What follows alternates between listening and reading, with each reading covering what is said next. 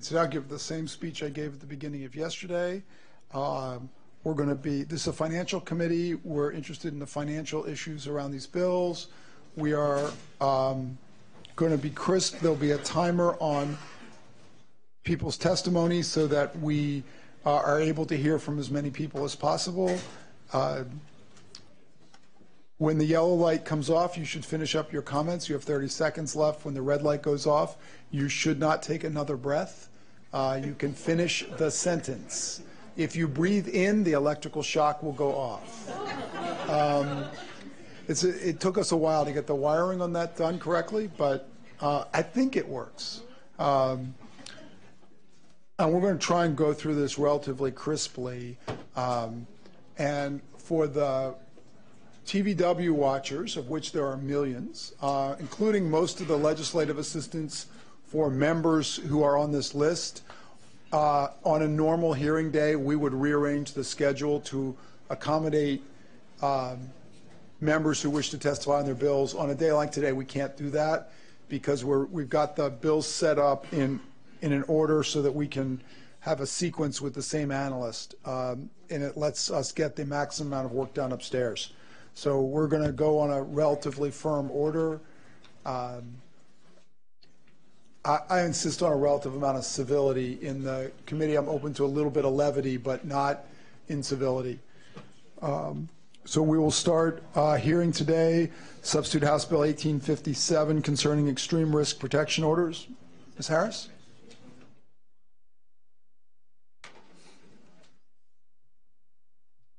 Good morning, Chair Hunter and members of the committee. My name is Rochelle Harris, and with me today is Edie Adams from the House Committee on Judiciary to discuss Substitute House Bill 1857. For the record, Edie Adams, staffer, House Judiciary Committee. Substitute House Bill 1857 creates a civil extreme risk protection order that allows a law enforcement officer or a family or a household member to petition for a court order to enjoin a person from having in his or her custody or control, purchasing, possessing, or receiving a firearm or dangerous weapon. Both emergency and final extreme risk protection orders are established and are based on a finding that the person poses a significant danger of personal injury to self or another person by having a firearm or dangerous weapon, and that less restrictive alternatives are not available either because they are ineffective or inappropriate in the circumstances. A person who is subject to an extreme risk protection order must surrender any firearms, dangerous weapons, or concealed pistol license that the person has to the local sheriff or police chief.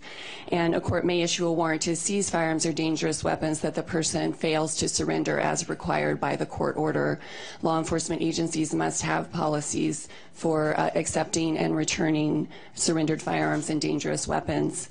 Orders must be forwarded to the local law enforcement agency for entry into a statewide database and also forwarded to the Department of Licensing, who must determine whether or not the subject of the order has a concealed pistol license, and if so, must notify the local issuing authority to revoke the concealed pistol license. The bill establishes criminal penalties for any person who files a petition for an extreme risk protection order knowing that the information in the petition is false, and that's the gross misdemeanor offense of false swearing. The bill also establishes criminal penalties for a person who purchases or possesses a firearm or dangerous weapon knowing that he or she is prohibited from doing so by an extreme risk protection order, and that is a misdemeanor offense. And I will turn it over to Rochelle now for the fiscal impact. The fiscal impacts on this bill are estimated to be non-zero but are indeterminate. The Administrative Office of the Courts projects their expenses to be greater than $50,000 per biennium. The costs for the courts stem from additional hearings and processing time related to the new protection orders, the new misdemeanor violations for the violations of the order, and for cases relating to filing petitions with false information. But as a new order with possible new violations, no data exists to reliably predict the number of new cases. The courts do anticipate knowable one-time costs to update the judicial information system to add new codes for the new order. These costs will be one-time costs of roughly $13,000. As for law enforcement and local jails, possible costs exist for prosecution efforts as well as local law enforcement efforts to train officers and develop policies and procedures related to the acceptance and storage of weapons under the new orders. There could also be additional jail costs for convictions of order violations that carry jail time, but again, no data exists to estimate the likely frequency. There also, I will note, may be variation across the state in terms of current local storage capacity as well as policies and procedures related to acceptance of surrendered weapons as previously established. We can take any questions. Other questions? Thank you very much. Can't do this. Lori, Representative Jenkins. Thank you, Mr. Chair. Joel Reuter, Sheena Henderson, Chris Henderson. These names are familiar to people on this committee because we've heard a lot about them over the last few weeks. All three of them might still be alive today and with us if their families have been able to get a protective order to keep them away from their dangerous weapons when they were in the deepest depths of their mental illness. And at the University of California, Santa Barbara in May, my nephew Miller might not have had to stand by and watch as a gunman drove down the street he was standing on shooting his friends. That's what this bill is about. In my mind, this bill would provide yet one more tool for families in the very rare circumstance when they see their loved one descending into an extreme level of violence. This bill will require us to have a balance.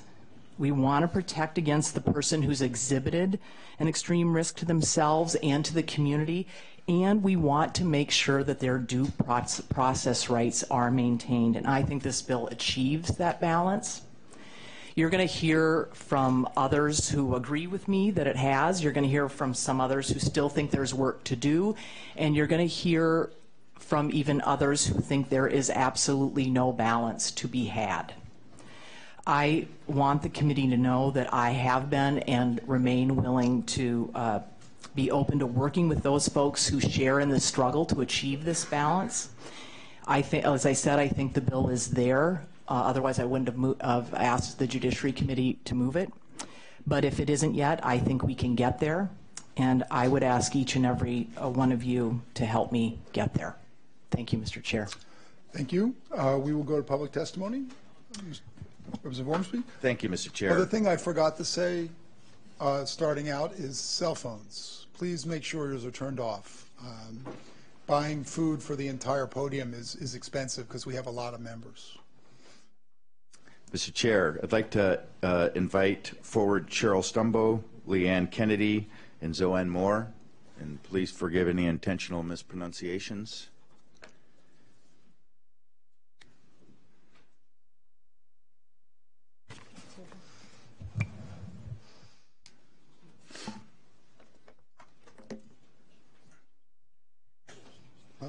And the timer is a 2-minute timer. So. Good morning. My name is Cheryl Stumbo, and I live in Seattle. I'm here to testify in support of House Bill 1857, creating extreme risk protection orders. House Bill 1857 is a crucial public safety measure that will empower families and law enforcement to help prevent tragedies when they have evidence that a person poses a danger to themselves or others. In those limited circumstances in which extreme risk protection orders may be used, they will have a critical impact on public safety. By giving family members who notice red flags a way to intercede in a situation before it spirals out of control, we can limit the fiscal and human consequences of so many tragedies, including potentially the one I experienced. On July 28, 2006, a very well-armed, very mentally ill man in his 30s forced his way into my workplace, the Jewish Federation of Greater Seattle, by holding a gun to the head of my 14-year-old niece, who was meeting me at the office for a ride home. He proceeded to go on a shooting rampage while shouting angry, irrational words about Jews, Israel, Muslims, and his desire to get on CNN and be interviewed by Larry King, all with the purpose, he said, of changing U.S. foreign policy. "I'm just here to make a point," he said. He shot me and 5 of my coworkers, Layla, Carol, Pam, Dana, and Christina. Pam died. The rest of us were horribly injured. He shot me in the abdomen at point-blank range with a semi-automatic handgun loaded with hollow point bullets. That bullet exploded and tore apart my small and large intestines and uterus. I survived, but only after more than 20 surgeries over 3 years, at the cost of millions of dollars.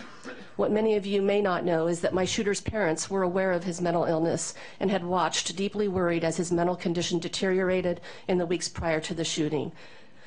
I met my shooter's father in the courtroom, and he begged for my family and me to forgive him if not his son.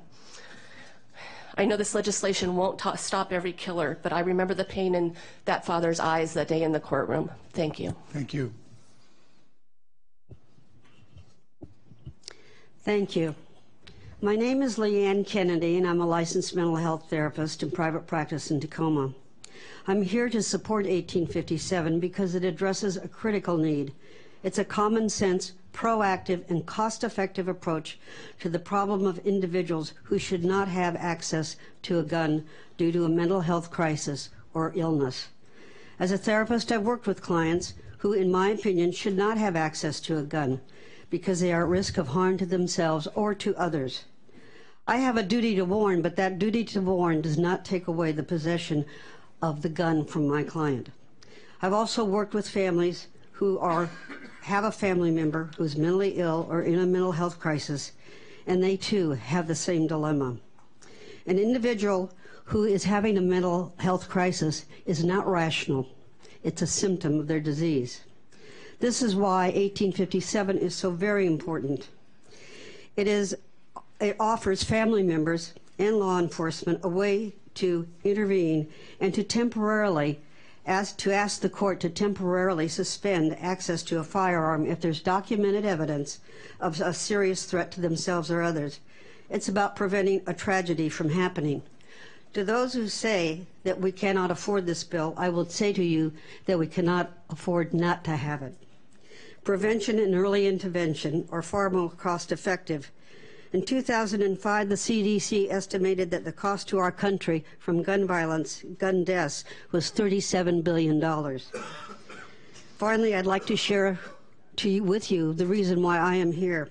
Years ago, my young, then adult child was experiencing a mental health crisis. We were pretty worried about him. And when our child told us that they had purchased a gun, we were even more worried. I called the police, and they said that there was nothing we could do unless our child actually committed a violent act with that gun. Ma'am, thank you. Thank you. My name is Zoe. Can you move the mic? Can you move the microphone so that we have a lot of TV listeners who like to hear you? Thank you. My name is Zoe, and I'm here to support the Extreme Risk Program Protective Order. I want to share a little story about my daughter, Dana Harvey, my daughter. She was a writer, and she worked in films with Warner Brothers. I don't know if you guys know, the last movie she worked on was Bruce Almighty. My daughter was very special. I can tell you some things about her, and one thing I do remember is when she was 8 years old, she taught herself to speak Arabic, a little bit of Arabic. We were out one day, she was talking in a different language, and I heard her I asked her what she was saying to the man, and she told me she had asked the man his name and how was he. Those are the things I really remember about my baby. Dana, she had, she wasn't silent. She was always talking when she was little. But Dana had mental illness problems, and they didn't progress until the illness got worse when she was in her 20s. In January 2010, my daughter killed herself with the gun. She was 27 years old. She was able to purchase a gun permit and bought a gun. She didn't have a criminal background. That changed my whole life, and it still does. I'm just a mama. I don't know too much about this stuff, but I'm here to share my story.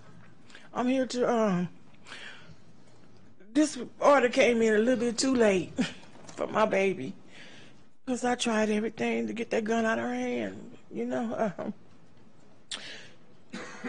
She was, she was just going through too much tragedy, and anybody who was empowered to know people best able to detect when Dana was having these dangerous mental crises. We couldn't, I just couldn't help her, and I'm just here to ask you guys to just stand with me, so this can go through, so no other parent can go through this. Thank you. Thank you. Thank you very much. There's 7 more folks signed up to testify. We'll begin with a panel of 3, followed by a panel of 4, beginning with Ed Iriarty, Dana Day, and Eric Robertson. They'll be followed by Brian Judy, Adina Hicks, Bill Burris, and Charles Walters.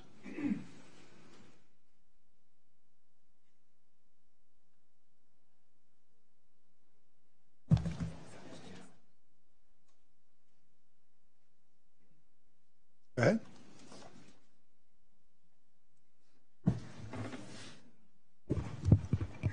Good morning, representatives. My name is Dana Day, and I come before you today to speak about House Bill 1857. When I speak today, I want you to see the tens of thousands of law-abiding Washington residents that couldn't be here today. We represent numerous Washington rights organizations strongly opposed to House Bill 1857. HB 1857 will violate a person's First and Second Amendment rights. It also reverses the presumption of innocence and makes the defendant guilty until proven innocent. HB 1857 criminalizes non-criminal behavior and turns them into criminal acts simply because a person owns firearms. If you're an alcoholic or a drug abuser and you own firearms, a petition can be made by law enforcement or family members to invoke this extreme protection or order of protection. Alcoholism is not a crime and neither is drug abuse. They are human conditions. Every criminal act called out in HB 1857 is already covered by other laws. It is duplicative and would provide additional expense to the state to take on additional burden of prosecution and administration. For non-criminal acts, this law simply provides a vehicle for abuse. False reports can be filed by family members or law enforcement, placing the burden of proof as to innocence to the accused. HB 1857 disenfranchises the poor and minorities. People of means will be less likely to be convicted than those in low-income categories. This violates their civil rights and equal protection under the law. So what is HB 1857 really about? It is abundantly clear that the true purpose of HB 1857 is to remove guns and attack gun rights. What HB 1857 intends to do is criminalize gun ownership by coupling it with other events. As the representative for a variety of advocacy groups, I ask you to please vote no on this bill. The people of Washington and its... Hi, my name is Ed, and I'm also here to represent thousands of gun owners in the state of Washington who oppose this bill and the unlawlessness of it with the missing due process, like was said, guilty without being any trial, anything. Anyone can just out of the blue abuse 1857. There isn't anything set in the bill other than a misdemeanor charge for someone who does abuse the bill, which is no deterrent whatsoever. 1857 is set up for abuse, and it does violate a lot of the Bill of Rights for gun owners in the state of Washington. I'll keep it brief and turn it over to you. Thank you. Good morning, committee. My name is Eric Robertson. I'd like to approach 1857 from a different angle. You talk about accusations. I have personal experience with this. In 2008, early 2009, I was trying to adopt my now son Noah by a simple accusation from his mother that I got angry. Who doesn't get angry? And I raised my voice. He was down the hall. It delayed that adoption by 2 years. I had to go to anger management classes. In the anger management class, the actual doctor asked why I was there. He could not understand it. This mother has since made 9 different accusations in the past 4 years of violence against her son. How would this bill affect me if she made yet another false accusation? Yes, she has been charged with misdemeanors, but try to prove that. I've dealt with this for, like I said, the past 5 years now. He has lived in my home since the age of 4.5. He just turned 15. We have never had an anger issue or a violence issue in my home, but yet repeatedly I am accused of it. Repeatedly I have to go back into a courtroom and prove my innocence. So the next time this happens, I will instantly lose my concealed weapons permit, I will instantly lose my gun rights, and I will instantly have to surrender all of my firearms for a period of at least 1 year for a simple accusation from a mother who is already disgruntled against me and has already tried to make problems for me. She is defined as a family member because we have a child in common. There is no way for me to stop this. I cannot file a restraining order against her because she has done nothing against me personally. She's simply trying to protect her son. So how is this going to affect other law-abiding gun owners who have a messy divorce or a girlfriend or a domestic partner who have a grievance against them and find this way to abuse it. Thank you for your time. Thank you. I'd like to request a copy of my speech be put into the records, please. They are. Thank you. Brian Judy, Adina Hicks, Bill Burris, and Charles Walters.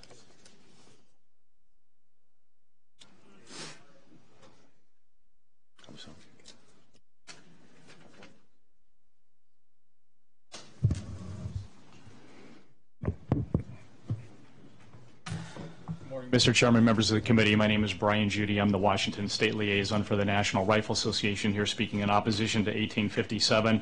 This is based on a California law that was passed last year in the wake of the tragedy in Santa Barbara that you've heard about. And if I have time, I want to talk about that in just a minute. The California law was modeled on a Connecticut law that was in place when the Sandy Hook tragedy took place, and it had no impact. We have due process concerns with this bill, and we also have just a general philosophical opposition. The proponents of Initiative 594 have been saying for 2 years that they don't want to take guns away, but here they are with 1857 that creates a brand new process with one goal, taking guns away. This bill is of questionable necessity. The current law already has an extensive framework of laws requiring the surrender of firearms. It's of questionable benefit. This bill will do nothing to deal with the underlying cause of dangerousness, that's the person. This bill ineffectively targets the tools, but not the problem. Creates a false sense of security. You're going to take the firearm, but you're going to let the person go. This bill leaves the person out there in society to carry out harmful designs by other means. It's not going to prevent future tragedies. Talk just briefly about Santa Barbara. The Elliot Rodger, the madman in that case who inspired that California law, ironically, is a perfect example of the ineffectiveness of this proposal. Police had multiple contacts with that individual prior to the incident, including a welfare check shortly before the rampage. His father stated after the fact that he was astonished that his son could have hurt anyone.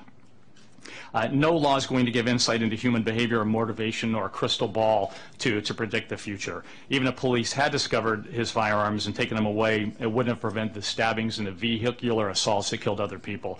I'm just going to summarize by saying many due process problems, but this bill is not going to prevent future tragedies. It fails to protect the mentally ill, and it creates a false sense of security. Just another law to take more firearms away from more people. Thank you. Thank you. Hi, Chairman, members of the committee. Thank you very much for allowing me to testify today. Unfortunately, House Bill 1857 is one of those bills that comes from, well, we have to do something, even if that something is not going to work. I keep hearing this bill being pushed as a mental health bill, and yet nowhere in this bill does it state that there has to be a mental health evaluation. It doesn't say that you can petition the court, have this person at least examined and held for 72 hours. So in terms of, as Mr. Judy said, it focuses more on the tool and not on the person. Well, we need to be looking at people that, if they do have these mental health issues, if they've said they're dangerous or there's concerns that they're going to harm themselves, we need to focus on the person, not on tools they may use, because they may use anything. The fact is, this just adds more to an already a long list of laws that we have that would take firearms away from people that commit domestic violence, that have mental health issues. This really does nothing to help those people. And it creates, we're looking at, not only is there a fiscal cost to this, even though they say it's indeterminate. If you look through the fiscal note, it says, well, it could be, up to $250,000, $300,000. So not only are we creating a fiscal impact, but there's a human impact as well. We're looking at creating a false sense of security where people they believe that there's somehow a magic shield that if we just say and have a court write down, well, you're not supposed to have any dangerous weapons, that is somehow going to stop them from going out to now, Ace Hardware, or going to the drug dealer down the street, buying another firearm. The petitioner in this case would believe that they were safe. Thank you. Until you take that person off the street. Thank you, ma'am. Your time. Oh, thank you. Thank you. Good morning. My name is Charles Walters. I'm here in opposition to 1857. Some of the main points of concern that I have is this does remove any due process.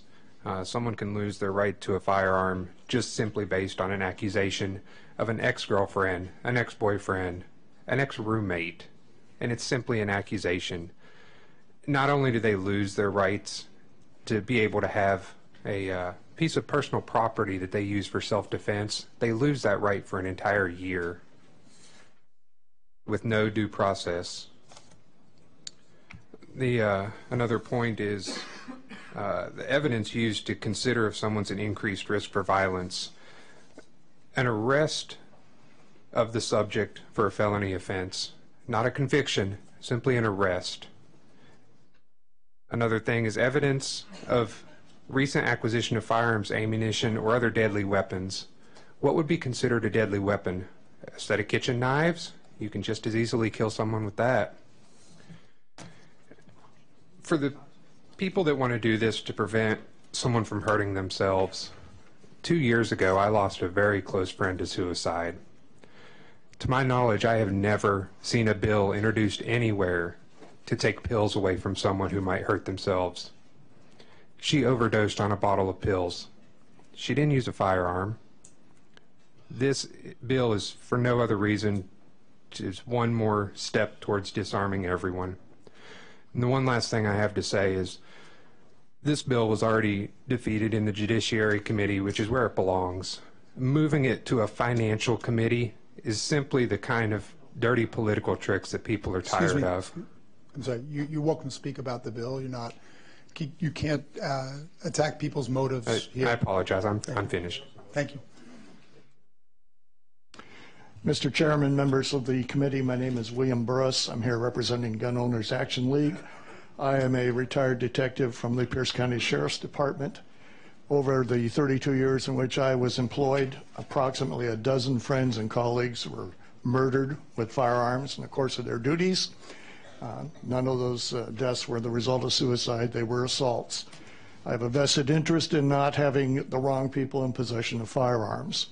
I am concerned, however, that this proposal, House Bill 1857, as has been stated by others, lacks due process in the sense that your guns can be removed from you without having a chance to speak to a judge beforehand, without an arrest, without any kind of a mental commitment. I can give you anecdotal stories at your leisure of cases that I am aware of where people were falsely accused of threatening things with firearms that did not occur. It's a common ploy, and I think everyone here realizes that that can happen. We think that this can be straightened up a little bit in terms of rewrite so that there's a due process rolled into this. I don't have any objection to the motives behind this law. I just think it leaves too many loopholes for abuse of civil rights. Thank you. Thank you. That will conclude public testimony on 1857. We'll now move to 1364, establishing a Citizens Initiative Review Pilot Program.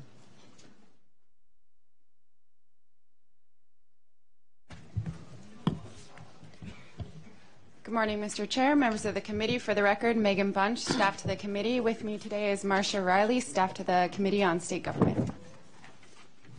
Thank you, Mr. Chair, members of the committee. For the record, again, my name is Marcia Riley. Here to talk to you about House Bill 1364 regarding the Citizen Initiative Review process. The state voters pamphlet includes information on issues on the ballot, including the text of the measure, its fiscal impact, a statement prepared by the Attorney General explaining the law as it currently exists, as well as the law as if the measure were to pass, and it's and arguments provided by committees advocating both approval and rejection of the measure. A Citizens Initiative Review process was recently enacted in Oregon. Citizen panels participate in a review process of selected initiatives, and their findings are printed in the voters pamphlet. House Bill 1364 establishes a Citizens Initiative Review process as a pilot project for 2016. A Citizens Initiative Review Committee is formed, consisting of legislators, members of nonpartisan civic organizations, and the Secretary of State. The primary duty of the committee is to select 2 initiatives for review by citizen panels, taking into consideration the measure's fiscal impact and the general significance of impacts to the public. The Washington State Institute for Public Policy is to work with the Secretary of State to select the panel members. The demographic makeup of each panel is to reflect the population of the state to the extent practicable and legally permissible, based on geographic location, voting history, and age. Consideration may also be given to the elector's gender, ethnicity, and any other criteria. After the initiatives have been selected by the committee, the Institute shall convene the panels for 4 consecutive days and not less than 25 hours. Public hearings are conducted to hear testimony from proponents and opponents of the measure, as well as experts. Each panel must prepare 4 statements of no more than 250 words each, indicating the following: 10 key findings determined by a majority of the panel, 5 statements supporting the measure as determined by a majority of the panel, 5 statements opposing the measure as determined by a majority of the panel, and a statement indicating the results of the panel's vote on the measure. The statements must be printed in the voter's pamphlet and must be clearly differentiated from other arguments or statements about initiatives. Panel members are reimbursed for subsistence and travel expenses and receive a stipend of $100 a day for serving on the panel. The Institute must contract for an evaluation of the effectiveness of the pilot project, and the results must be reported to the appropriate committees of the legislature. There is a fiscal note in the EBB and in your packet. One-time total expenditures are estimated to be about $446,000 general fund state. Of this, the Secretary of State estimates costs of about $76,000 to print the information provided by the 2 citizen panels. There are also unknown additional costs to the translation or for translations and accessible formatting, as well as mailing voting materials overseas within the timeline. The Washington State Institute for Public Policy, or WISUP, would assign 1.5 FTEs in fiscal year 16 and assumes a total cost of about $370,000. Besides staff, other cost drivers include contracted facilitators, contracts for the random selection process, a daily stipend of $100 a day per person, travel, and goods and services. And with that, we'll take any questions. Questions? Nope. Thank you. Go to public testimony. Oh, Sam? Representative Hunt? S? Thank you, Mr. Chairman H. Sorry.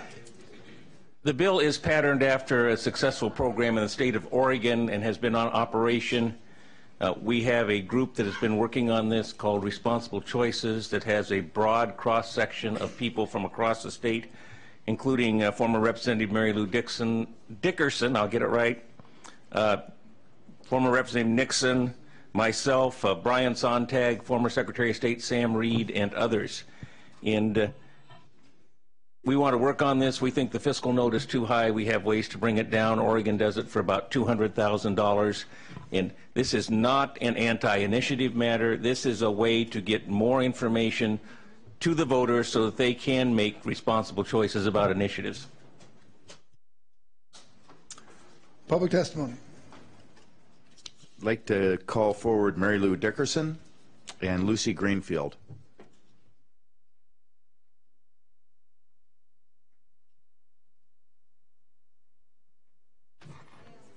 Nice to see you, Representative Dickerson. Thank you, Mr. Chair. Nice to see you and everybody else on the committee, too. Good morning. For the record, I'm retired Representative Mary Lou Dickerson.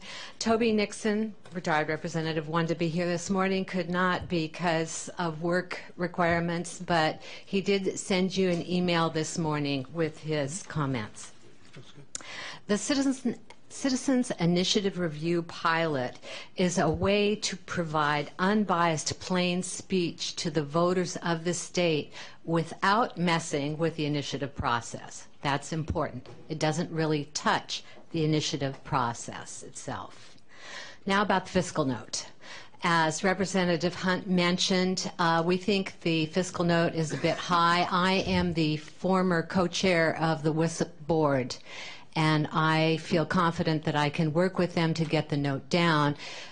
particularly in the area of staffing. The staffing does not need to occur for that much time and, in fact, can be cut by more than half, I believe. So I think that you will see a revised fiscal note that is more in line with the $200,000 approximately cost for Oregon's initiatives, 2 initiatives with the CIR process. As a former member of Appropriations, I know that each of you members must deal with the repercussions of initiatives. And you know how important it is that the voters receive credible, clear information about initiatives.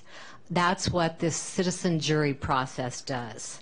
I'd like to suggest an amendment that will also bring the fiscal note down, and that is to restrict the CIR information to 1 page per initiative in the voter's guide.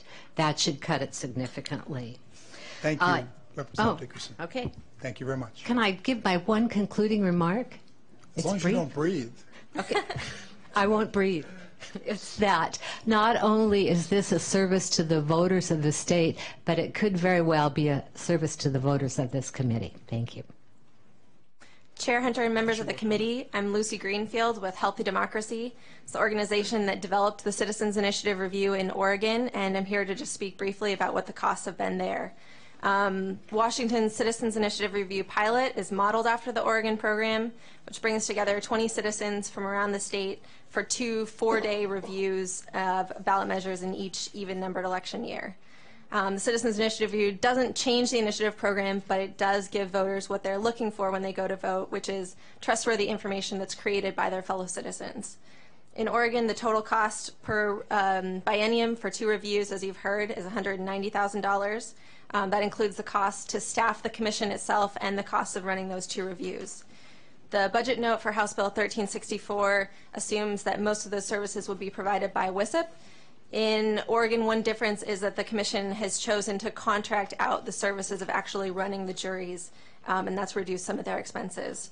The Oregon program has been running successfully for 5 years, and we do anticipate that the Washington program would have some higher startup costs, but eventually the cost for running 2 reviews per year and staffing the commission should be around that $200,000 range. Thanks for the opportunity to testify, and I'm happy to answer any questions. Thank you very much. That concludes our public testimony on that bill. We'll now take up 1390 concerning legal financial obligations. Bunch?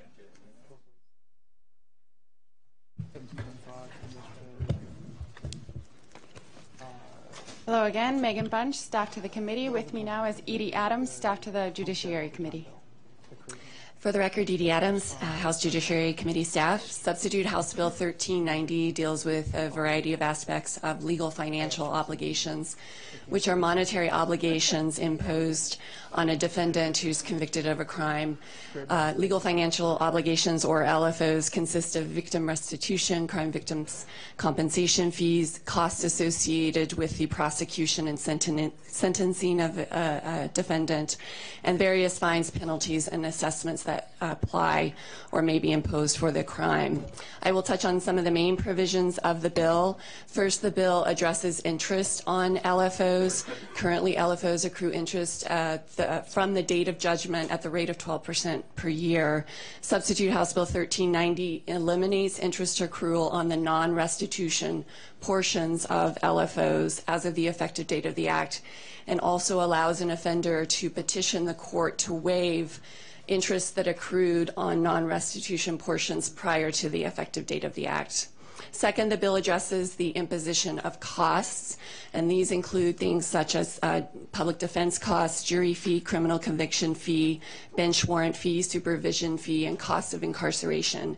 Currently, costs may be imposed by the court if the court finds the defendant is or will be able to pay them. Substitute House Bill 1390 provides that the court may not impose costs against a defendant who is indigent at the time of sentencing. And with respect to appellate costs, cost for a defendant who's indigent at the time the request for appellate cost is made.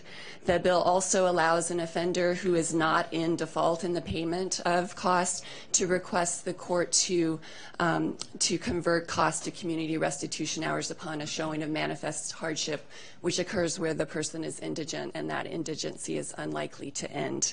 Third, the bill addresses collection of LFOs, requires LFO payments to be applied to the principal on restitution obligations in all cases across the jurisdiction before being applied to any other non-restitution monetary obligations. And fourth, the bill addresses failure to pay and sanctions for failure to pay, provides that the court may sanction an offender only for a willful failure to pay, which means having the current ability to pay and refusing to do so. It establishes factors for the court to consider in determining ability to pay and creates a presumption that a defendant who's indigent or an offender who's indigent has the current inability to pay. And if the court finds that failure to pay is not willful and that the offender is indigent, then requires the court to either modify the terms of payment, waive or reduce non-restitution amounts, or with the offender's consent, convert non-restitution amounts to community restitution. We did not include a fiscal note in your packet. I'm told that the Administrative Office of the Courts will revise the original fiscal note, and we've requested a fiscal note on the substitute bill. So for today's purpose, I created a one-pager with the major cost assumptions from the Administrative Office of the Courts, or AOC. This page describes two separate revenue impacts of the bill. So the first chart breaks out the estimated revenue impacts, or what the governments would have otherwise collected after the bill's effective date, so moving from July 1st forward. The first line pertains to Section 1 of the bill, which eliminates interest on non-restitution portions of LFOs imposed in superior courts. According to the Judicial Information System, or JIS data, the average interest per year paid on non-restitution LFOs from 2009 to 2014 was about $998,000, so this yearly amount is assumed. All non-restitution interest payments are split 50% to the counties, 25% to the JIS account, and 25% to the general fund state account. The rest of the sections pertain to waivers, the waiver of cost and fees for indigent defendants, which affect local revenues. These numbers are estimated by taking the average amount ordered per year, multiplied by the percent collected for each, multiplied by an indigent rate. The table shows totals for revenue impacts on state and local accounts. However, there are unknown impacts not included in these totals. These include interest accrual for criminal proceedings where specific data is not available, and the waiver of appellate court costs if the defendant is indigent. This was a... Representative Parker has a question. Do you want to wait till she's done? Or? Yeah, I'm fine. Okay, well, why don't you finish, and then we'll come back to your question. The waiver of appellate court costs if the defendant is indigent is in addition to the substitute, and data is not yet available. If you go to the second piece of the chart, the bottom shows one-time revenue impacts of eliminating the interest on non-restitution portions of LFOs prior to the bill's effective date. So this is everything in the past. Based on estimates from the AOC, the total amount of restitution interest ordered versus collected is about 5.2%. The remaining balance of non-restitution interest as of December of 2014 is about $530 million. By using the same assumptions and applying the 5.2% to the remaining balance, AOC estimates a potential revenue loss of about $27.5 million. The table shows this broken out by state and local funds. It's important to note that the AOC assumes that 100% of the payers would petition the courts for their waiver to be interest. And although these impacts are technically one time, they would be realized over many years into the future. Lastly, the AOC expenditures total about $814,000 for the state and about $1.8 million to locals. This includes one-time modifications to the JIS IT programming, as well as additional hearings to convert LFOs into community restitution. With that, we'll take any questions. President Parker. Thanks, Mr. Chair. Just clarifying question.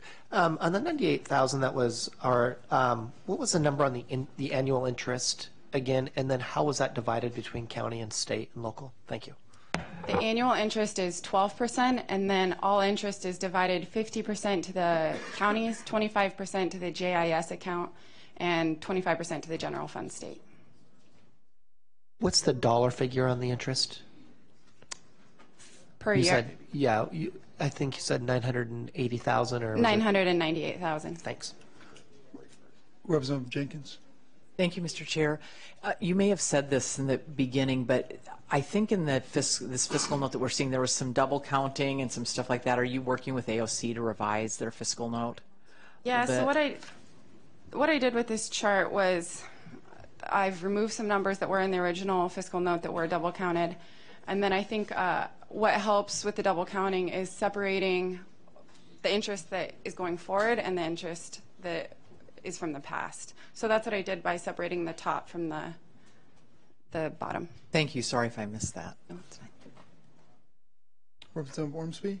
Thank you. I think this is for Ms. Adams. On the, what I understood was that the interest on non-restitution or interest on restitution occurs at judgment. And is it still at 12%? That's correct. The bill does not affect interest that accrues on the restitution portion, and that interest goes to the victim. And the non-restitution begins with when and at what percentage? With respect to cases in Superior Court, interest accrues from the date of judgment. So once the sentence and judgment is entered, then interest starts accruing. For cases in courts of limited jurisdiction, interest starts accruing at the rate of 12% once it's sent to collection. Representative Hudgens. Thank you, Chair Hunter. The 5.2% collection, is that only on the interest or is that on all obligations? Are we only are offenders only paying back 5%, 5.2% of their obligations? So the 5.2% is assuming of the outstanding balance of all non-restitution interest that is outstanding from the past. About 5.2% of that has been collected. But I guess, so that's interest. Does that include underlying principal, I guess, underlying obligations? It's, according to the original fiscal note, it was the 5.2% on the interest alone. Do we know what the collection rate on the base is? Can you I'd have to get back to you. Okay, thank you very much. Thank you. Representative Wilcox. Is there any way to characterize what a typical offender, the obligation that a typical offender would have upon release, in terms of dollars and? I would have to look more into it and get back to you. Okay, thank you. What I'm really trying to understand is maybe the real question is what percentage of offenders are actually willing and able to actually comply with the financial obligations? That's the question where all these questions are, is how much of this is collectible? Yeah, exactly. I mean, so you got this big number up here, but how much of it is ever actually going to get collected? Do we have any idea? So in order to do this analysis completely correct, we'd have to go back and analyze what the typical repayment cycle is, and we don't have that data. Okay, so that's like a major project of figuring out how much of it's actually going to get collected, regardless of whether you pass this bill or not. Representative Jenkins? I would just say, though, that the amendments this is doing is actually to try and get rid of the amounts that are currently uncollectible. So there might be more that is uncollectible, but that's part of what this bill is trying to do. Representative Sen? Thank you, Mr. Chair. In committee, if I recall, it was 12 cents on the dollar that is currently collected.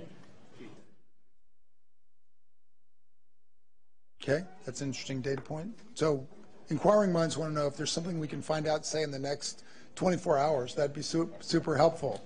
Thank you. The problem with deadlines. Are there other questions for staff? Thank you. We'll go to public. I'm sorry. This is, okay, Goodman's not here.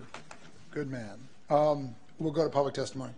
I'd like to invite up Shankar Narayan, Luther Walker, and Leo Floor. and they will be followed by Nick Allen, Tara Lawson, and Andrea Piper Wentland.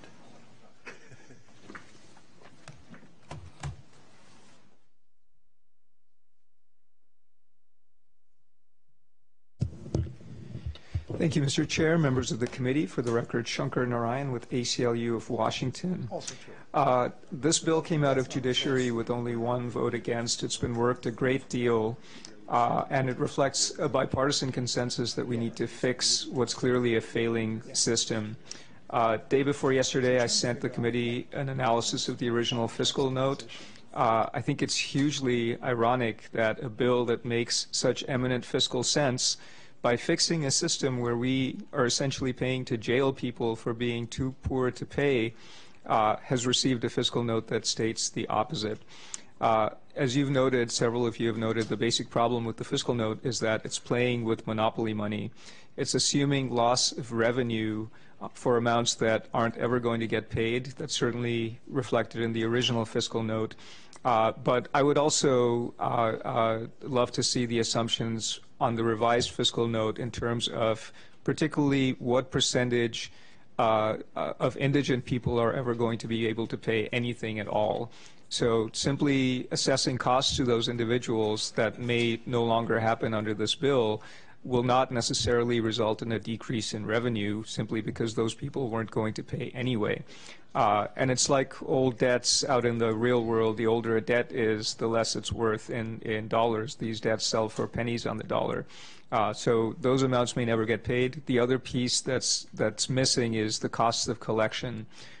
We have repeatedly attempted to find out from local jurisdictions how much they actually spend to bring these LFO revenues in.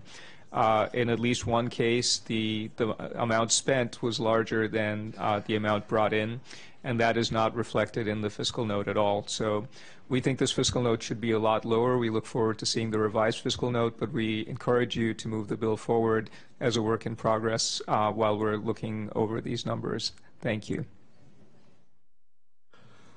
Hello. Good morning, Chairman, Hunter, and committee. My name is Luther Walker. I am 29 years of age, and I have a criminal record. I'm still living at home, struggling to make ends meet and to find a stable job and make a better life for myself.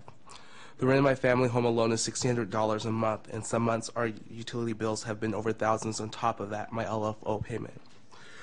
Living with my grandmother who receives SSI, a single working mother with her constant struggles to have a stable job and to raise my other younger siblings. As interest collects, I have the ultimatum to decide either I have a roof over my head or to pay my LFOs or to be homeless. As the oldest, I have made a difference by going back to school and trying to be a productive citizen amongst the debt accumulated by my LFO. I never thought I would be the first in my generation to go to college and be able to achieve a bachelor's degree in social work from the University of Washington. Just like I view my education as an investment, please look at the HB 1390 as a long-term investment. You have the opportunity to help people get out of the poverty and avoid recarceration, thereby saving the state money. Instead of spending money to lock people up, we can save and invest in things like education, so people like me can help others with LFOs. Thank you for your time. Thank you. Good morning. Veterans of the United States military are overrepresented in populations of homeless and mentally ill persons. Just like other populations who experience those conditions, criminal justice involvement too often follows. We know that 23% of post-9/11 veterans with a post-traumatic stress disorder diagnosis have been arrested. 8 to 9% of currently incarcerated persons in Washington DOC are veterans. Meanwhile, LFOs are assessed against these persons, and unrealistic debts for homeless or mentally ill people result. Washington, at the same time, is investing heavily in housing and health care for veterans, recognizing the issues that confront this population. These investments are necessary, but their effects are blunted by a policy for justice-involved veterans that ends up keeping them from accessing these health care and housing investments as they struggle to just repay their LFOs. Substitute House Bill 1390 recognizes the value of restitution to victims and also to veterans who are invested in reentering and rejoining their communities, but it also makes recovery for these veterans realistic.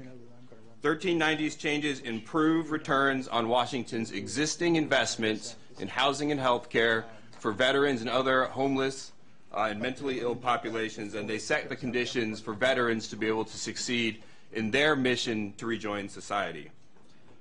My name is Leo Floor. As a resident of Washington State, a veteran of the ongoing conflicts in Iraq and Afghanistan, and a legal aid attorney assisting low-income and justice-involved veterans, thank you for your time and your consideration. Thank you. I'd like to call forward Nick Allen, or I'm sorry. Yes, Nick Allen, Tara Lawson, and Andrea Piper Wentland, and they will be followed by Bob Cooper and Stephen Aldridge.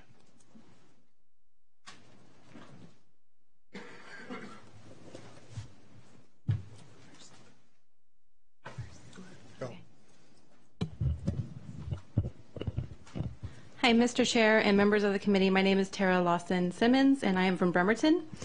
I support this bill as a person affected by legal financial obligations. I am a registered nurse, a mother of 2 boys, and also a law student at Seattle University.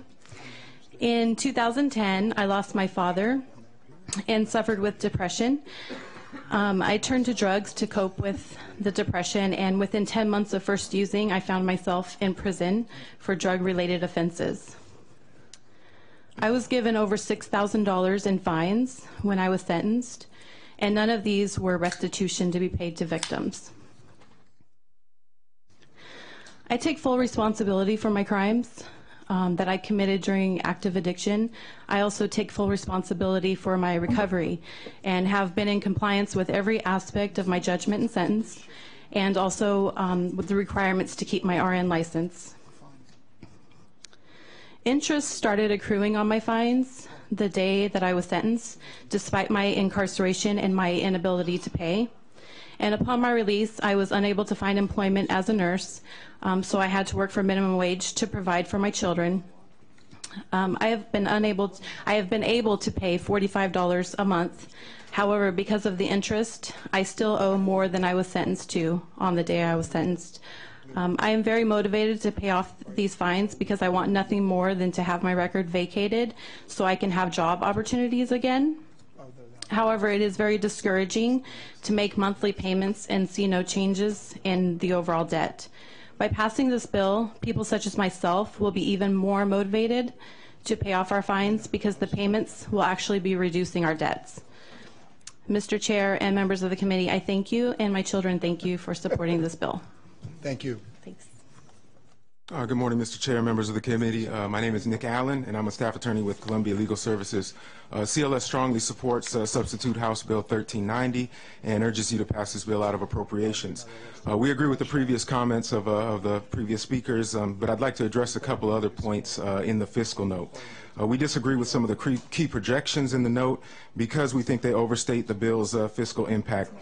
First, we believe that the projected losses in revenue from non-restitution interest are not as significant as they might seem.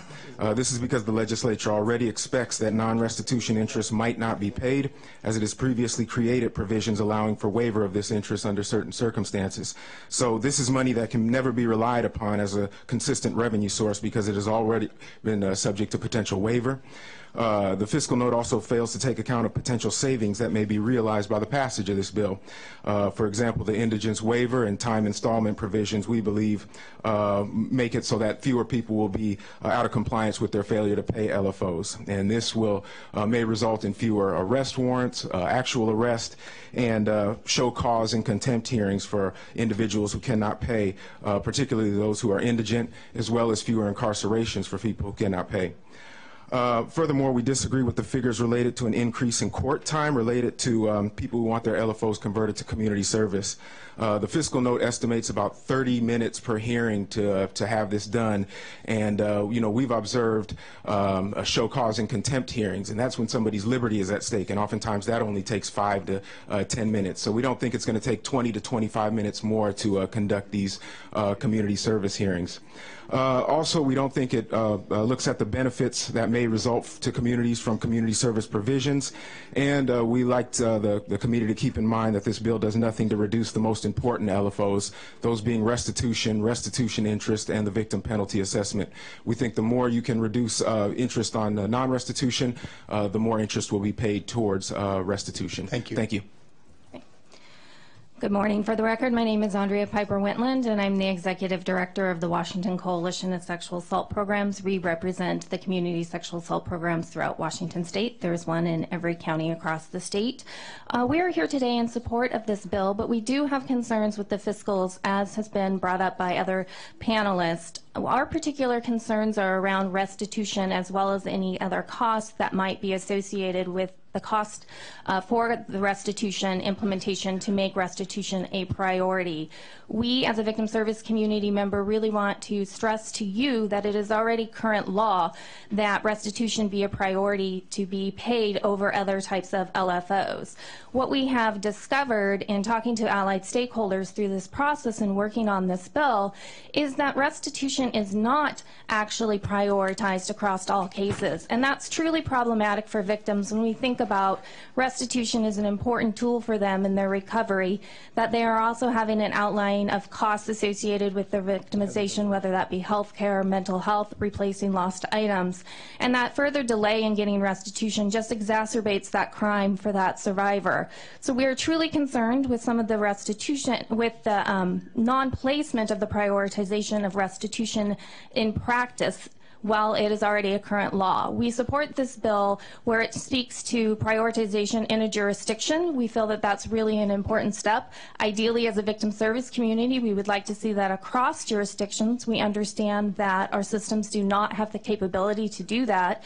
But I stress to you, when we've had this law on the books for already 20 years, we are woefully not meeting the needs of collecting restitution for victims here in Washington State. I feel that this bill is a really great step and in reaffirming the importance of restitution, and we can go further in looking about cross jurisdictions in the future, and just ask you to remember that when you're looking at the fiscals. Thank you. Thank you. Bob Cooper and Stephen Aldrich.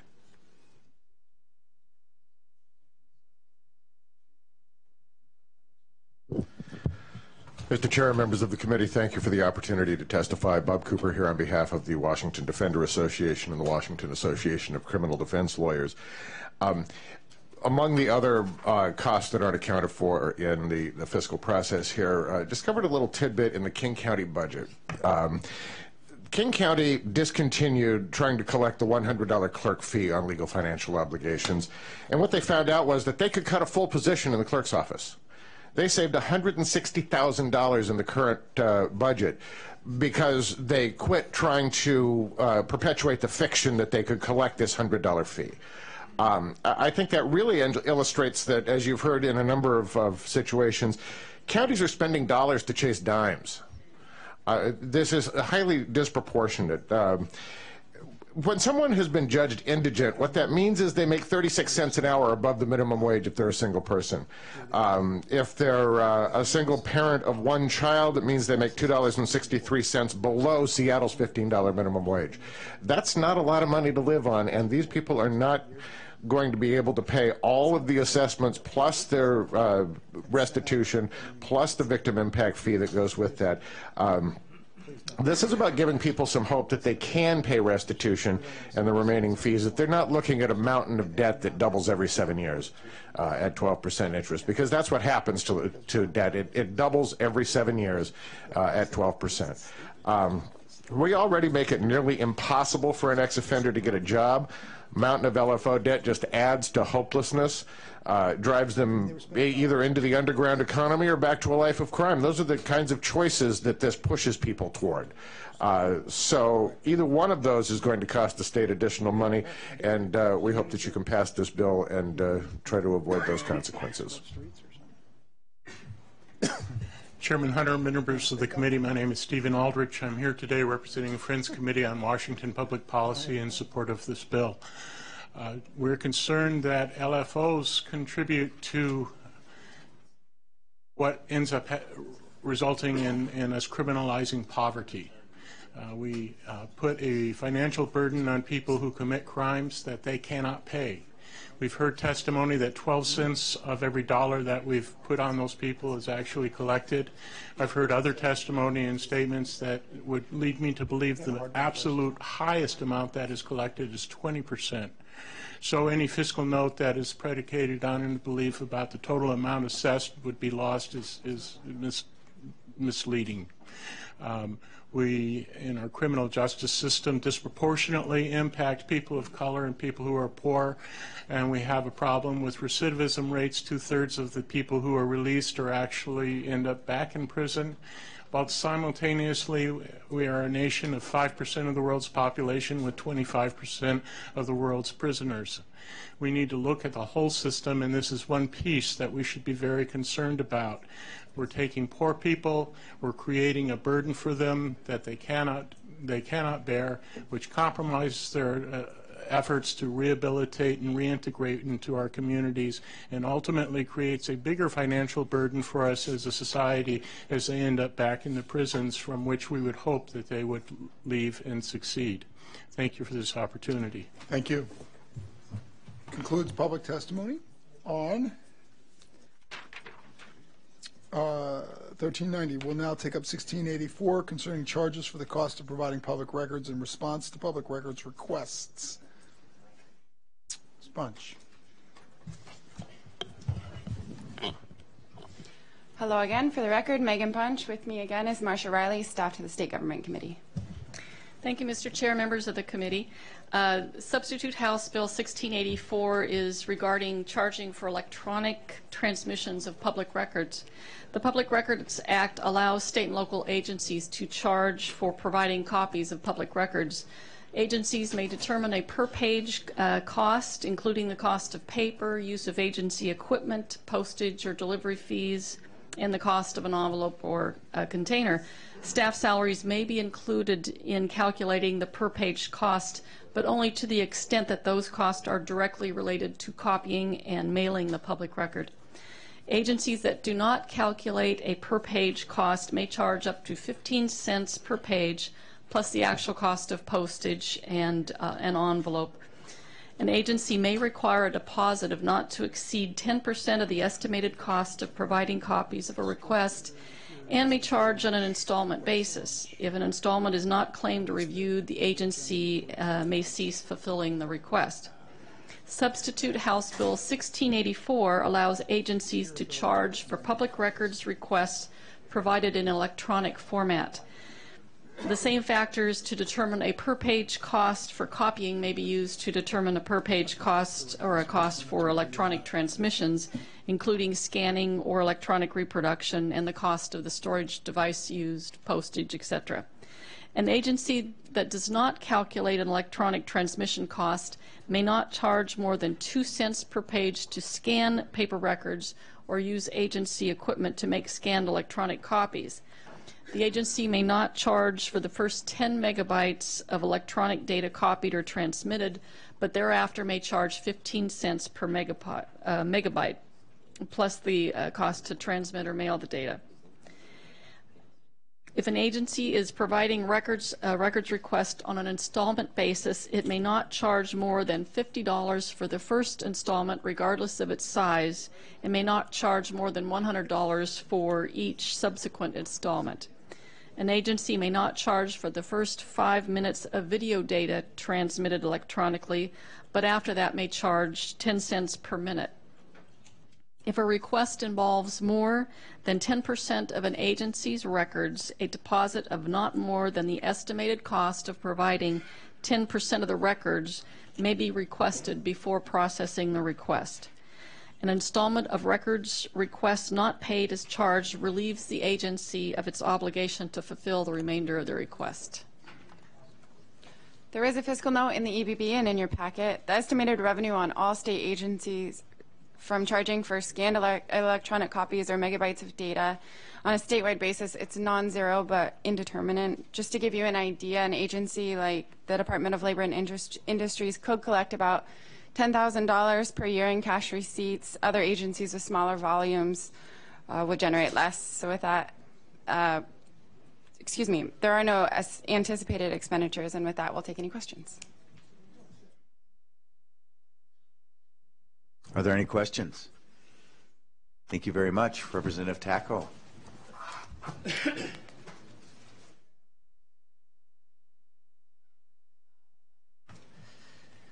Morning. Thank you, Vice Chair and committee for hearing this bill. Dean Tacko, State Representative, 19th District. Some of you have been around for a few years might know that I've tried to do a bill numerous times to do something about the harassing requests for public records. This isn't that bill, but it's an offshoot of that bill, and it gets to the fact that currently we really don't have a way of charging for electronic records like we did in the olden days when we made Xerox copies and we could charge for them.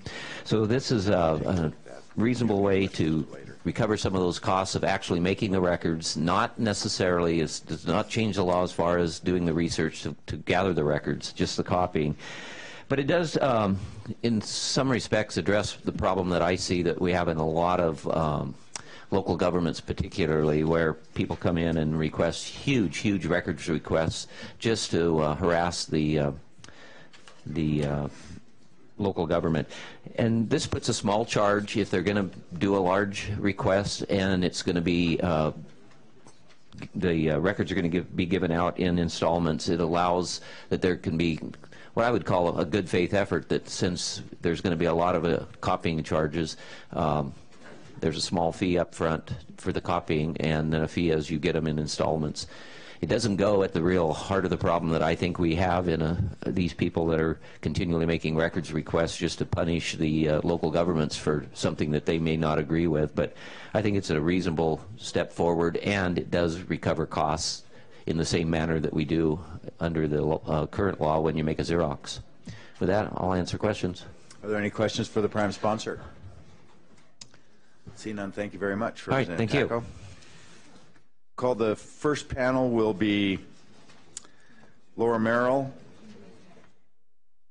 Candace Bach, and Sarah DiVittorio, and they will be followed by Cliff Webster and Roland Thompson.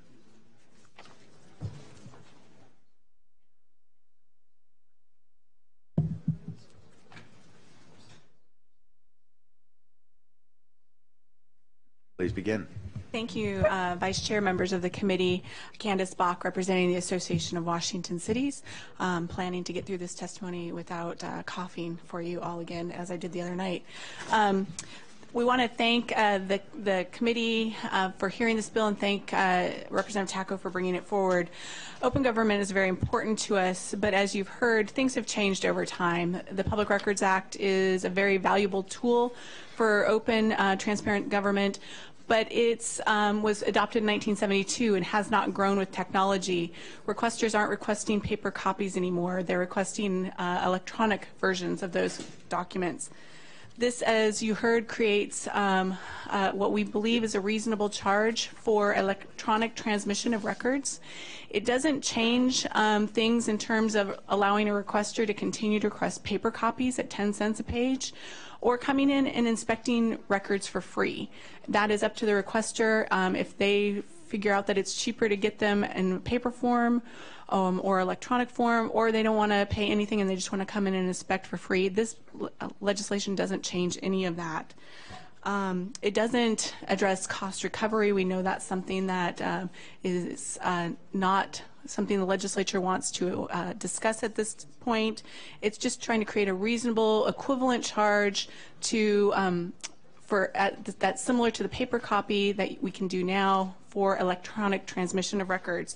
What's being passed around to you is just a list of examples of different requests and files sizes. Because one of the things we've heard as we've been talking about this is, well, I don't know how much is a kilobyte, how much is a megabyte. I've got a Word document. What does that typically run? So that that chart is just designed to give you a few examples of what maybe a photo would be versus a Word document, to give you some idea for those who maybe don't spend a lot of time on this technology.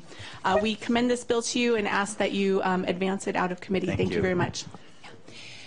Good morning, Mr. Vice Chair and members of the committee. My name is Laura Merrill with the Washington State Association of Counties, and it's similarly to Candace and the cities. We support this bill, and we thank the prime sponsor, and her comments are also ours. And just wanted to add to that, as hopefully many of you have heard, if not all of you, the fiscal situation that counties and cities find them in, where we're struggling to meet our priorities of government and handle the functions of government that we are tasked to handle. And this is a great way that we connect with our citizens and want to be able to do this function, but it is not funded, and it's very difficult to find the dollars to be able to do these types of requests. And this just brings it into the 21st century. Almost all county records are pretty much electronic anymore, as we've gotten away from paper and tried to go paperless. And so this will just help us to be able to recover some of the costs of being able to meet the Public Records Act. Thank you very much. Thank you. Good morning. My name is Sarah DiVittorio. I'm a deputy prosecuting attorney in Snohomish County. I am the county's public records civil deputy. I handle all of the public records work that goes through the county.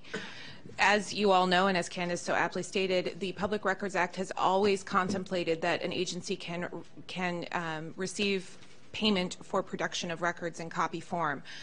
The 15 cents a page for a paper copy has gone out of style. With the changes in technology, we're doing almost everything electronically now, and savvy requesters who are seeking access to records, as is their right to do so by requesting electronic records.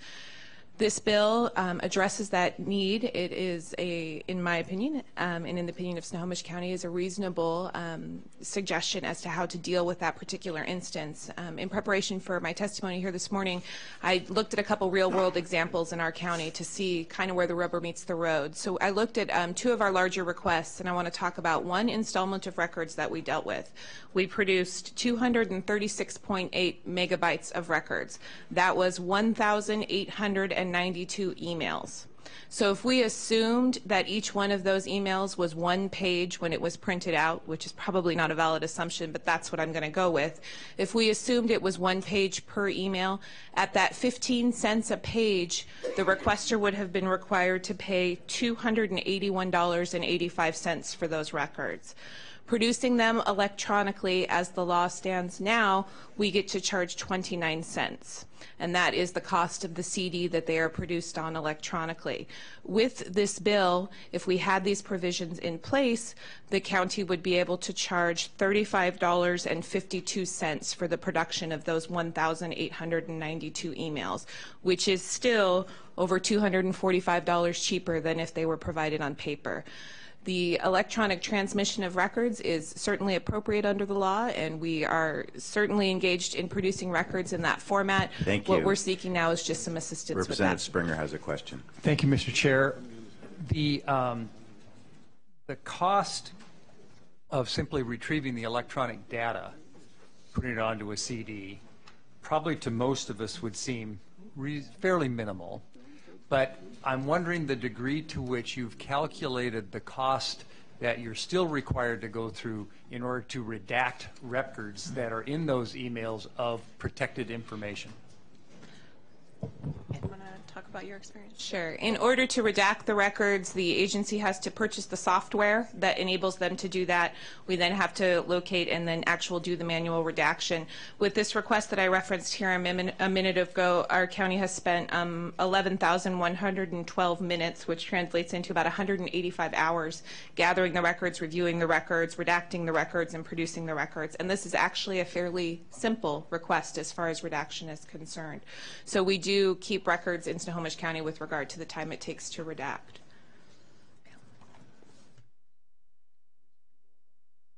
Thank you very much. Thank you.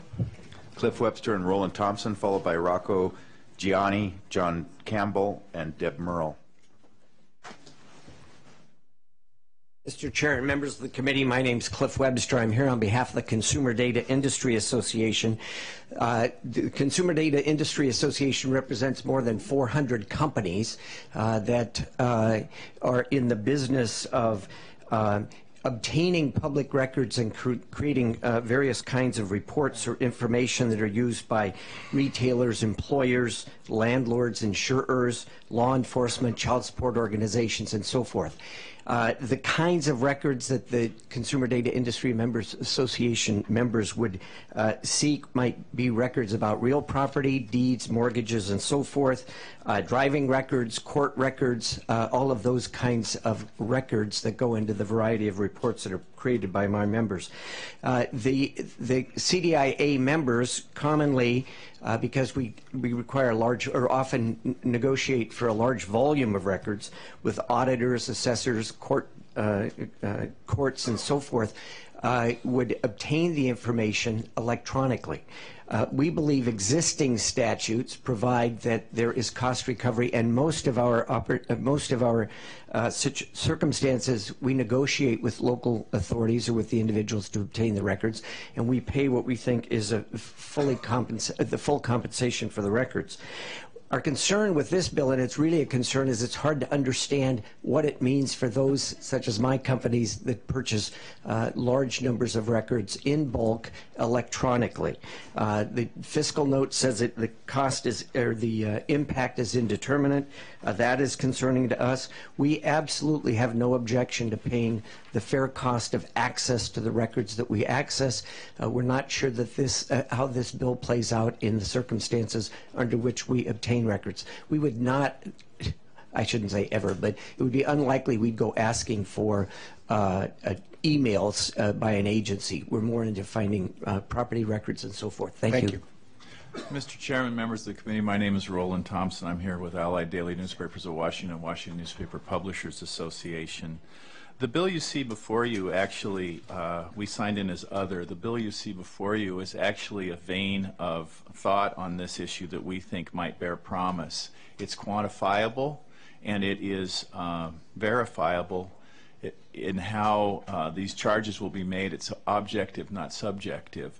But the devil's in the details, and we think that it's a far more complex issue. There are wide ranges of formats and methods under which these records are stored. Some are incredibly data rich and megabyte heavy that would be very expensive, where others are not. And so as this goes forward, we think that perhaps 60 days that's left, or 70 days that are left in the session, really isn't enough time to figure out what these costs are. And I'm not speaking of just kicking the can down the road. We want to have a serious discussion about this so that we know what it means if we ask for something that's in a data-rich GIS system, or if we're asking for something that's in a data-rich spreadsheet as opposed to the emails that were just discussed, or other types of formats. If you think about the kinds of things on the other side that are used commercially, in the bill you heard the other day, 1086, which has a very convoluted and hard to understand process, the issue was raised of Garmin or the other mapping companies. All of you use navigation systems every day, and so does business, and most of that data was gathered by governments, and that someone took advantage of it to put a very inexpensive navigation system in the public's hands is a great public benefit, but it would be prohibitively expensive under this scenario to have those records be disclosed in an inexpensive way to provide that public benefit from a private company. And so you need to think about all of those issues as this goes forward. There's a lot of cost shifts that would occur within this system. Thank you. Thank you. The final panel of Rocco, John, and Deb.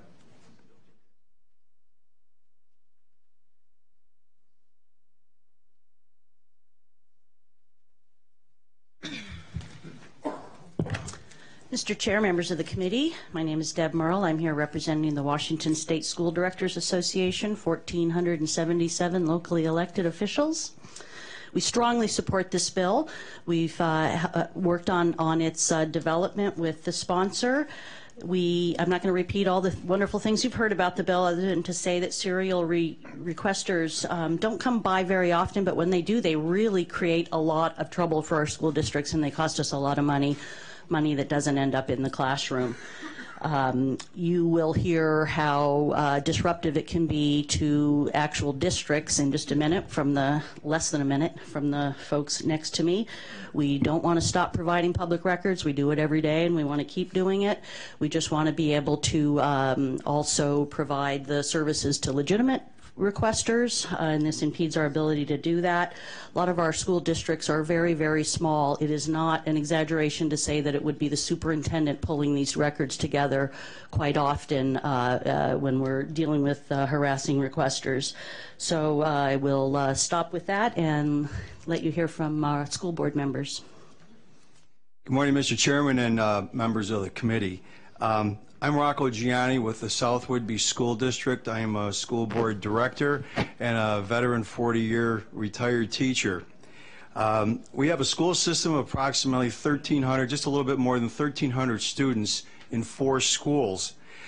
We have a disgruntled former teacher at this point who has cost us $500,000, $500,000 from one person.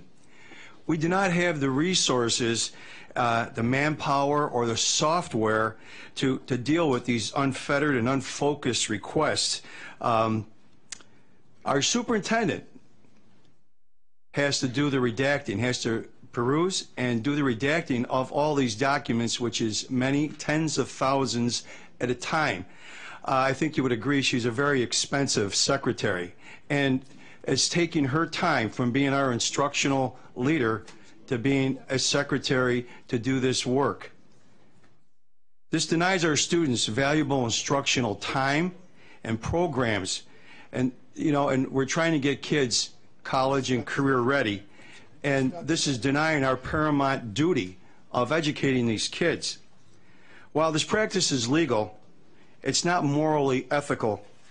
I know you agree because you're bringing this bill forward. This is a crime against children. This is an attempt, and with your attempt now to get this, I appreciate you doing this to try to curtail this predatory practice. I also wish that had we had an arbitrator to focus and make these things, to figure out if these things are reasonable, we may not be in this situation. Thank you very much, and I fully support your attempts to do this. Thank you. My name is John Campbell. I speak in 3 roles. I should mention I'm a recovering retired professor. I did not intend to become a school board member. Opportunity and fate takes different turns, and at different times of one's life, one enters different careers. I should mention I have been twice elected to my position. I am from the North Mason School District. We have just short of 2,000 students, and I am proud to say we have sufficient confidence in our community that we recently passed a bond by 62%. I don't think we've done that poorly a job. But this is a representative democracy, and there's a diversity of opinion, and not all people agree. Our district has just, we're now in our 2nd public record suit of the academic year. These suits have come from the same people. I must be a little bit more diplomatic in my expression of attitude than my good colleague Rocco, but I'm sitting very close to him, as close as our attorney would advise me to get.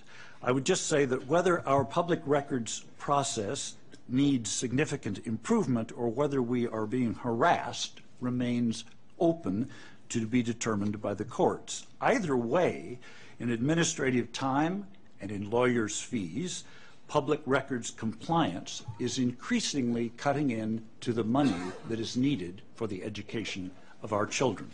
I'm also on the board of the Mason Transit Authority, and my board service in the schools has made me wary of how another public institution that provides important services to our citizens might be affected by requests that are less than motivated by the right of all our citizens to observe our government and see how it is functioning.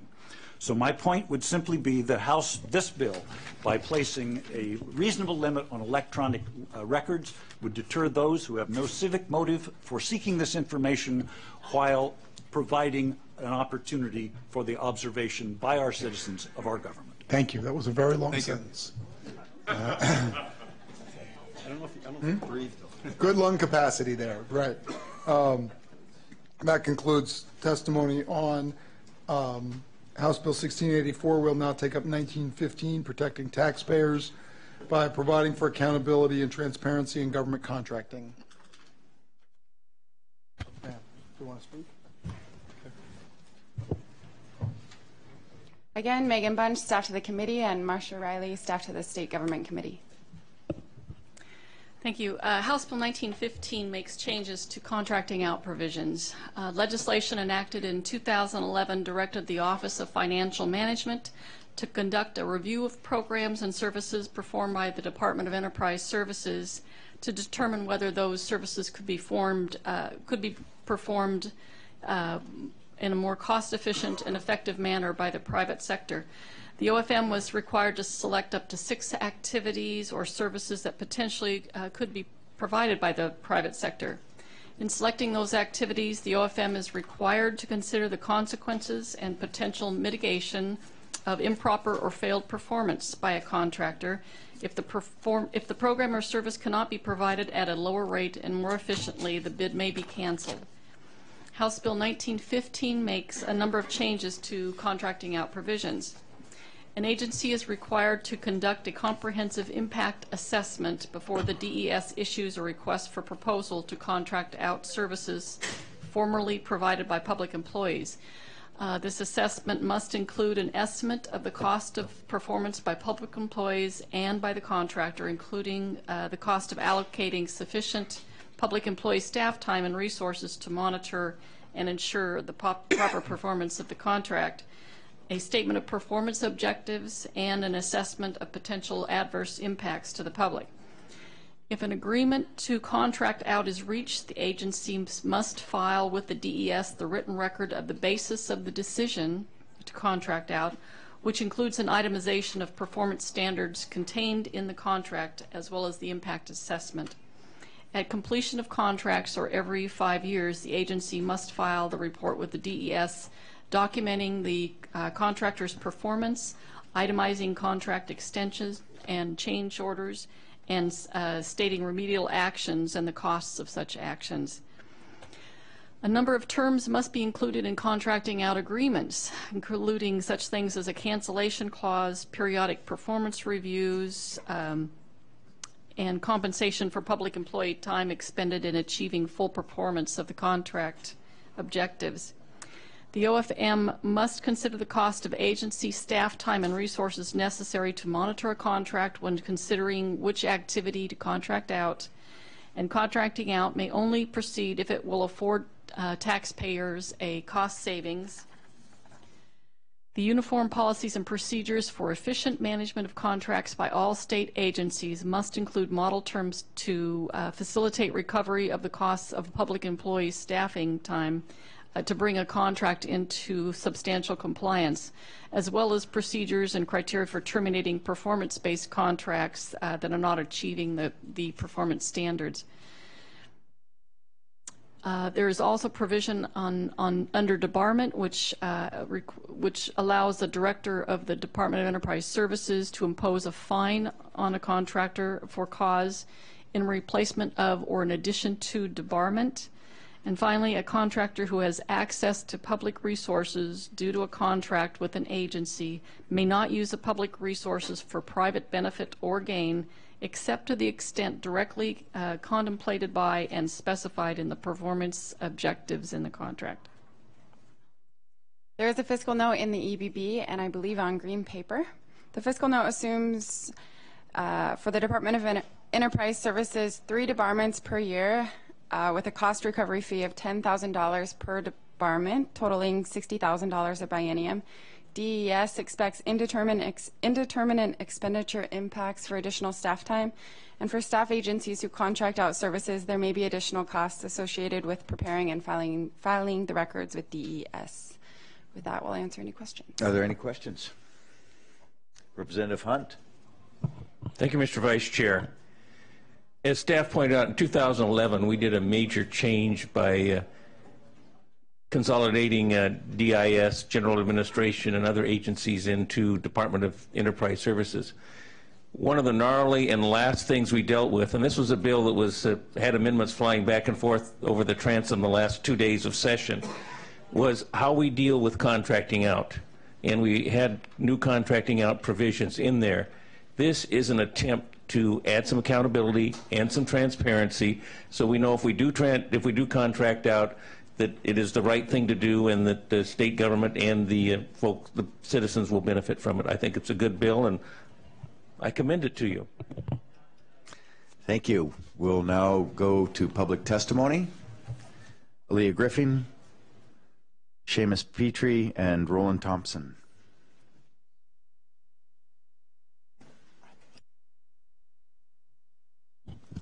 Thank you, Mr. Vice Chair, members of the committee. For the record, Aaliyah Griffin with the Washington Federation of State Employees, here in full support of House Bill 1915.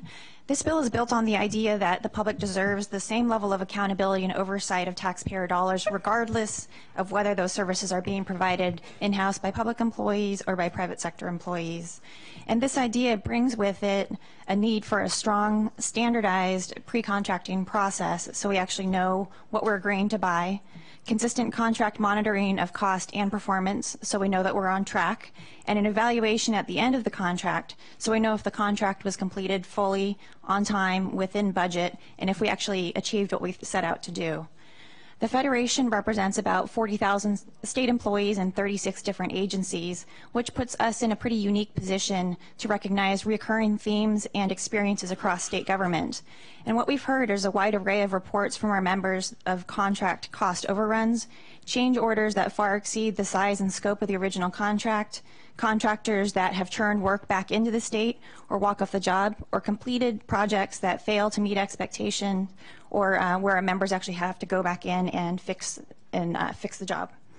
While these are minor and lesser known than things like Bertha or Good to Go, the costs do add up, especially when you consider that the state is paying for these services twice in some instances. Without action on this bill, these types of practices will be allowed to continue. You may recall a very similar bill from last year that passed off the House floor. There was some question about a cost savings provision that said to outsource current state employee work, a minimum of 10% would need to be shown, 10% savings. While our intent was there to build in the cost of a more robust contract monitoring process, we heard that it tilted the playing field in favor of the state employees, that looked like we had our thumb on the scale. We understand the criticism. We removed that provision this year. You won't see that in this bill. Additionally, I just wanted to touch on Section 2 of the bill. It's the pre-contracting impact assessment, which is a new requirement. A thorough analysis of costs should be standard before these decisions to outsource are made. And I want to just also say that with Thank you very much. Thank you, Mr. Chair and members of the committee. For the record, my name is Seamus Petrie. I'm with the Washington Public Employees Association. We represent about 4,500 state and public employees across Washington state, urging your strong support of this bill. This is a case of measure twice and cut once, and as loath I am to use the word cut in a budget hearing, I think that this is a great idea. We want to make sure that our tax dollars aren't wasted. In fact, public employees tend to be some of the greatest watchdogs of how public money is going out the door, and they come to us with ideas about how we can save money all the time, and contracting out and repeating work is one of the best ways we can do that. Flawed or poorly written contracts can cost the state lots of money in the out years because they have an ongoing impact on the general fund. So we would like you to pass this bill to create some oversight for that. Thank you very much. Thank you. Mr. Chairman, members of the committee, once again, Roland Thompson with Allied Daily Newspapers. We applaud the move towards transparency in this area, but we would commend to you that the only place where costs associated with public employees and the assessment of that is in Section 2, new Section 2, Sub A, a one line which says an estimate of the cost of performance by the service by public employees. In assessing these back and forth, you probably have to take into all costs, capital costs, transportation costs, all the costs that are associated with the service performance, so that you're actually comparing apples to apples and not just apples to oranges. And so as you move forward on this, you may want to consider that so that you have a basis under which you're actually comparing true costs on one side and true costs on the other, all of your carry forwards and everything else of maintaining your workforce versus contracting it out in a discrete form. Thank you. Thank you. That will conclude the public testimony on House Bill 1915, and we will proceed directly to substitute House Bill 1095.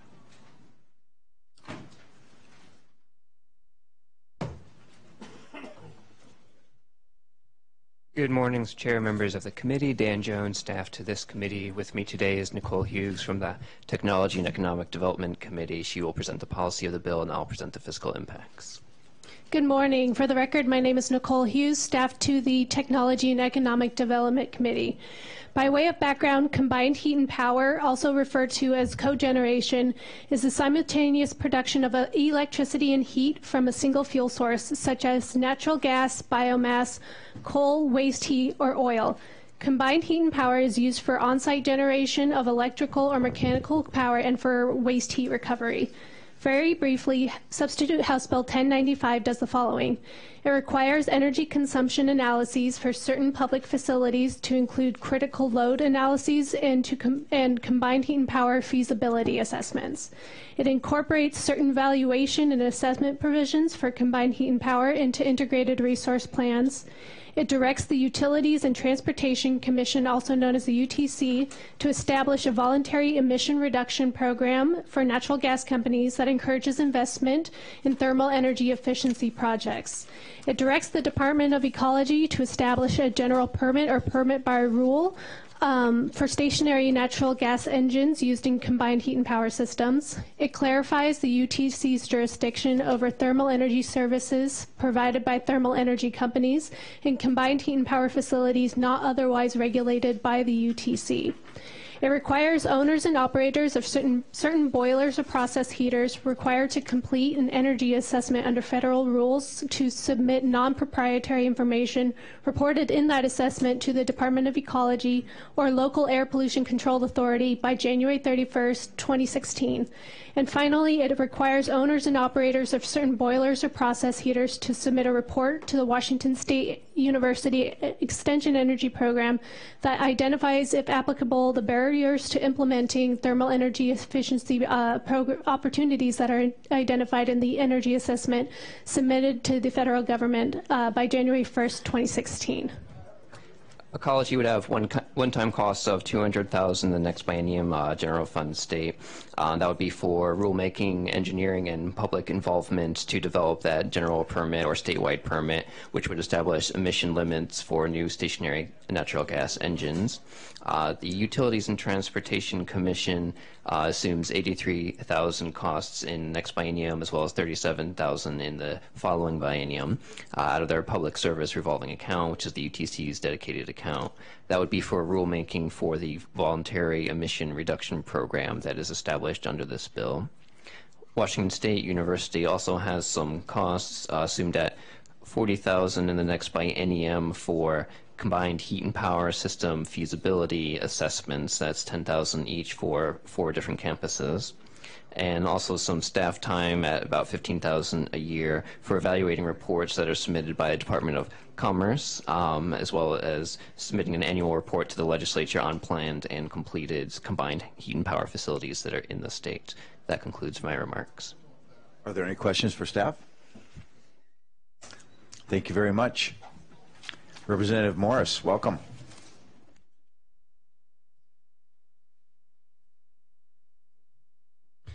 Thank you, Vice Chair Ormsby. Members of the committee, for the record, Representative Jeff Morris from the 40th Legislative District, bringing to you House Bill 1095, which deals with thermal efficiency. The simple way to put that is it's basically looking at how we heat hot water in the state. It's probably the most wasteful thing we do currently. If you think of your home hot water heater, if it's a tank type heater, it heats hot water at about 28 to 32% efficiency. Which is not very efficient, but this bill really focuses on aligning some new federal regulations with some expertise we have in state, and I'm just going to very briefly tell you the benefit of this. People don't realize that at the WSU Energy Office, we probably we have the authority from the U.S. Department of Energy on combined heat and power policy in the U.S., but we don't utilize them very much here in state. They actually are the national call center for expertise on this topic. This bill actually aligns some of the funding I think they get from the federal government to apply it to our state buildings, to take a look about whether state facilities can be use combined heat and power and generate electricity for the same amount of energy costs that they're heating hot water currently. That basically makes those facilities more resilient. That's what the word critical means in this bill, is looking at like this campus. If in an emergency we don't need to necessarily heat or light every light on this campus, but we have a 40 megawatt load that powers the campus. We have a big gas facility down here by Capitol Lake that powers the hot water in this campus. Why can't we generate electricity and be more self-resilient as an island in a case of emergency? That's one of the things they would look at with this bill. It also provides expertise to line up with new federal regulations around 111D as in David and 111B as in Bravo. As well as the new boiler standards to help the private sector look at combined heat and power and again generate more low-cost electricity for residents. Happy to take any questions. Good policy. Small amendment coming to help shave the note down a little bit more. I would appreciate Representative Hudgens offering that, who's offered to do it. Thank you.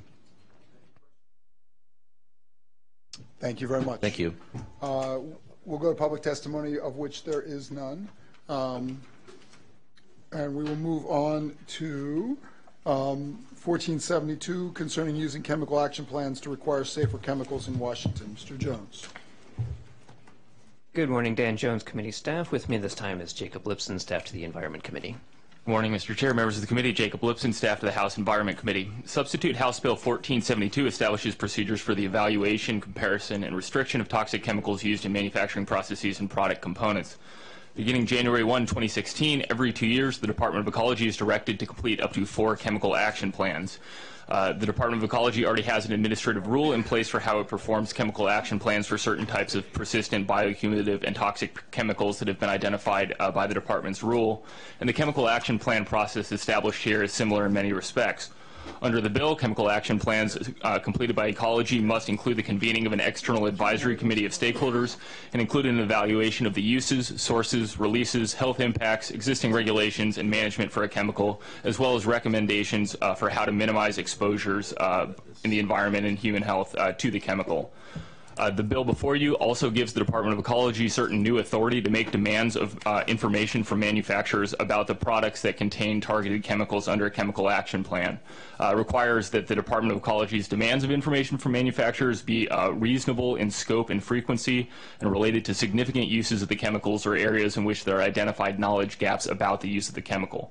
Under the bill, chemicals that are eligible to be addressed in a chemical action plan include chemicals that are regulated as pollutants under the Federal Clean Water Act. So those are chemicals that you would see showing up in a discharge permit under the Clean Water Act for basically someone that has a discharge pipe, as well as certain other chemicals that are identified as being present in the human or natural environment and that have harmful effects. Certain types of products are not covered by the bill, such as food and beverages, chemicals used to produce agricultural products, and aircraft manufacturing products. Small businesses are also not required to complete any of the requirements under the bill. The bill establishes a new permanent chemical safety committee in the Office of the Governor. This committee is made up of 13 members, 4 legislative appointees, and 9 governor appointees that must meet certain criteria, including representatives from academia, representatives of the Department of Health, and local governments. The Chemical Safety Committee must be consulted on information requests made by the Department of Ecology to manufacturers and has other responsibilities, which I'll get to in a second. So under the bill, at the end of a chemical action plan process, Ecology may require a manufacturer to perform an alternatives assessment of the use of a chemical in a specific product or manufacturing process. In order to approve an alternatives assessment, Ecology must first get the affirmative vote of 8 of 13 members of the Chemical Safety Committee. If an alternatives assessment or similar information identifies that there is a safer alternative to a chemical that has been subject to the committee's work, Ecology may then restrict certain uses of the chemical, but only if 9 of the 13 Chemical Safety Committee members agree that a safer alternative has been identified. So again, a vote of 8 of 13 members of the committee is required in order for an alternatives assessment to be demanded of a manufacturer, and a vote of 9 of 13 members is required in order for a ban on a chemical to take place. Violations of orders are subject to civil penalties, which are appealable to the Pollution Control Hearings Board. The State Department of Enterprise Services is directed to establish a purchasing and procurement policy for products that don't contain persistent bioaccumulative toxic chemicals that have been already identified and ruled by the Department of Ecology. And finally, the authorities under the bill to the Department of Ecology and the existence of the Chemical Safety Committee undergo a sunset review by the Joint Legislative Audit and Review Committee beginning in 2024 with an expiration in 2025. The fiscal note in the EBB is on the original bill, still waiting on Ecology's fiscal note for the substitute, but I have some draft numbers. The majority of the costs in the bill are for Department of Ecology and Department of Health, assuming about $6 million total in 15-17 biennium. That'd be about $2 million DOH and $4 million Ecology. To break those down a little bit by parts of the bill, for environmental or biomonitoring studies, which are authorized by the bill but not required, that's a total of about $2.8 million, or almost half of those costs for the two agencies. So that's those are studies to better understand the amount of human exposure to a chemical. Assumes about one study a year, including developing lab procedures, study design, human subjects applications, and field work. For carrying out the chemical action plans, rough costs in the next biennium would be about $1.6 million for the two agencies, and that's selecting up to 4 chemicals every 2 years to carry out those plans, staffing and other costs. Other costs under the bill include requiring manufacturers to conduct alternative assessments, prohibiting specific uses of chemicals if the CSC determines that there is a safer alternative, and some support for the Chemical Safety Committee. There are some costs for other agencies as well. The Office of the Governor would have a small amount of cost, about $4,000 a year, for the Chemical Safety Committee. JLARC would be completing a sunset review. There'd be some costs of $30,000 in the next biennium to look at Department of Ecology's data collection plan. The Attorney General's office is assuming about $80,000 per biennium for legal advice for rulemaking, requirements for manufacturer alternative assessments, and WSU is assuming about $150,000 per biennium for the Ruckelshaus Center to facilitate the meetings of the Chemical Safety Committee. That's assuming 1 full FTE to staff up to 4 meetings per year. With that, we're happy to take any questions. Questions? Thank you very much. Representative Fitzgibbon for brief comments. Thank you very much, Mr. Chair, members of the committee. Joe Fitzgibbon here, representing the 34th Legislative District. The bill before you today is an intent to deal with chemicals that cause concern for human health and the environment in a more cost-effective way than the Clean Water Act end-of-pipe solutions that we've relied on for the last couple decades. We have believe that having an approach like this that identifies chemicals of concern earlier in the manufacturing process, rather than putting the entire burden of complying with that on dischargers such as manufacturers and local governments, will save money and will be better for our economy and better for human health and the environment. I do want to just briefly call your attention to changes we made to the bill in the Environment Committee that I think will significantly reduce the fiscal note from the Department of Ecology. We don't have a final fiscal note yet back from Department of Ecology, but one of the biggest, perhaps the biggest cost driver for DOE in the bill as introduced was the direction to them to develop a new list of 150 priority Washington chemicals, which would then be selected 20 chemicals from that list for further analysis. We abandoned that approach and instead referenced the existing Clean Water Act list of, I think, 93 chemicals with the potential to select an additional 20. So that will very seriously reduce the workload for the department, and I hope when we have a final fiscal note back from them, that'll confirm that. Thank you. Thank you very much. Thank you for your brevity. Good to be crisp. We'll go to public testimony. Public testimony will begin with Robert Duff from the Governor's Office. He will be followed by Nick Federici, Alex Herr, and Diana Stadden. Thank you, Mr. Chair and committee. My name is Rob Duff. I'm with the Governor's Policy Shop. I'm here to testify in support of the Governor's request bill, HB 1472. So as you already heard, the bill seeks to change the way we reduce toxics to a more efficient way. As Representative Fitzgibbon pointed out, we don't want to continue the process of strictly cleaning things up and going to more stringency at the end of pipe with permits. It's an inefficient way to do it. What we really want to do is protect that investment. This bill would provide for a collaborative process known as the Chemical Action Plan that you just heard about as the best way to find out where the biggest bang for our buck is. It could be anything from small solutions to big solutions. The bigger solutions are, hey, let's look for a safer alternative. If there's one available, then we would proceed to actually restrict chemical A and product B. That's the guts of this bill. We think it follows a linear process where everybody's involved so that we can get off this hamster wheel of trying to dig and permit our way out of this problem. And in terms of the cost, I would just point to the committee that in protecting these investments in cleanup are not insignificant. Right now, EPA is about to move forward on the cleanup of the Duwamish River, a 5-mile stretch of river. They're about to invest $340 million in cleaning up that 5-mile stretch of river. What we want to do is protect that investment and start thinking ahead so we don't recontaminate those sites and actually put some sanity into the process. As Representative Fitzgibbon noted, we're working with sponsors. There's some concerns about making sure that the process is open and there's some restrictions on ecology authority.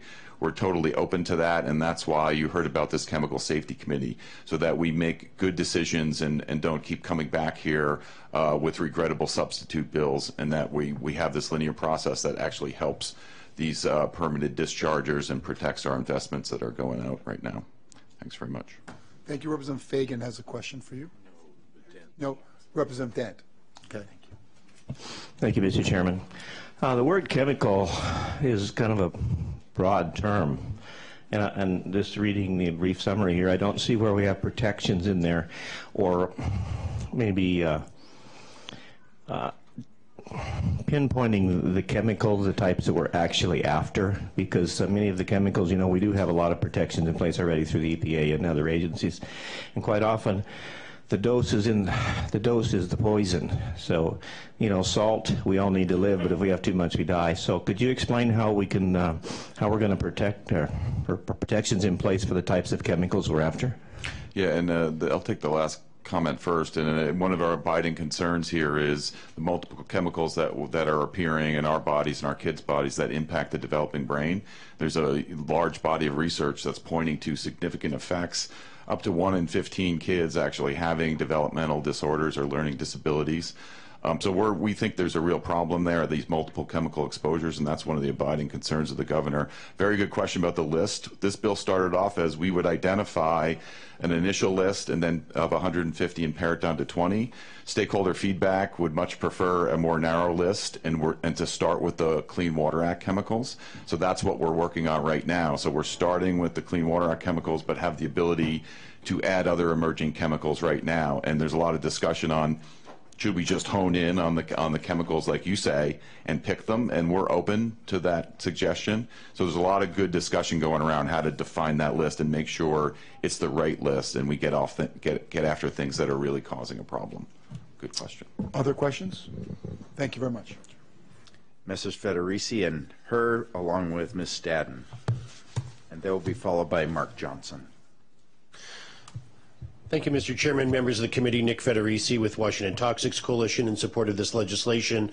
This bill sets out straightforward process and gives agencies charged with protecting human health and the environment the tools to deal with the source of toxic pollution that right now sneaks through the current laws that are in place, and that's everyday consumer products that may have toxic chemicals in them. We believe that the approach in this bill is reasonable by prioritizing specific chemicals for action, requiring a chemical action plan, and the use of alternatives assessment that'll provide more information from companies on the use of chemicals and inform the process that's set up in the governor's office.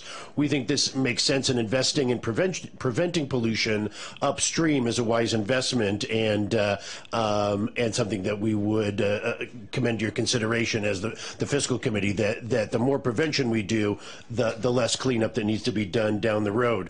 The chemical action plan process, of course, is one that's been long used by the Department of Ecology. It's one that you put in place yesterday in a much more limited and narrow fashion on specific toxic chemicals on a bill that passed out of here on a bipartisan fashion, and we think this bill is similar in its intent, if broader in scope. Lastly, the policy committee made some very strong changes, we think, to this legislation by requiring more process as requested by opponents, more inclusiveness of the business community and external scientific experts, so that it's a more cost-effective and streamlined process, but also a more inclusive one to ensure that we come out with the best outcomes and reflect the diversity of scientific opinion out there. So we urge your support. Thank you. Good morning, Chair Hunter, members of the committee. For the record, my name is Alex Herr, representing the Washington State Nurses Association. The Washington State Nurses Association has long supported legislation that reduces or bans the worst of the worst toxic chemicals from our environment and supporting safer alternatives. Body burden studies show toxic chemicals are in our bodies and cause a host of diseases such as cancer, reproductive problems, and miscarriages, neurobehavioral and learning disabilities, cognitive impairment, metabolic problems, and obesity, asthma, and a host of others. These diseases cause tremendous pain and suffering to our Washington State citizens, and not to mention the financial burden to our economy and our broken healthcare system. Nurses support upstream thinking and preventative strategies to improve public health, and that's exactly what the Toxic Reduction Initiative does. Upstream preventative approaches such as 1472 lower healthcare costs by protecting human health and the environment, and we encourage you to support this bill. Thank you very much. Thank you. To conclude, Mr. Johnson.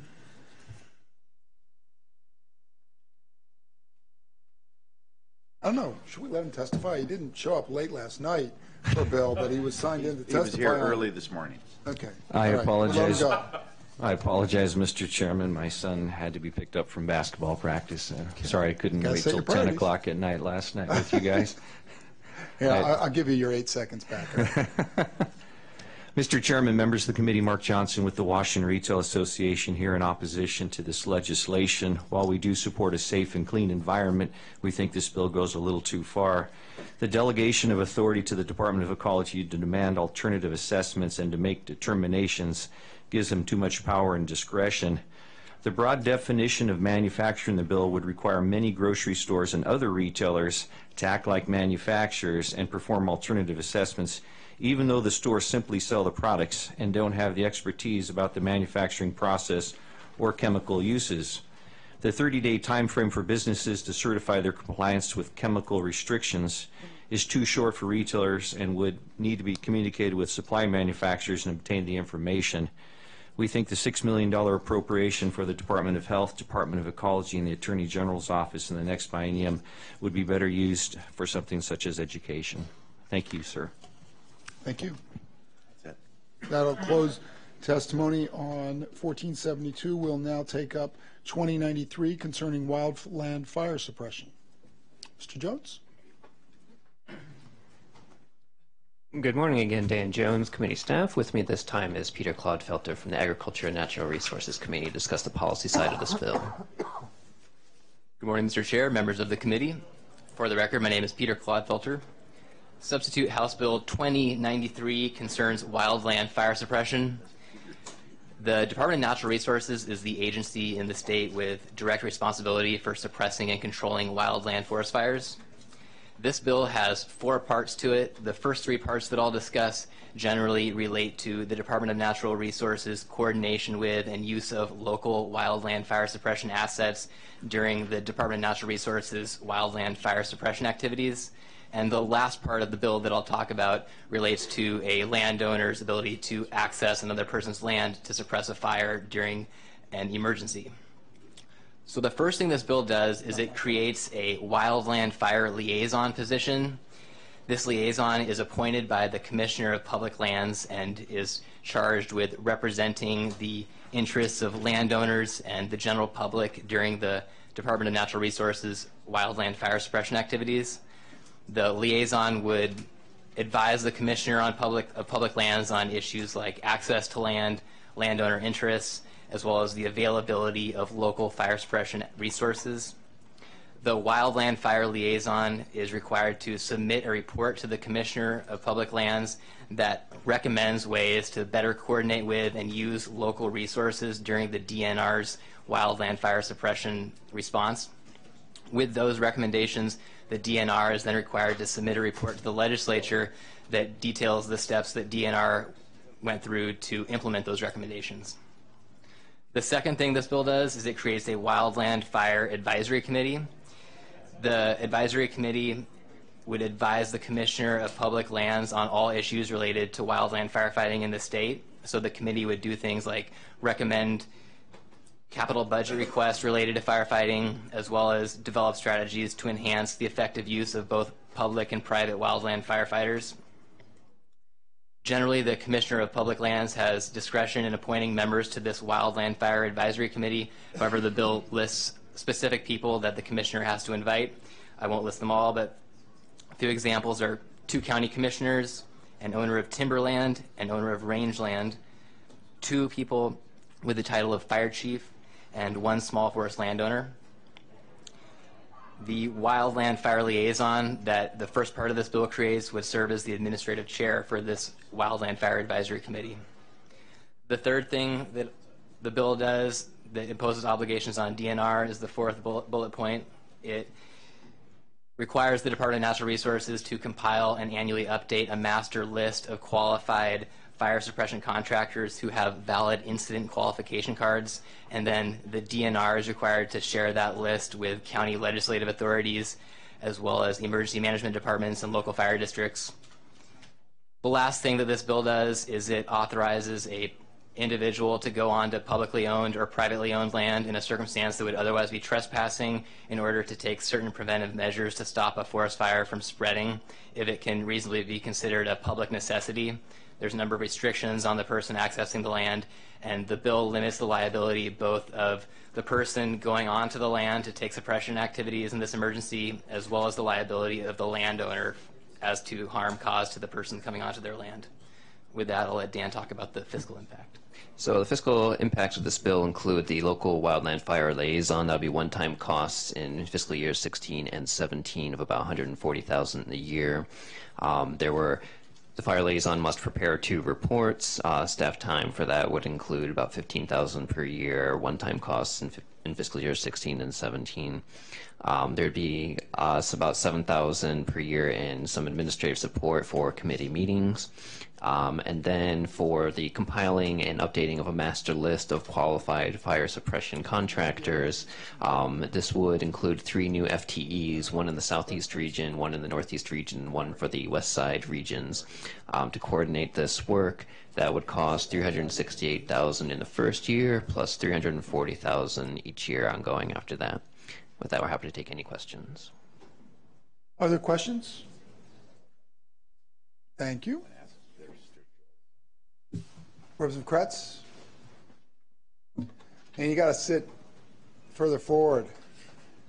It's like it's hard to pick you out of the crowd. Thank you, Mr. Chair, members of the committee. Joel Kretz, 7th District. Appreciate you hearing this and considering this bill. We've had tremendous wildfires around the state, and particularly in Okanagan County, the last several decades. Typically afterwards, there's all kinds of work and meeting and committees and studies to fix it. And I think most of the issues that we're concerned about have not been fixed. And I think it is the reason for the bill here is I think there needs to be some legislative direction. Worked by a broad group of stakeholders on this. Took a lot of work getting this agreed upon with agencies and local government firefighting people around, particularly on the east side. I think the fiscal implications, we've got some cost on this. I'll remind you, we've also got, I think, a $95 million bill out of the Carlton complex this year. A lot of the push on this is dealing with first attack, first response, and a lot of the bill is about making that work better. We've got to use, I think, common sense would tell you to use the people that are closest, that are equipped, and have the ability to put out fire. And we had a lot of problems with that on this. This fire could have been stopped multiple times when it was as small as a couple stumps burning. Other times, if we could have put in fire lines in, we would have stopped it. It ended up 410 square miles burning. So this is an attempt to get at that. I think, in the long run, it's a huge plus fiscally for the state, just because, these wildfires are tremendously expensive when we're fighting them after the fact. Once they get to a certain size, you're not going to stop them. So a lot of this is focused on getting them small. There is an amendment in committee that I think took away quite a bit of the intent. would rule out a number of the first responders that have been tremendously effective at putting these out. So while working on that with Representative Sullivan, we'll see what we can do to change that back to a little bit more of the original intent. So I commend this to you presently with my tepid support in high hopes that we can get through that issue and get it to the floor. So appreciate your consideration. Thank you. Other questions? Echoing? No? Okay. Public testimony will be Seamus Petrie.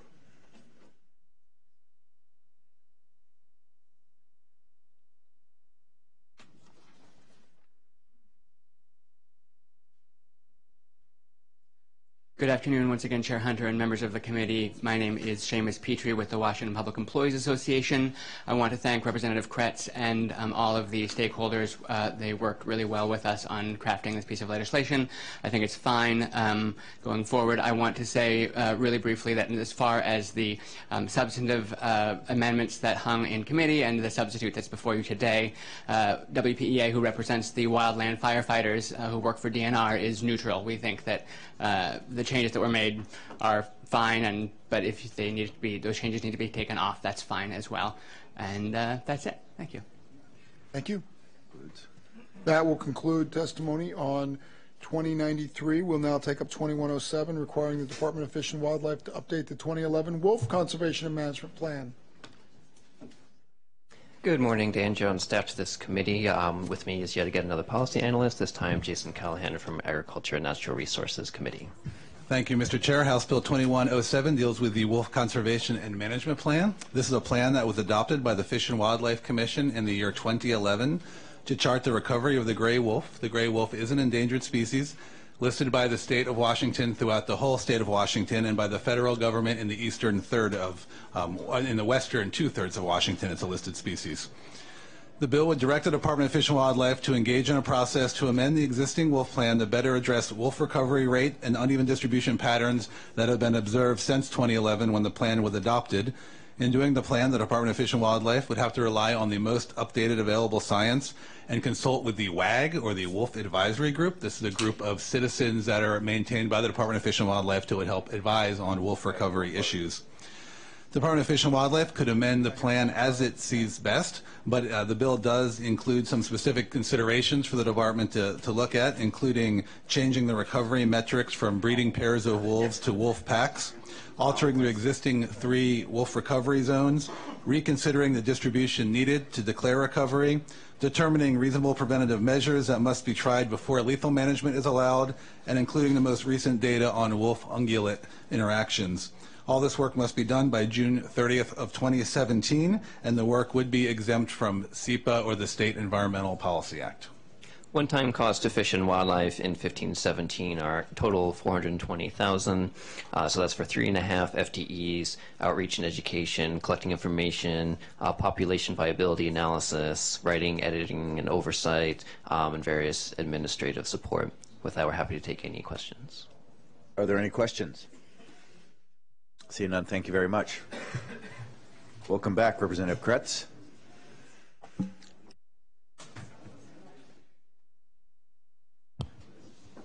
Thank you, Mr. Chair, members of the committee. Once again, Joel Kretz, 7th District. An issue that can be pretty polarizing, and you know, we've had our share of fights on this one. What we're trying to get at on this bill is, as wolves have recovered around the state, they've done better in some areas than others, and I would point out that my district is leading the way in wolf recovery in the state of Washington.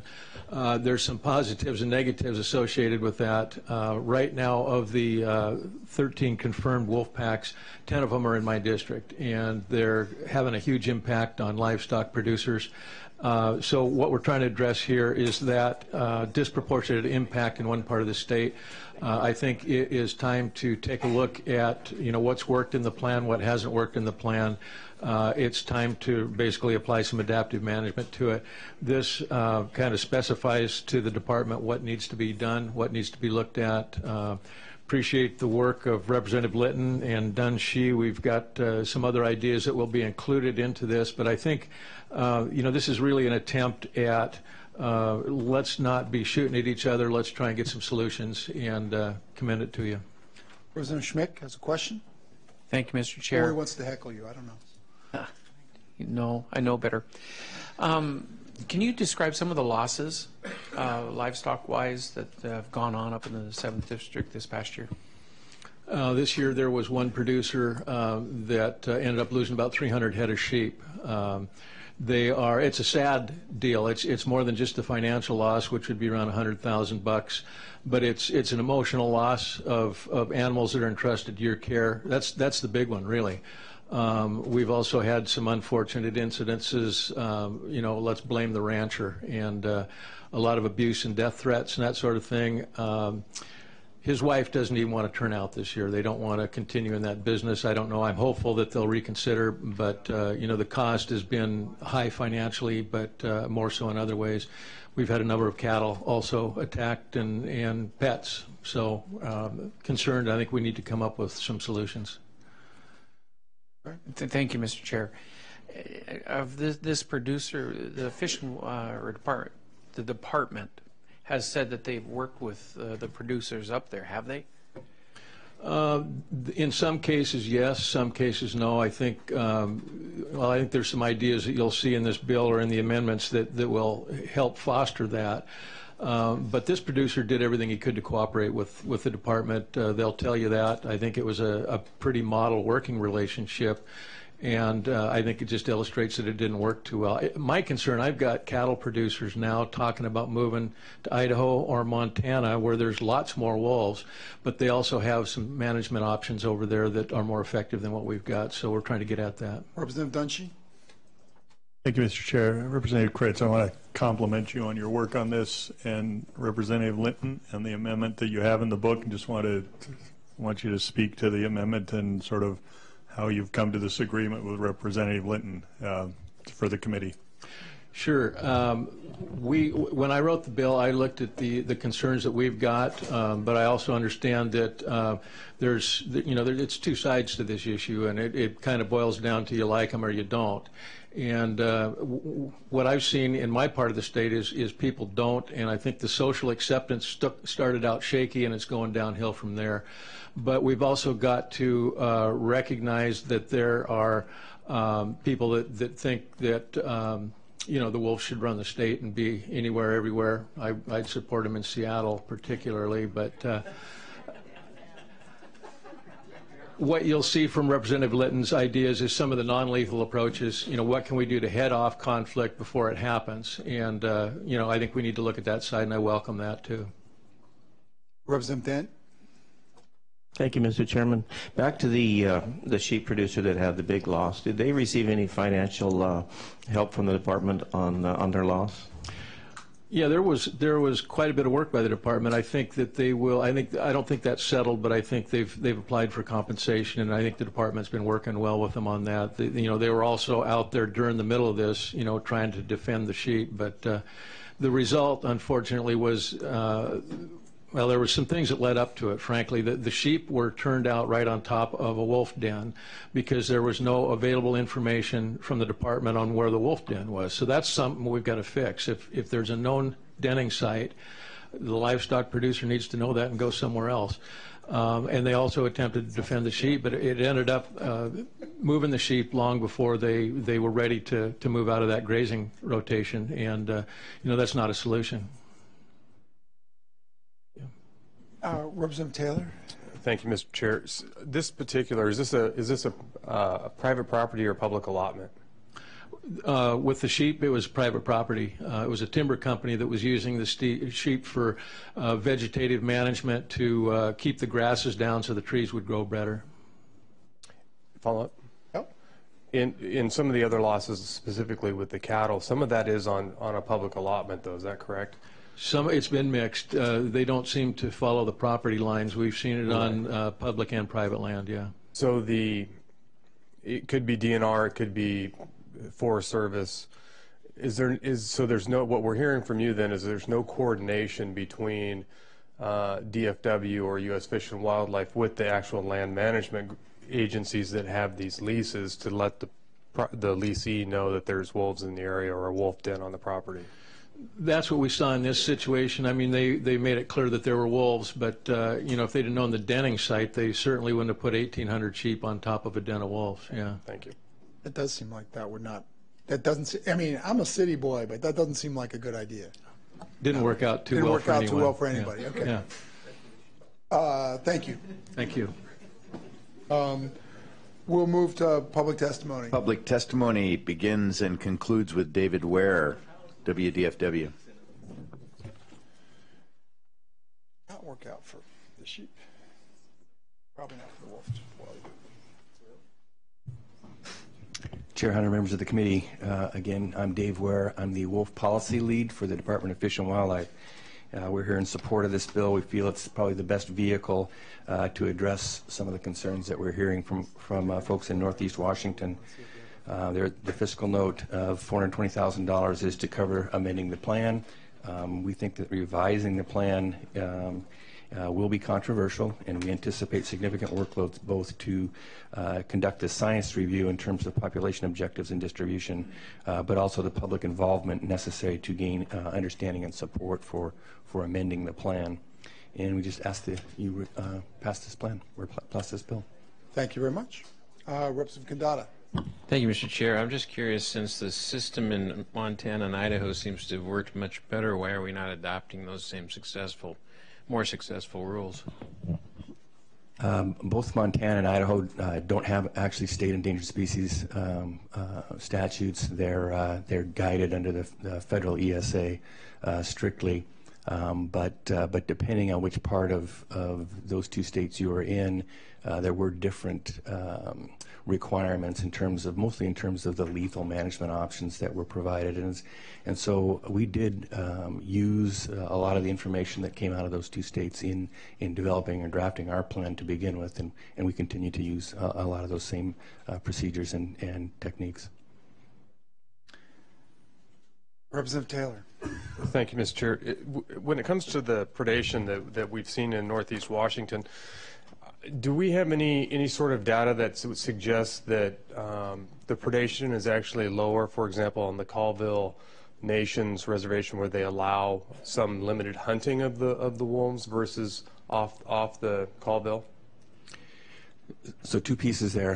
One is that we are actually seeing a little bit less depredation by wolves on livestock than some of the Rocky Mountain states encountered. We think that's in part, or at least we're thinking that there's some benefit for some of the proactive measures that we're working with landowners on trying to avoid conflicts. In terms of what's the impact on producers is that once livestock the biggest issues for being able to predict a depredation event or problems has to do with the density of livestock and the density of wolves in the geographic area. So it's kind of the overlap that they run into each other, and so that's kind of the predictor. And so we've been trying to prevent those. Once we see those, we try to prevent those issues from escalating any worse than they might be. Follow-up. Thank you, Mr. Chair. But do we have any data that shows in the one area of Washington State where actual hunting occurs, is there a difference between that area and elsewhere? We don't have enough information. Even with 13 packs, it's really not enough for us to make that kind of, or come to that kind of a conclusion. But actually, the pack that got into trouble with some sheep this past year spends most of its time on the Spokane Indian Reservation, and they also have a hunting season on those same group of wolves, and so they still got into problems. Thank you very much. That'll conclude testimony on 2107. So I'm going to do some agenda changes and announcements. Item number 19 on the public hearing agenda, on either the lilac or the goldenrod sheet, House Bill 2110 is being removed from the agenda. It seems that people have not come to an agreement, and so it's not going to happen. And let me make sure I get the numbers right. 14, 15, and 16 are mental health bills. There's new financial information that we're getting now, and we think we'll have a better presentation later in the day. So we're moving those to much closer to the end of the agenda. Do you have a specific, are they the last three bills? We can do them later. Well, we'll do them later when we actually get the full draft of information upstairs. Mr. Toulon's got a bunch of stuff going on, so those will not be heard in the immediate future. We're going to run right up until noon, where we'll take a break for lunch, and then we'll come back, and Representative Chandler and I will work out what we'll do right after lunch. So we're going to continue for the next half an hour with hearings, and then we'll have a lunch break. You'll be on your own for lunch, and I'll probably predict we'll give you an hour. So it depends on exactly when the bill before lunch finishes. We'll give you an hour from that. So now we'll move to House Bill 1592 concerning tuition waivers for state and educational employees and their wolves. Good afternoon, Mr. Chair, members of the committee. For the record, Katrina Lucero, staff of this committee, and with me today is Megan Mulvihill, who is staff of the Higher Education Committee. Megan will do the policy pieces, and I'll cover the fiscal impact. Thank you, Chair and members of the committee. House Bill 1592 concerns tuition waivers for state and education employees. As some background, state-supported tuition waivers can be required or permissive. Either way, though, they are recognized in statute and are limited by a cap. The cap is a set percentage of total operating fee revenue that each institution is allowed to waive up to, but are not required to. A type of permissive state-supported tuition waiver currently in law is for state employees. A state employee is considered someone who is either a classified service employee under the state civil service law, governed under the Public Employees Collective Bargaining Agreement, or a faculty, counselor, librarian, or exempt professional or administrative employee at an institution of higher education. House Bill 1592 adds K-12 classified staff who are employed at public common or vocational schools to the list of state employees eligible for a full or partial tuition, service, and activity fee waiver. As long as the K-12 classified staff use the waiver for coursework relevant to their work assignment. K-12 classified staff are those who do not hold a professional education certificate or are employed in a position that does not require a certificate. As Megan mentioned, institutions are allowed but not required to provide tuition waivers to K-12 classified employees. A fiscal note has been received from all public institutions of higher education indicating an indeterminate fiscal impact. It is unknown how many students would qualify for this waiver, and also given that the waiver is permissive rather than required, institutions would have discretion over awarding these waivers. Should they choose to award tuition waivers to students, they would experience loss in tuition revenue. That concludes my remarks. I'm happy to take any questions.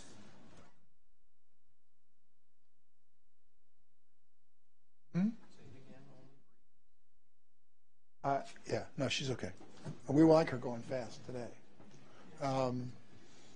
Did you want her to repeat the brief? No. Okay. We don't know the answer. Depends on how many waivers they give out is the short answer. That's correct. Thank you. Who's the Representative Hunt? S? This doesn't say on here. It's one of us. Charlie, on the agenda, I need to get the Hunt expanded so I know which one is priming the bill. I mean, I can guess sometimes, but this one's not you? No, okay. But I was guessing that. But he's going to vote for it. We'll see.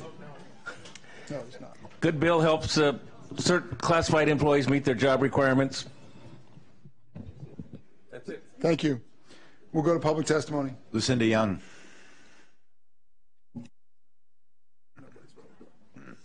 I would, but that's what we need. Just need another waiver.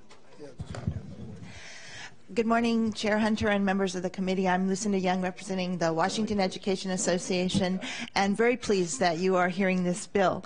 Just a couple of quick facts. As you already heard, it is permissive.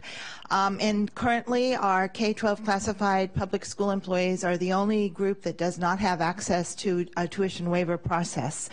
They cannot bump a tuition-paying student from a class, and a college is not required to create an additional section if there's a queue of our members waiting for this training. why it's important to the state and our education system. As you know, during the Great Recession, one of the things that ended up being cut was a long-time funding stream for professional development for our classified employees.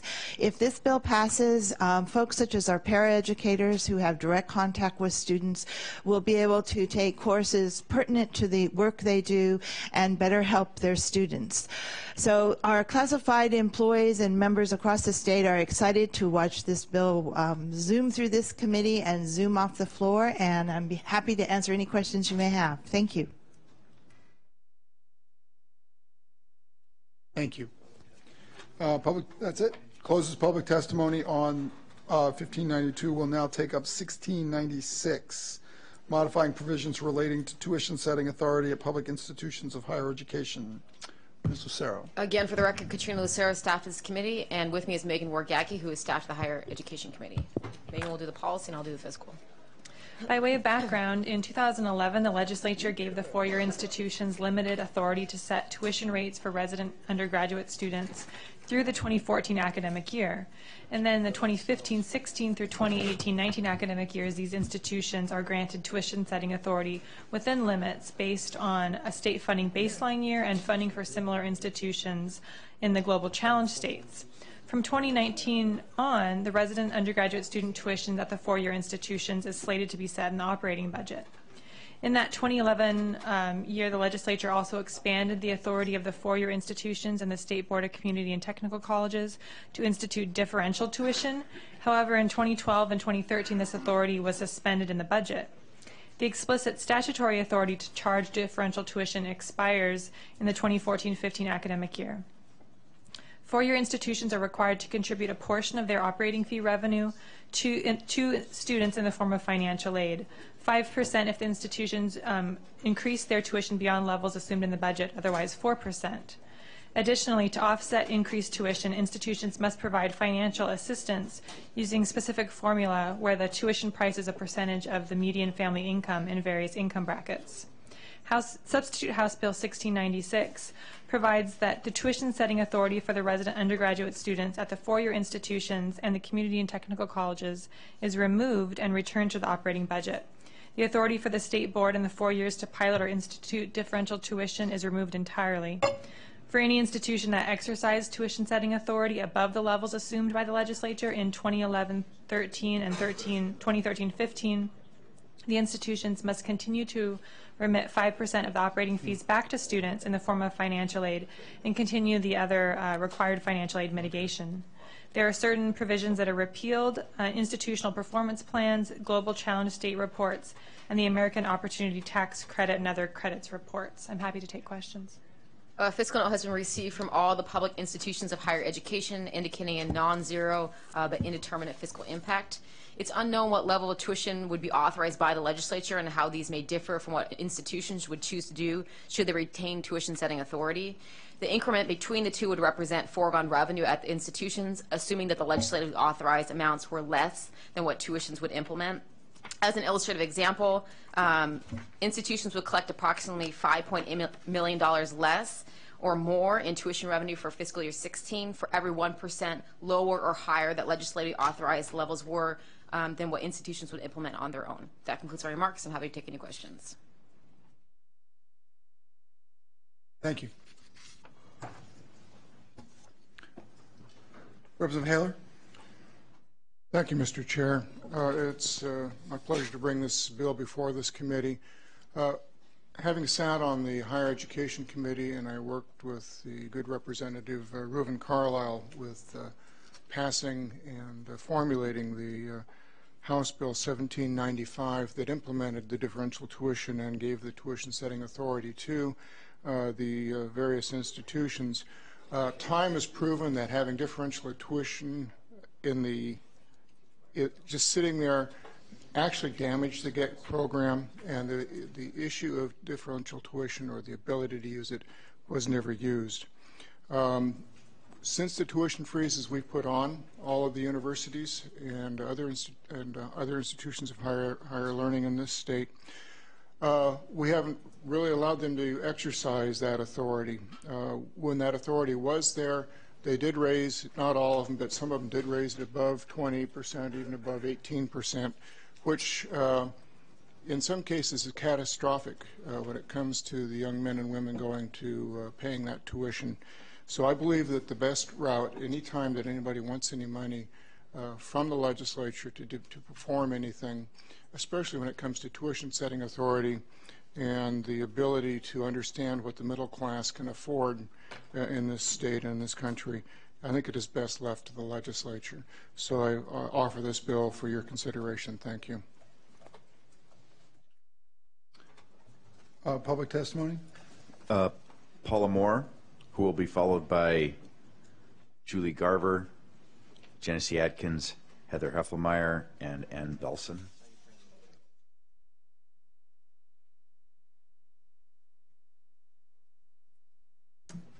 Chairman Hunter, members of the committee, for the record, Paula Moore with the Office of Financial Management. We'd like to thank Representative Haler for sponsoring this legislation. This was OFM request legislation, and thank Representative Hansen and the members of the Higher Education Committee for moving this forward. We support the changes that were made in the Higher Education Committee, and we believe that a clear tuition framework is needed. The Global Challenge states framework requires tuition to be sort of set retrospectively and doesn't allow for a very clear method for how to calculate it, and you're always looking backwards. We think that setting tuition should be done in a 2-year framework so that you can determine what the tuition rates are and then set your financial aid policy in conjunction with that. We also think that the current statute, because it is duplicative, there has two parts of the statute that either say tuition and fees or tuition fees, means it's actually really difficult to interpret whether tuition setting authority exists next biennium or not for the members or for the institutions. So we think a clear policy is needed. We think the legislature should retain control through the budget bill, and we support proposals to help plan for a 2-year period. Thank you. Thank you.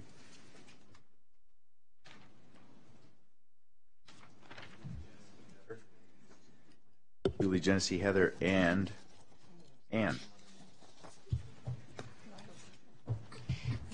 Good afternoon, or good morning, Chair Hunter, members of the committee. For the record, my name is Julie Garver, Director of Government Relations with the Evergreen State College. Evergreen supports this bill. We believe that during the last several years, during the difficult times, the state provided institutions with the capacity to set tuition to manage through this difficult time.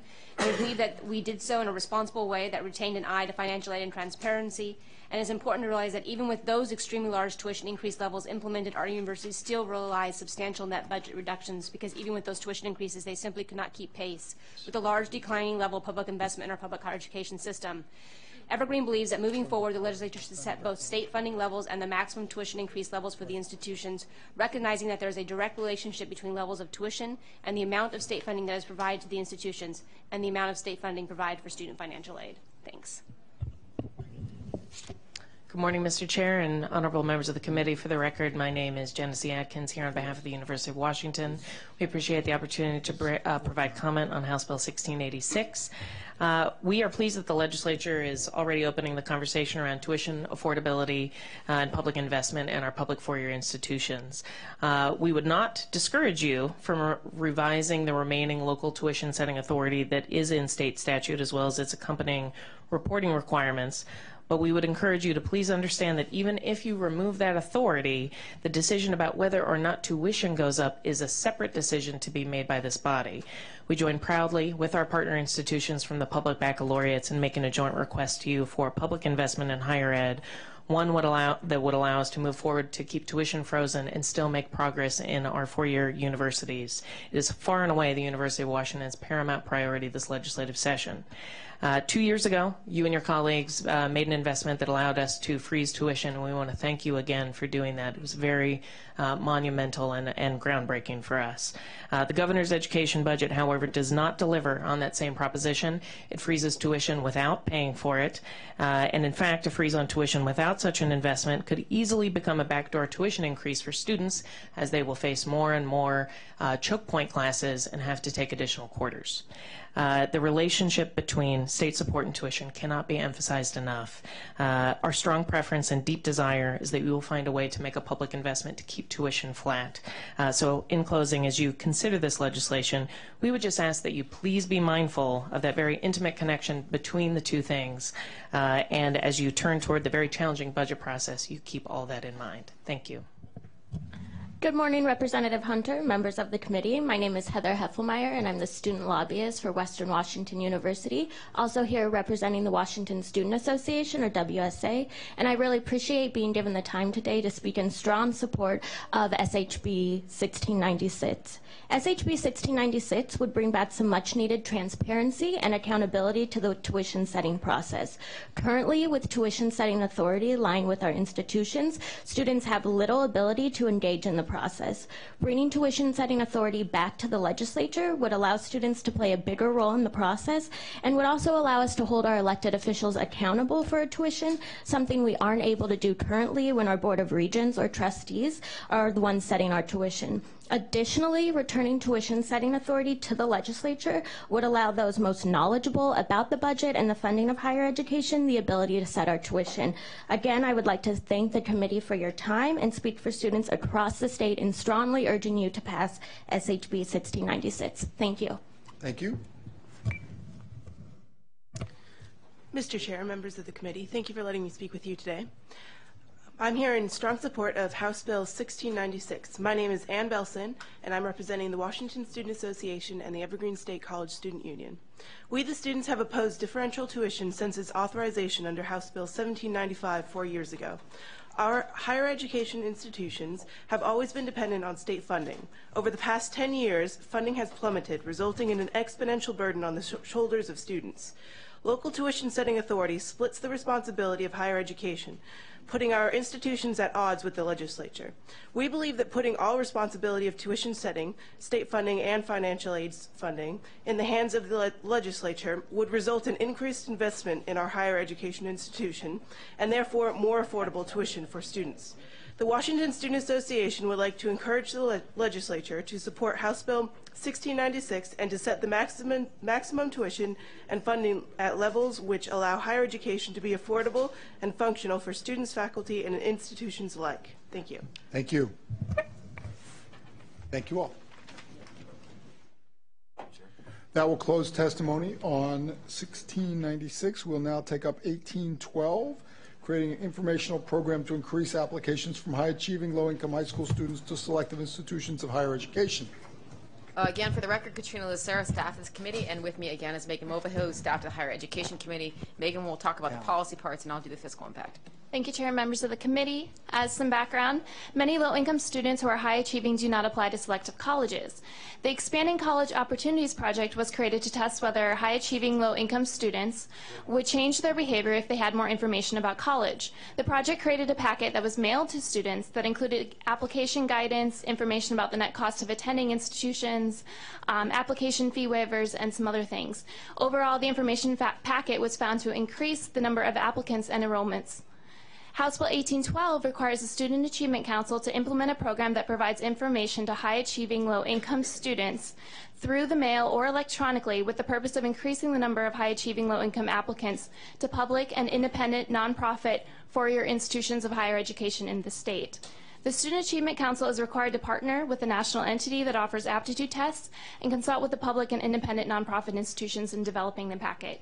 High-achieving low-income students are to be identified by a method the Council deems appropriate, such as by aptitude test scores and free and reduced price lunch.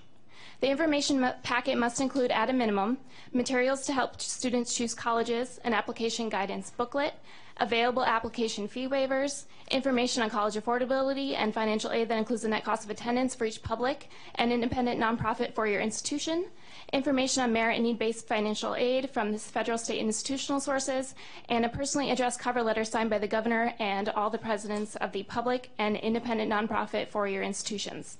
The council is directed to implement the program no later than the fall of 2015. A fiscal note has been received from the Washington Student Achievement Council indicating a total cost of about $98,000 in the 15-17 biennium and about $84,000 in the subsequent bienniums. Approximately $38,000 of these amounts are associated with programmatic administration, and the remaining $60,000 are associated with printing and mailing of the packets.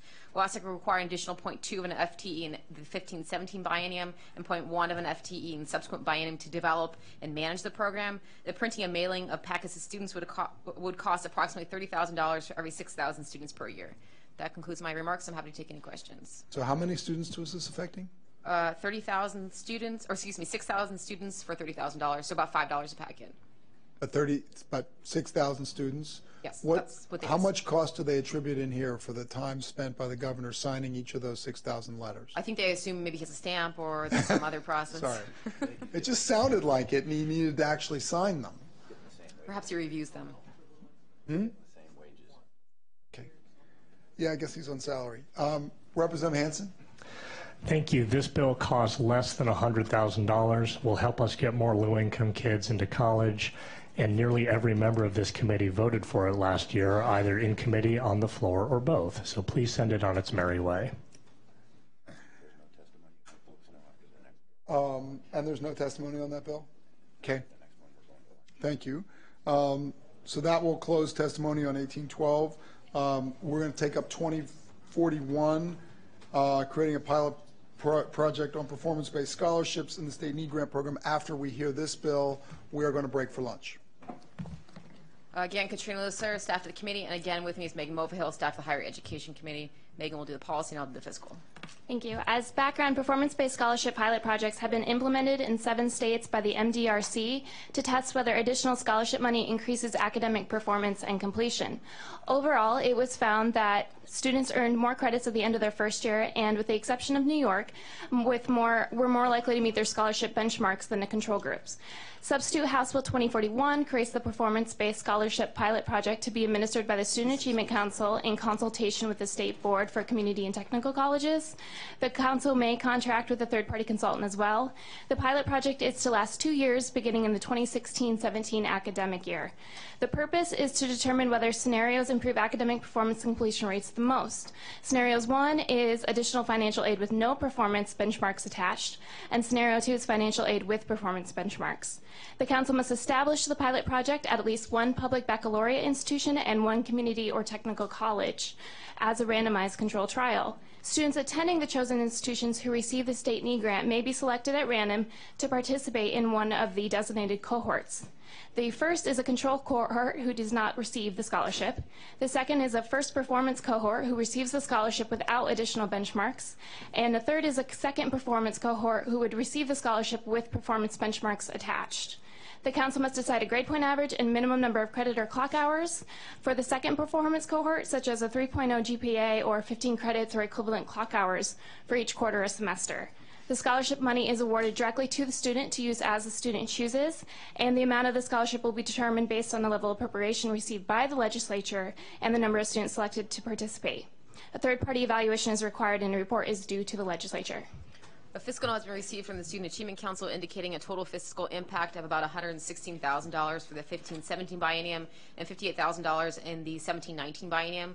Costs are associated with additional staff time needed to manage the pilot and a contract for the third-party evaluation. The bill indicates that students will receive scholarships funds on top of their state need grant award.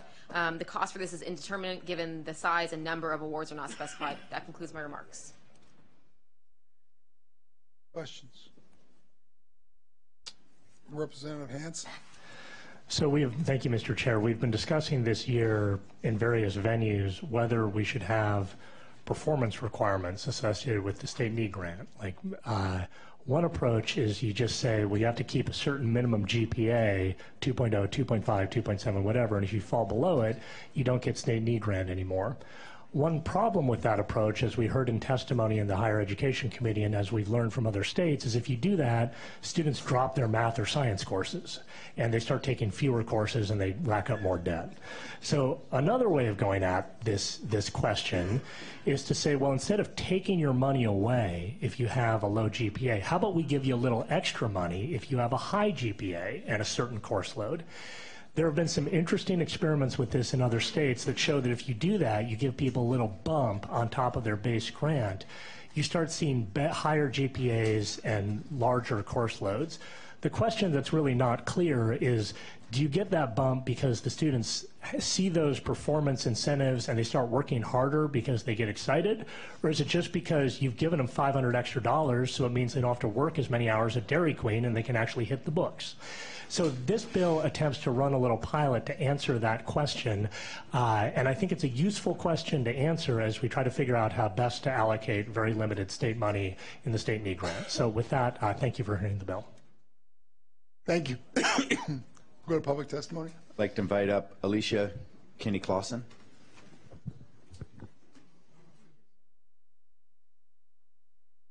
Good afternoon, Chair Hunter and members of the committee. For the record, my name is Alicia Kinney-Clausen, the Assistant Director for Government Relations at Eastern Washington University. I'll be brief here. Eastern really likes this bill. As you know, about half of our students are state need grant eligible. Our president and our board of trustees are laser focused on finding ways to move the needle on improving student completion at Eastern, and we think this is a really interesting idea that would invest in our students and really enhance some of the other efforts that we have going on campus. We appreciate that this bill draws on best practices from other states, and we also really appreciate that this takes an innovative approach to incentivizing student success. We also really like the really robust evaluation component to this bill as we think about how we're going to use and better leverage the state need grant moving forward. So that concludes my remarks. Thank you for hearing this bill. Thank you. And that will close testimony on Substitute House Bill 2041, and we will now take a break. We'll start back up at 1 o'clock.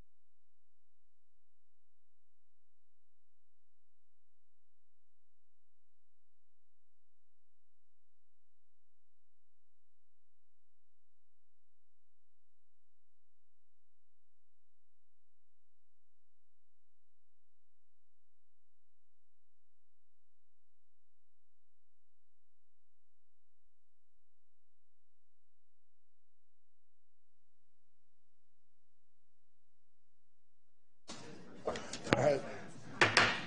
Those of us that are here are going to come back to order. And we're going to start this briefing up even though they're going to dribble back in. I've got a bunch of members out working on particular projects trying to get bills finished. Are we ready to do number 17? Are you that person? Yes. 1780. So we're going to return to public hearing. We're going to take up Substitute House Bill 1780, regulating interpreter services. Mr. Cornelier. Mr. Chair, members of the committee, Eric Cornelier, staff to the committee. With me is Sean Flynn from State Government. He'll talk about the policy of the bill. Thank you, Mr. Chair, members of the committee. This is Substitute House Bill 1780 and deals with interpreter services procurement. By way of background, the Department of Social and Health Services and the Health Care Authority are required to provide interpreter services in public and medical assistance programs to ensure that non-English speaking applicants are not denied or unable to obtain benefits because of their inability to speak English. These agencies have authority to purchase interpreter services directly and are exempt from the Department of Enterprise Services General Authority to manage the overall policies, standards, and procedures of state procurements for goods and services. In 2010, the legislature authorized independent contractors who provide spoken language interpreter services for DSHS and the Health Care Authority to form a single statewide collective bargaining unit for negotiation with the governor. These contractors are called language access providers. Negotiations between language access providers and the governor are limited to issues related to compensation, professional development, labor management committees, and grievance procedures.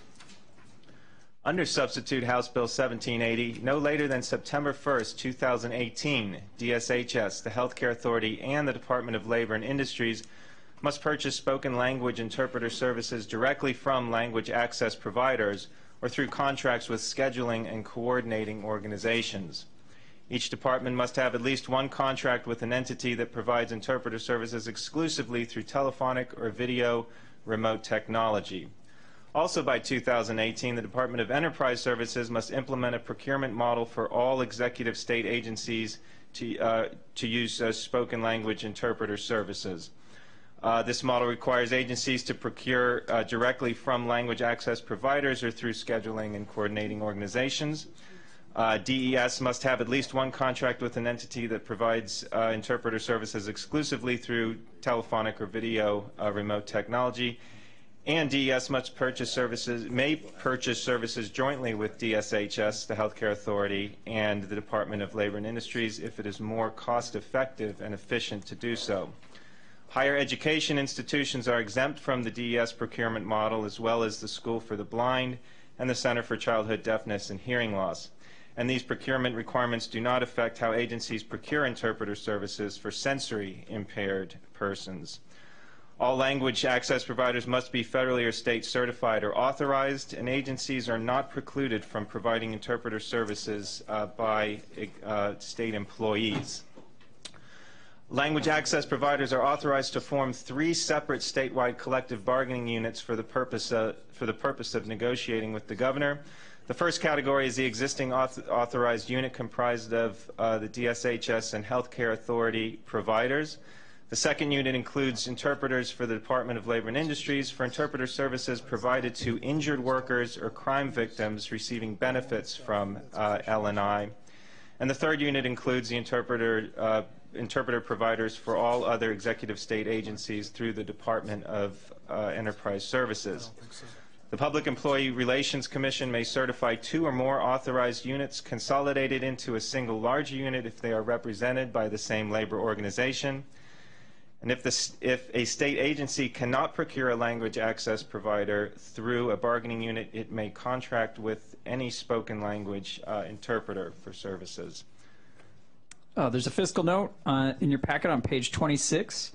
There's some administrative costs, and then there's some indeterminate costs. I'll start with administrative. There's costs related to managing coordination between the agencies for a group procurement if the agencies decide to do that.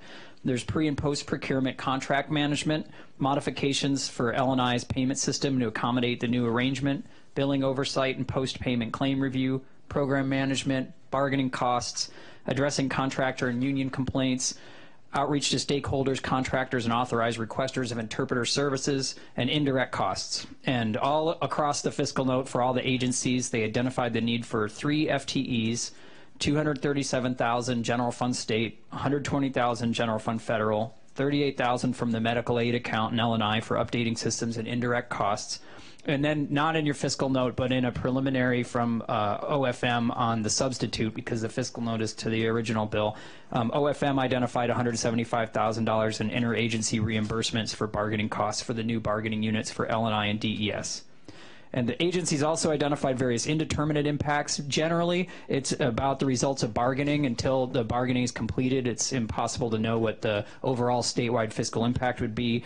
There are some issues. The minimum rates in L&I are higher than Medicaid, so that could impact bargaining for Medicaid once the L&I interpreters go into collective bargaining. It could also be increased competition for a limited pool of language access providers with more agencies using them, and in some increased responsibilities for certification for some agencies, for the new agencies.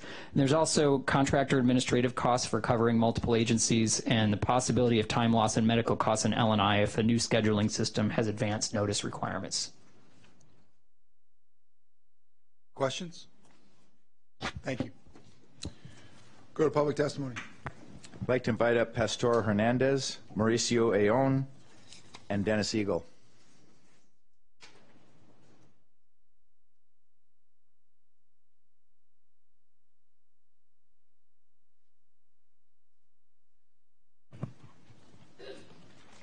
Good afternoon, Chair Hunter, members of the committee. My name is Pastora Hernandez, and I'm a certified medical interpreter. I'm also certified to work with labor and industries. I'm here today to strongly support HB 1780. We need your help to change how the state procures interpreters for LNI and other state agencies.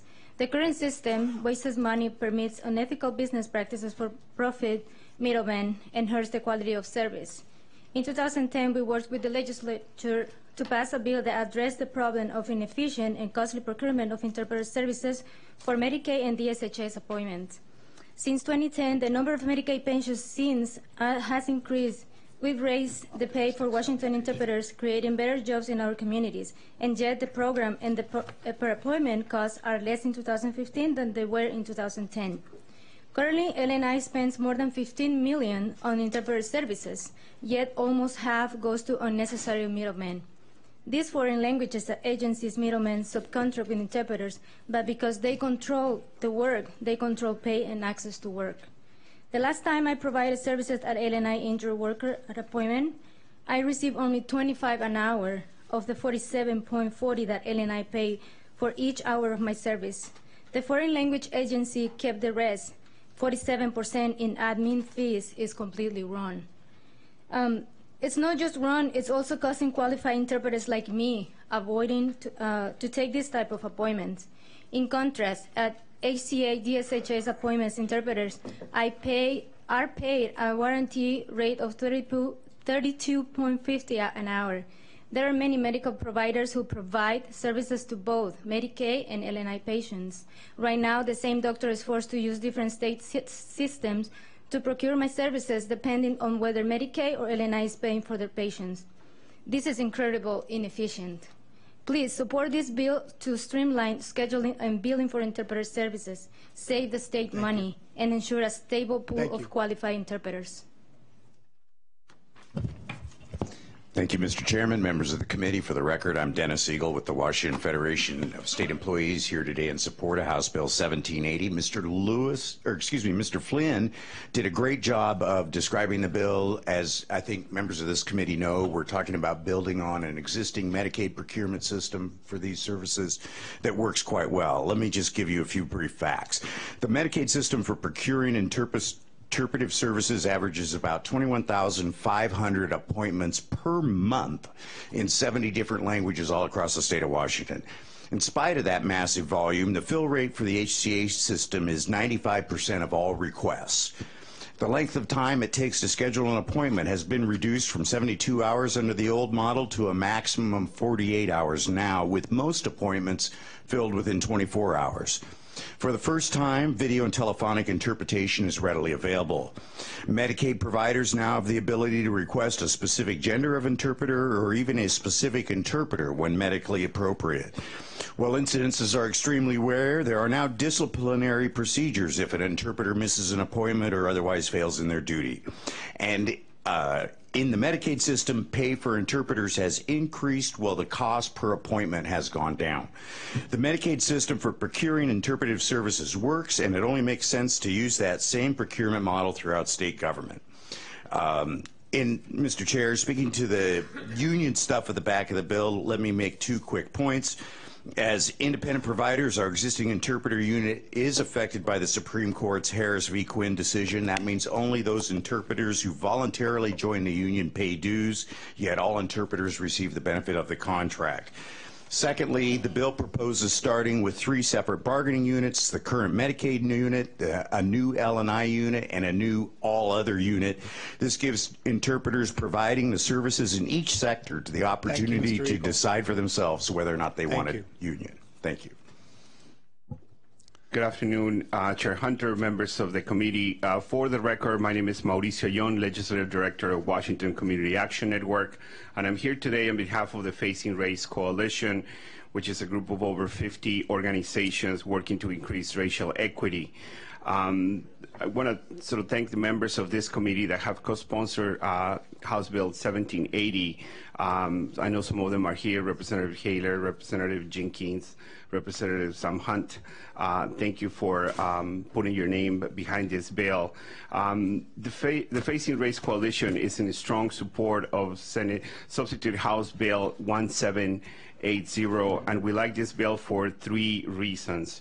Number one, people who will benefit from this small policy change are mostly people of color, and they support families through honest and hard work. And as a English as second language speaker, I can tell you that translating and interpreting is very hard work, and I know folks in the room that speak other languages would know that as well.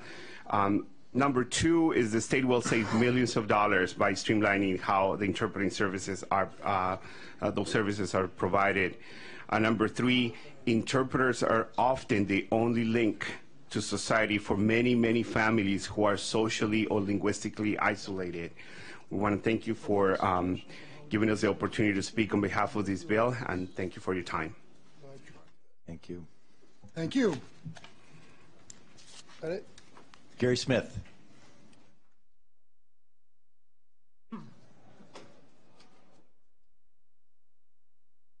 Thank you, Mr. Chairman, members of the committee. Gary Smith, Executive Director, Independent Business Association, and I'm here today to urge you to oppose House Bill 1780. It's not really explained in the fiscal note, but the state is setting itself up for a Section 6 civil rights violation because it's failing to provide access to public services for those that don't speak English, and that's a requirement. The staff also mentioned that's part of state law. You all received a copy of a letter last year of the problems with the current system. It's not working well. Contrary to the previous speaker, the fill rates, I'm told by providers, are about 1 in 5 non-fill, 20% non-fill rates. And that makes a huge problem for the providers. They schedule an interpreter, they schedule an appointment with the patient. Interpreter doesn't show up, they basically have to start all over, so does the patient. The current system has failed in the sign language element of interpreting. It just doesn't work. They don't function at all. There's concerns about quality. We have not seen the restitution to resolve the quality issue. There are concerns about the best fit, getting the right interpreter in the right situation. There are really no background checks for the interpreters that come. Some of the providers are saying, we're getting people in here that we really don't want in our facilities. The bottom line of this piece of legislation is it's effectively a blank check. You've got a fiscal note that says the costs are indeterminate. They don't know what it's going to cost. And this is not a bill we encourage you to move forward. Thank you. Thank you. Out of closed testimony on 1780. We'll now take up 1967, directing the Healthcare Authority to apply for federal waivers concerning healthcare coverage. Mr. Chair, members of the committee, Eric Cornelier, staff to the committee, with Ms. Alexa Silver from Healthcare and Wellness. She'll talk about the original bill. Thank you. By way of background, federal law authorizes states to seek waivers from certain provisions of the Affordable Care Act and Medicaid requirements. For the Affordable Care Act waivers, beginning in 2017, federal agencies can grant a waiver if the state plan will provide coverage that's at least as comprehensive and affordable to a comparable number of people without increasing the federal deficit. The other item of background information I wanted to provide is that employer health care arrangements include arrangements like when an employer reimburses their employees for purchasing policies in the individual market. Federal agencies have found that those types of arrangements are group health plans subject to the Affordable Care Act, and they may not be integrated with individual policies to satisfy the market reforms. House Bill 1967 directs the Healthcare Authority to apply to the federal government for a waiver by January 1st of next year to do two things. First, to permit employers to integrate employer health care arrangements with individual market policies. And second, to authorize alternative structures for Medicaid eligibility, payment, and plan design to tailor the program to the needs of Washington residents. The Healthcare Authority is required to provide a process for public notice and comment, and upon request to provide status updates to the Joint Select Committee on Healthcare Oversight. And if a waiver is granted, the Healthcare Authority is required to notify the legislature and the governor. A fiscal note on page 6. Healthcare Authority, or HCA, indicates that it would need 4 FTEs for the waiver development process from July to December of this year before it submits the application. Then it requests 5 FTEs to support the waiver approval process through the year 2016. and also $3 million for actuarial, consultative, and legal services to support those efforts. The total cost is $1.9 million general fund state and general fund federal for a total of $3.9 million. And the overall fiscal impact of the bill is indeterminate because it depends on what the details of the waiver are.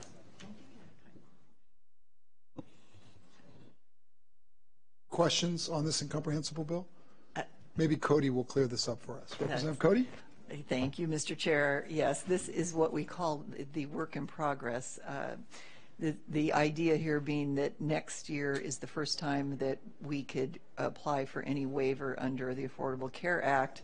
So this is simply a bill to get a conversation started.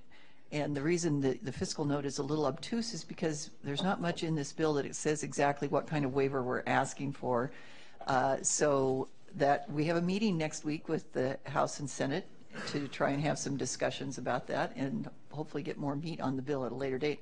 But I would say that it's totally a work in progress. And I think you got somebody from the Healthcare Authority that'll talk about the fiscal issue. Yes, Okay. we do, Mr. Chair. Jenny Hamilton. Public testimony then. Jenny Hamilton.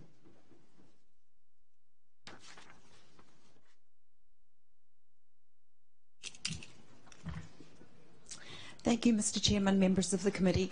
I just want to, I'm Jenny Hamilton from the Healthcare Authority. I just want to acknowledge that what Representative Cody said is exactly the way that we see this, that there's a lot more work in progress for us to understand the full scope of the bill, and what we've committed to Representative Cody is to have further conversations and adjust the fiscal note accordingly once we have more details.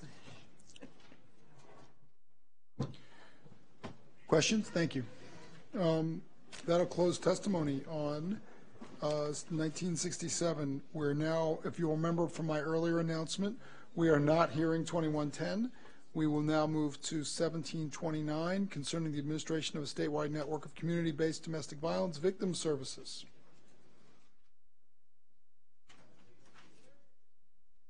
Mulholland?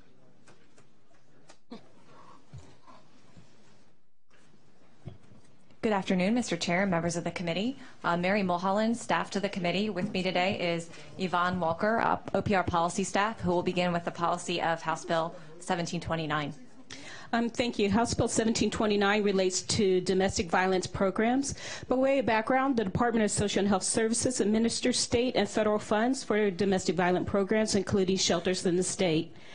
Now, anytime a person files a petition for a dissolution of marriage, the statute requires that the county clerks collect an initial $110 fee from the petitioner, plus an additional $30. $24 out of that $30 must be transmitted to the state for deposit in the domestic violence prevention account. The remaining $6 is retained by the county, collecting the fee for the purpose of funding community-based services for victims of domestic violence within that county. Under House Bill 1729, if the remaining $6 has not been allocated for DV services in that county within 6 months, then that money must be transmitted to the state for deposit in the domestic violence prevention account.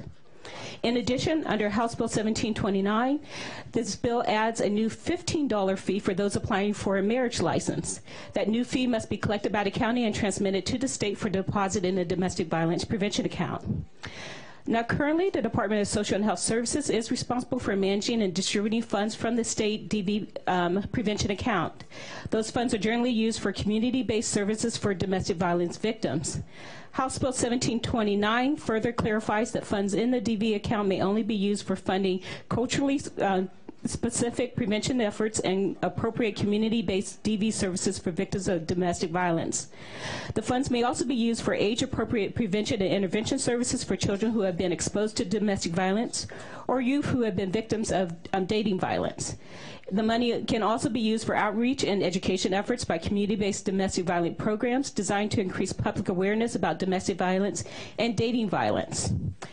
The bill also clarifies that the Department of Social and Health Services must work in consultation with relevant state entities and individuals and a domestic violence coalition to develop a plan for delivering domestic violence services and access to emergency shelters across the state, as well as establish minimum standards for such programs by that receive state funding.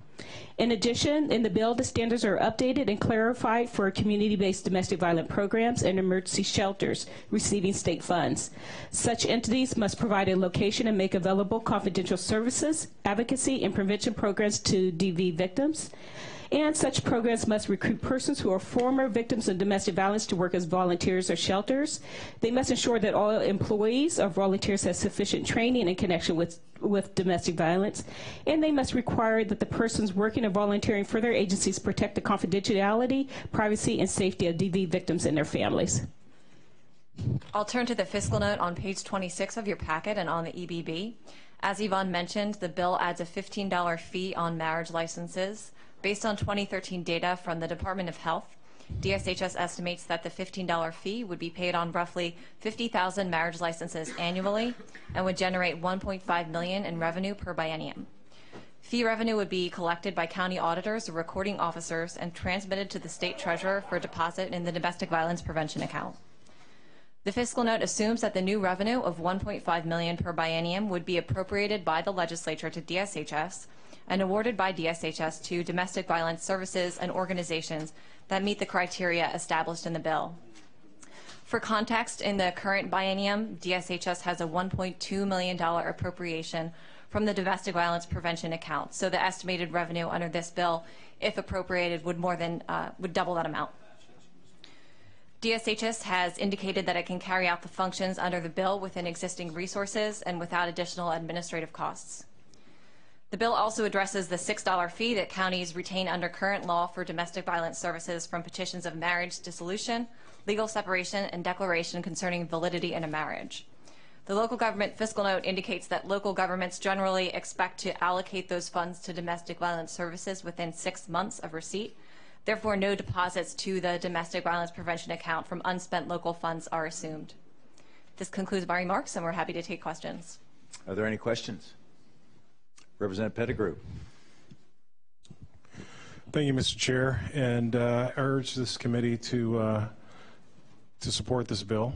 This is an opportunity for us to prevent domestic violence before it happens. You know, when this last summer, the incident with Ray Rice and his fiance actually highlighted that our perceptions of where and how domestic violence happens maybe has changed. You know, it maybe, I know for me in the past, looked at situations where, you know, folks were poor, or, you know, there was alcohol, just purely alcoholism that was involved. And in reality, it is an issue that goes throughout different socioeconomic levels and races and all over our country, unfortunately. This is an opportunity through this legislation to create a fund that would support those programs that could prevent domestic violence, and which is extremely important to help educate folks on how to communicate and how to problem solve and how to troubleshoot with each other before resolving to violence of any kind. So with that, I look forward to hearing the testimony from the advocates and urge your support. Thank you. Thank you. Grace Wong and Pamela Ash signed in but did not indicate whether she wished to testify or not. You're certainly invited forward.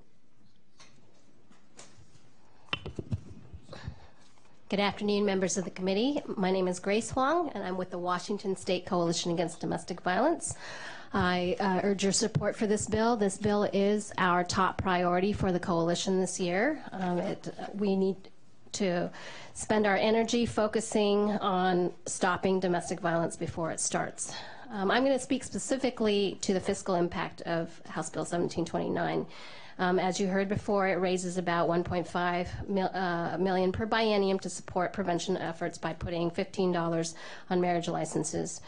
It would fund $1.5 million would fund approximately one FTE at about 18 to 20 programs, domestic violence programs, where we can do age-appropriate programming to work with young people to identify dating violence, domestic violence, to learn healthy relationship skills, possibly to work with little leagues, to develop programming in sports for young people to learn about healthy relationship skills and dealing with interacting with one another. In the long run, this funding will save money in hopefully averting the need for services on the other end and on the impact of domestic violence on our court system and with law enforcement.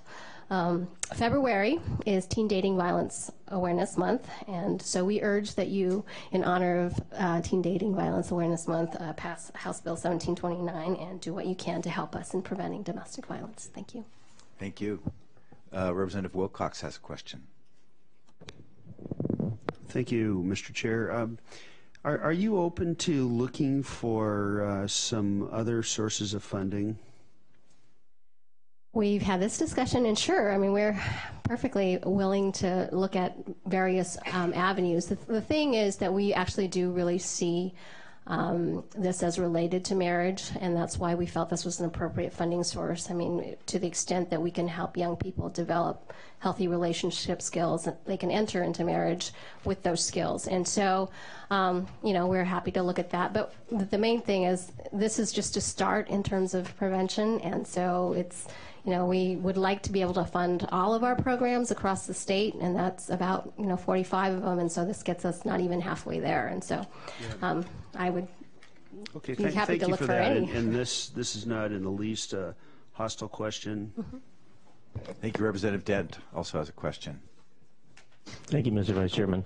How do you determine who has been traditionally underserved or unserved? Well, that is a program that already exists at DSHS that began after a very highly publicized case in the media where it involved somebody who was disabled, whose caregiver was committing domestic violence against her. That was the Linda David case in the late 90s. And so DSHS created a program to try to target resources for particular communities that might not access our traditional shelter systems. So that might be folks with disabilities, it might be folks that don't speak English. So we've had some programs that serve farm workers, for example, in central and eastern Washington. And but it's traditionally folks that might not view our domestic violence shelter and advocacy services as a place that they'd be wanting to go. Thank you very much. That concludes the public testimony on House Bill 1729. We'll now take up Substitute House Bill 1999.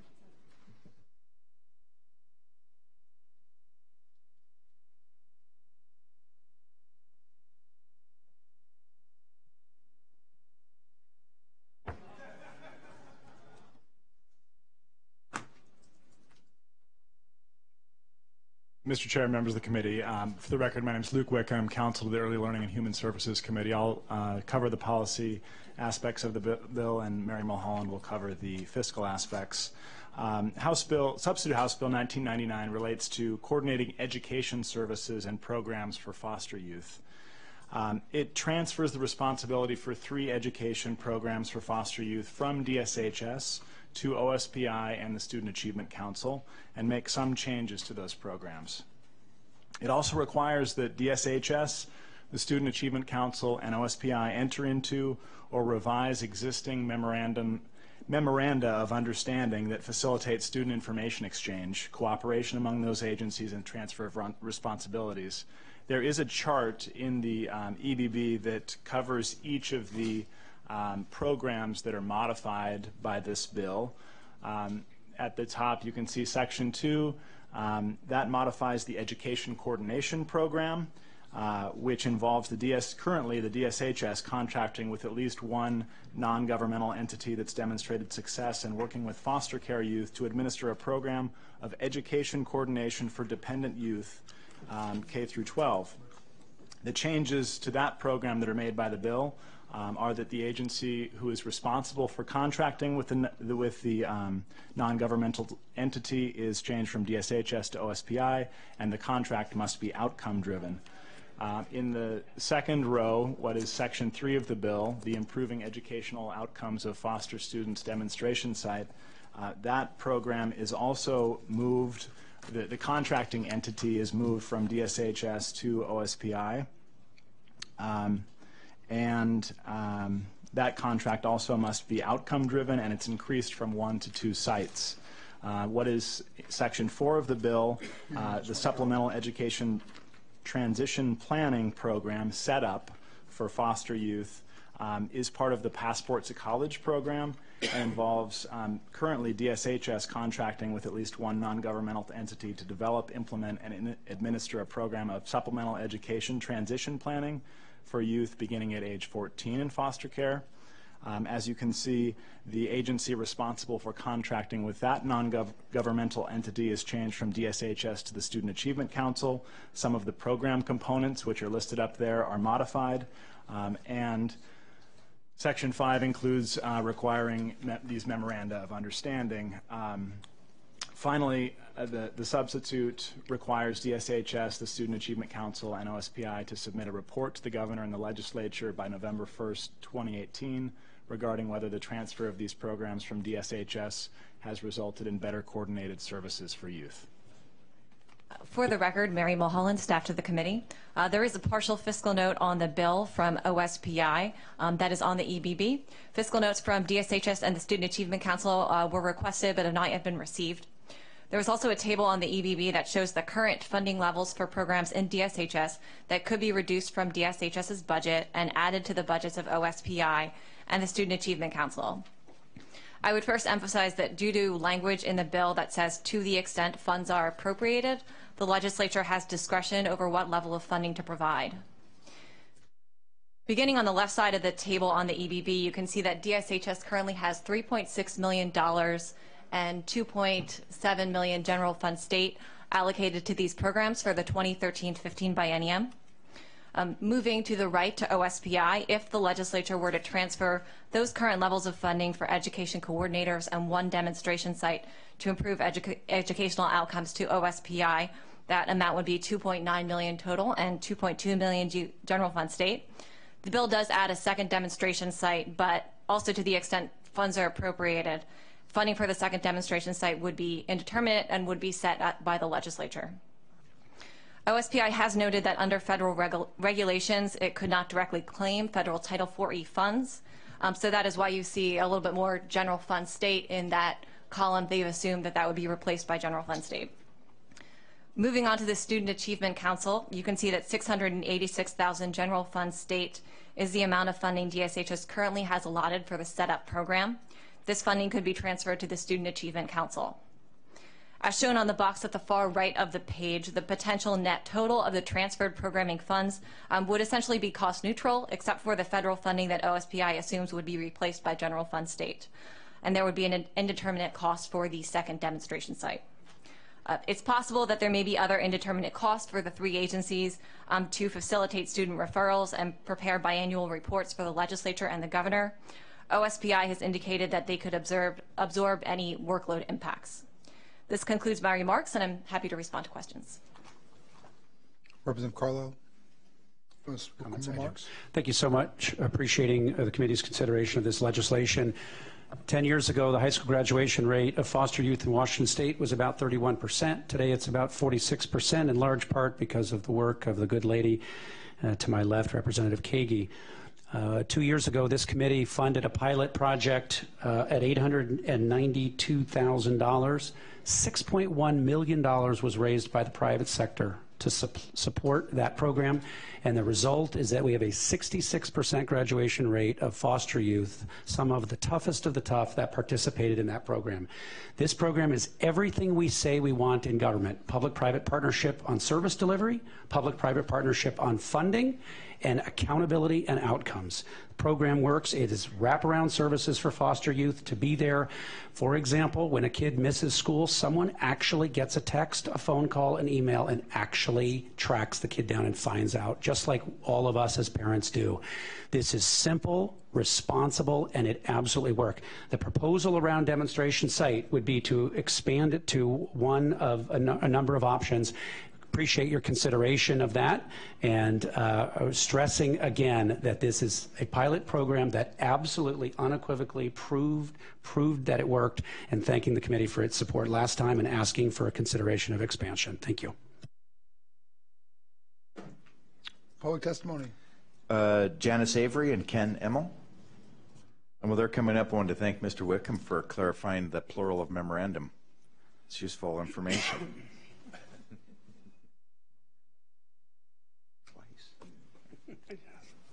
Thank you, Chairman Hunter and members of the committee.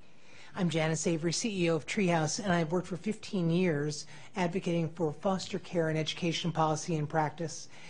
In the last 5 years, since WSIP really demonstrated that we were making not making incremental progress on graduation rates, we in the private sector shifted our responsibility to really own the problem, define an evidence-based model, implement it with great fidelity, align it with existing services in the community, particularly the Roadmap District in South King County, in order to provide an accountable service, as Representative Carlisle just mentioned. We're 3 years into implementation of this proactive educational model. We have every reason to believe that it will solve a problem forever for youth in foster care and potentially demonstrate other strategies that will help youth beyond foster care youth who are struggling in school.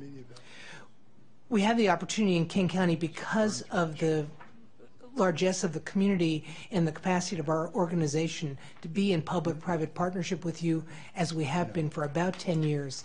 And that partnership continues to be tremendously productive in solving problems, finding solutions, helping state agencies and nonprofit agencies work together more effectively on behalf of the kids. The fiscal opportunities are from 90 to 350 youth in up to 5 school districts around the state. This is a completely scalable model, and so we just would respectfully ask you to consider adding some additional sites. Thank you. Good afternoon, Mr. Chair, members of the committee.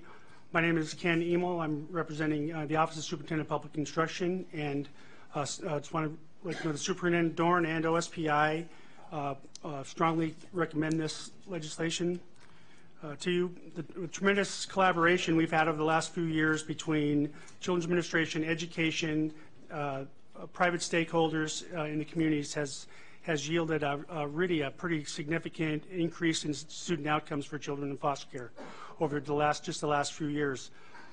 Superintendent Dorn supports expanding those efforts into the other sites, and we feel like it makes good sense to have the education of our children in foster care become more of a responsibility of our education entities, and for us to take on a larger role in implementation of that. So the attached fiscal note, I think, like you said, shows current sites, and then there's leaves options for second site to be determined based on the scope of your what you direct OSPI to implement. So thank you.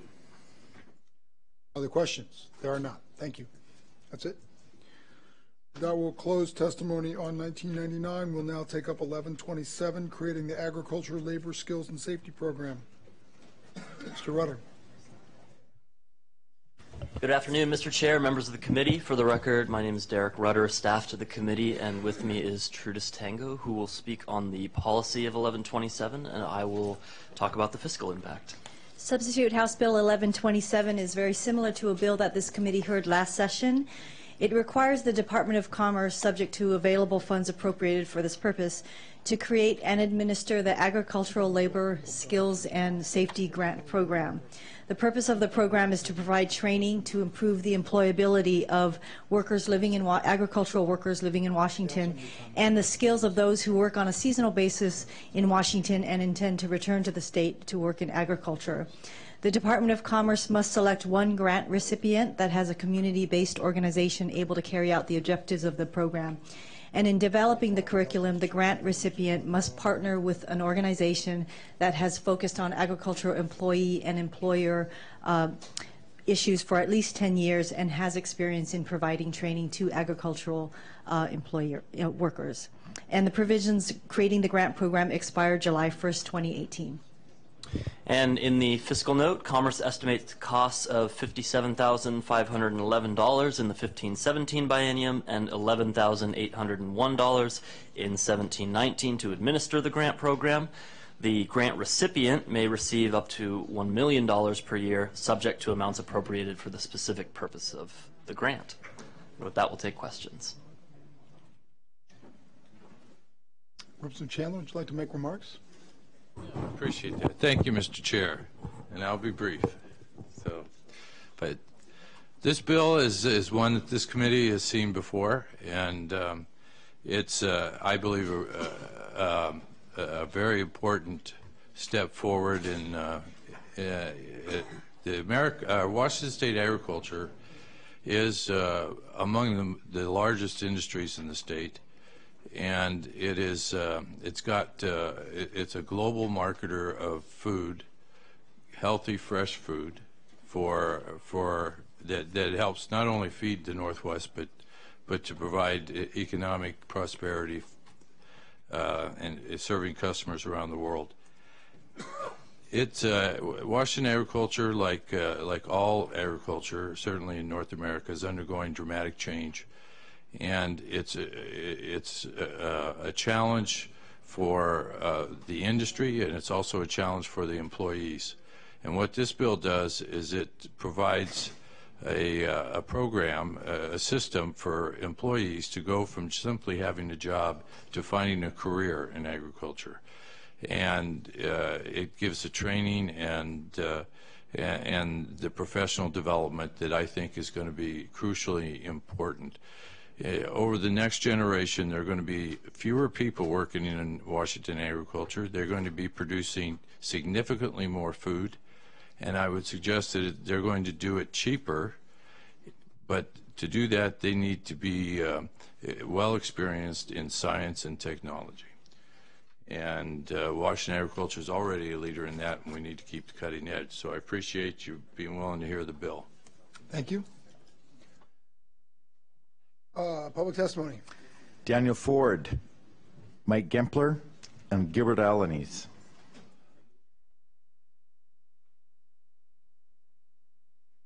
So was it Mosqueda that messed up two separate lines before she got her name right? No. Sorry, we're finding other things more entertaining as the day goes on. We can't be certain about that. We can't be certain about that. All right. Gentlemen. Thank you, Mr. Chair. Members of the committee. My name is Daniel Ford. I'm an attorney with Columbia Legal Services. We support the need for a farm worker skills and safety training program. The injury and fatality rate for Washington farm workers is too high. Serious hazards include ladder falls and tractor rollovers. There are limited funds for safety training, and we believe that these funds should be prioritized for U.S. workers employed in agriculture, as opposed to so-called H-2A guest workers who are in this country on a temporary basis. Domestic workers have a much stronger connection to Washington State and our agricultural economy. We appreciate the work that has been done to date to make it more responsive to farm workers. And we are working with others interested in this bill to try to make sure that the funding of up to $1 million goes first to U.S. workers in Washington and then to temporary guest workers only if it isn't needed for U.S. farm workers. Thank you. Good afternoon, Mr. Chair, members of the committee. My name is Mike Gempler. I'm Executive Director of the Washington Growers League. The Growers League is a private nonprofit trade association with offices in Yakima and Wenatchee that provides services and advocacy on behalf of agricultural employers. The Washington agricultural industry is large and diverse and employs about 160,000 people. Much of our workforce is comprised of immigrants with just a few years of formal education and limited English skills. These factors pose a particular challenge in training our workforce in the fast-changing technology, safety, and food safety schemes that our industry is dealing with. This proposed training grant program will create training opportunities in English, Spanish, and Mixteco to increase farm worker skills in equipment operation, which will allow farm workers to achieve employability in higher skilled, higher paying, longer lasting jobs. At the same time, employers will have an adequate pool of skilled and trained employees, which does not now exist. Ag employers currently find it very difficult to find qualified employees for equipment operation and more technical jobs, and this training grant program will address that shortage. Ag employers are also being hit with a dramatic increase in required food safety and safety procedures that has created a need for comprehensive training of the ag workforce in order to comply and maintain contracts and markets. We estimate that the training grant program at the proposed level of funding will train approximately 1,200 employees per year. We also anticipate that the program can be organized so as to charge employers for tuition to cover operational costs, thus leveraging the state money. The Growers League and the Labor Council have worked on language to give preference in the program to ag employees who live in Washington State while allowing for the dynamic nature of the Washington agricultural workforce. Thank you. Thank you. Your time. Mr. Chair, committee members, my name is Gilbert Alanis. I'm the director of the Northwest Community Center in Granger, Washington. I work for CMAR Clinics. On behalf of Phyllis Kenny and Rogelio Rojas, I'm here asking your support for this bill. I have life experience as a farm worker from Texas in the 60s and 70s. I've been working with migrant families for the last 20 years. This program is a needed program that would enhance their skills to be more productive in the agricultural industry, and also it would save lives and save people from getting injured on the job. So I hope that you can support this bill on behalf of the farm workers that we represent. Thank you. Thank you. That's it? That's it. That'll close testimony on 1127. Okay. We'll now take up 1519, simplifying and enforcing employee status under employment laws.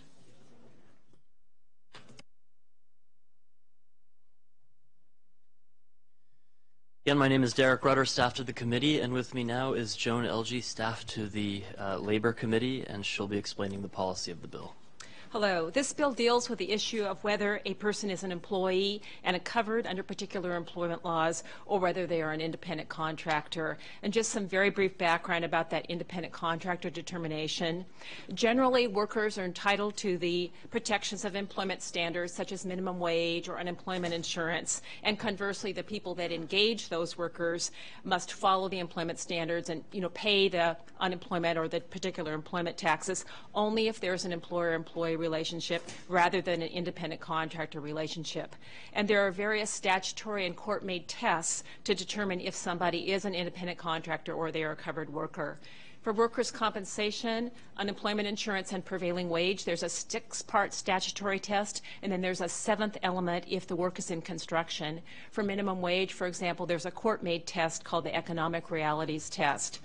And if an employer treats a covered worker as an independent contractor, the employer may be liable. So what this bill does 2 main things. The first thing it does is establish the Standalone Employee Fair Classification Act, which I'll refer to as EFCA, which prohibits misclassification of employees as independent contractors and creates remedies. And those prohibited actions include willfully misclassifying an employee as an independent contractor, or misclassifying means designating an employee as a non-employee, or requiring an employee to enter an agreement that results in misclassification. The EFCA then establishes 2 alternative independent contractor tests. The first test is a 3-part test, and the alternative test is a 10-part test, and all the elements of each of those tests must be met for a person to be an independent contractor.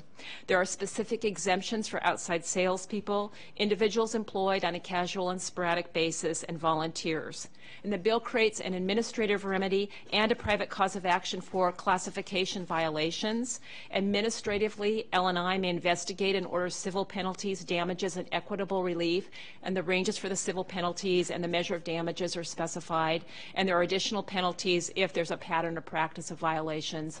And for the cause of action, both individual and class actions are authorized, and if a violation is found, the court would be required to order certain damages, which are specified in the bill, and may order other relief, and again, damages are greater if the employer engaged in a pattern of practice. There's a new account, the EFCA account, created in which these civil penalties are deposited, and monies in this appropriated account may be only for the purpose of enforcement of the EFCA. The second part of the bill is that those EFCA independent contractor tests I mentioned would replace existing tests in workers' compensation, unemployment insurance, minimum wage, prevailing wage, and some other wage laws. And I'll turn to Derek. The fiscal impact of House Bill 1519 is indeterminate. The courts do estimate an impacted judicial workload of more than zero, but no more than $50,000 per year. The Department of Labor and Industries identified an estimated one-time costs at $852,000 in the next biennium, presumably from dedicated L&I accounts for IT system updates, rulemaking, postage, and updating brochures. But as for the impact to the workers' compensation system, they were unable to provide an estimate. The department consulted with the Attorney General's office to determine whether the new independent contractor test created in the bill will result in more or fewer classified as independent contractors, which would, of course, affect workers' compensation claims costs. However, they state in the note that they received conflicting opinions, both from that office and from internal staff, so hence the indeterminate conclusion. There's a similarly indeterminate impact to the Employment Security Department, which receives referrals from L&I to help determine if a tax audit is needed. That department guesses this might increase the number of referrals, but does not provide an estimate of by how much. It's difficult to estimate from here. They also assume that there will not be an increase in the number of audits performed, even if referrals increase, but rather a reprioritization of the referrals. However, again, if the bill results in audits that in turn result in discovering more covered workers, there could be an indeterminate increase in the number of appeals and thus an impact to associated staff time. The ESD does not estimate, or excuse me, ESD does estimate an identifiable one-time cost of developing and delivering training for its tax staff around the new EFCA rules. And with that, we'll take questions. Representative Kandata. Thank you, Mr. Chairman. John, we've been down this road a few times. Can you tell me specifically in this particular bill what changes in the test? What's the current test, and what is it that changes in the determination of how you determine an individual contractor? So thinking of how to do that is in a simple way, because right now, for example, there's a 6 or 7 part test, and it would change to a 3-part or an alternative 10-part test. Oh. I'd be happy to walk through all that, or I could create a chart for you. Yes, would you do that? Yes. That'd be great. Thanks a lot. Are there any other questions? So if I could clarify, because I had that same question, Joan. So we have a 6 or 7 part test currently. It would be replaced by a 3-part test or a 10-part test. So this is not 7 plus 3 plus 10. This is a new system of either 3 or alternately 10. And the 7-part test is eliminated. Yes, although that's generally for workers' comp and unemployment insurance. In minimum wage, for example, you have the judicial tests, and it would replace that with a statutory test. Okay. Representative Kandata. Thank you, Mr. Chairman. I'm following on your question again. So what determines the difference between the 3 and the 10 part? What puts you in one box or the other? The person that's well, first of all, you start with the presumption that there's an employer-employee relationship, and then to show that that person is an independent contractor, meeting either of those tests would satisfy. Oh, it's either or. Mm-hmm. Yes. Okay. Thank you very much. And Representative Byes has a question. That answered my question. Thank you. Okay. Any other questions? Representative Hunt, G. Thank you, Mr. Chair. And my question would be how many tests does that make then between the various agencies to determine something like this that we'd be considering? So there would be then the alternative test. There would be a 3-part test or a 10-part test. Someone could qualify as an independent contractor under either. But it's not the same for Department of Revenue, Department of L&I. It would be the same for employment security for purposes of unemployment insurance and L&I for purposes of workers' comp, minimum wage, prevailing wage, and some other wage laws. It doesn't affect tests for purposes of taxes under Department of Revenue. Thank you. Thank you very much. Appreciate the walkthrough on that. We'll begin with a 4-person panel of Larry Shannon, Dan Ford, Neil Hartman, and Billy Wallace. And they will be followed by Mark Johnson.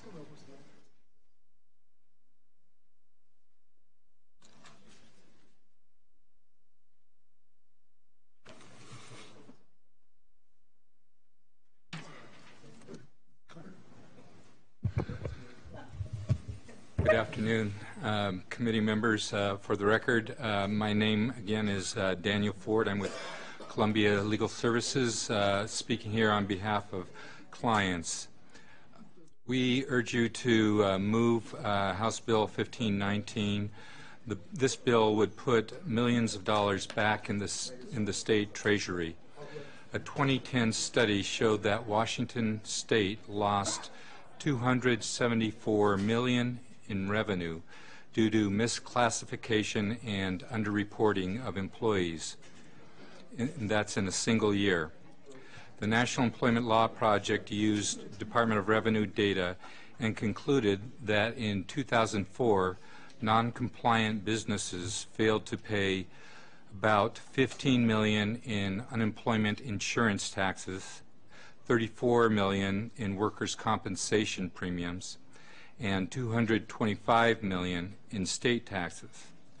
More recently, last year, 2014, state agencies assessed about $45 million in unpaid taxes, premiums, penalties, and interest for about 1,800 unregistered businesses.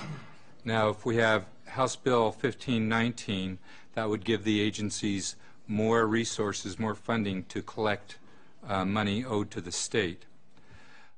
You heard about the fiscal note, but the Department of Revenue's policy is that it does not take into account a dynamic fiscal note that would reflect these kinds of savings to the state. But it's not hard to see that more businesses paying premiums and taxes means more money to the state.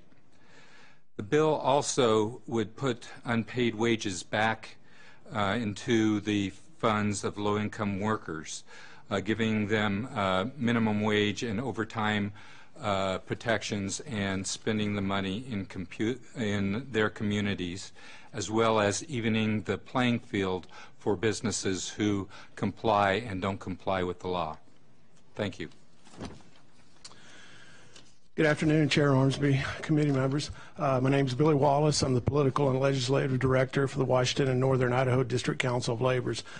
Neil Hartman couldn't be here today, so I'm going to read his testimony, and then I'll throw my 2 cents in at the end, if you don't mind, sir.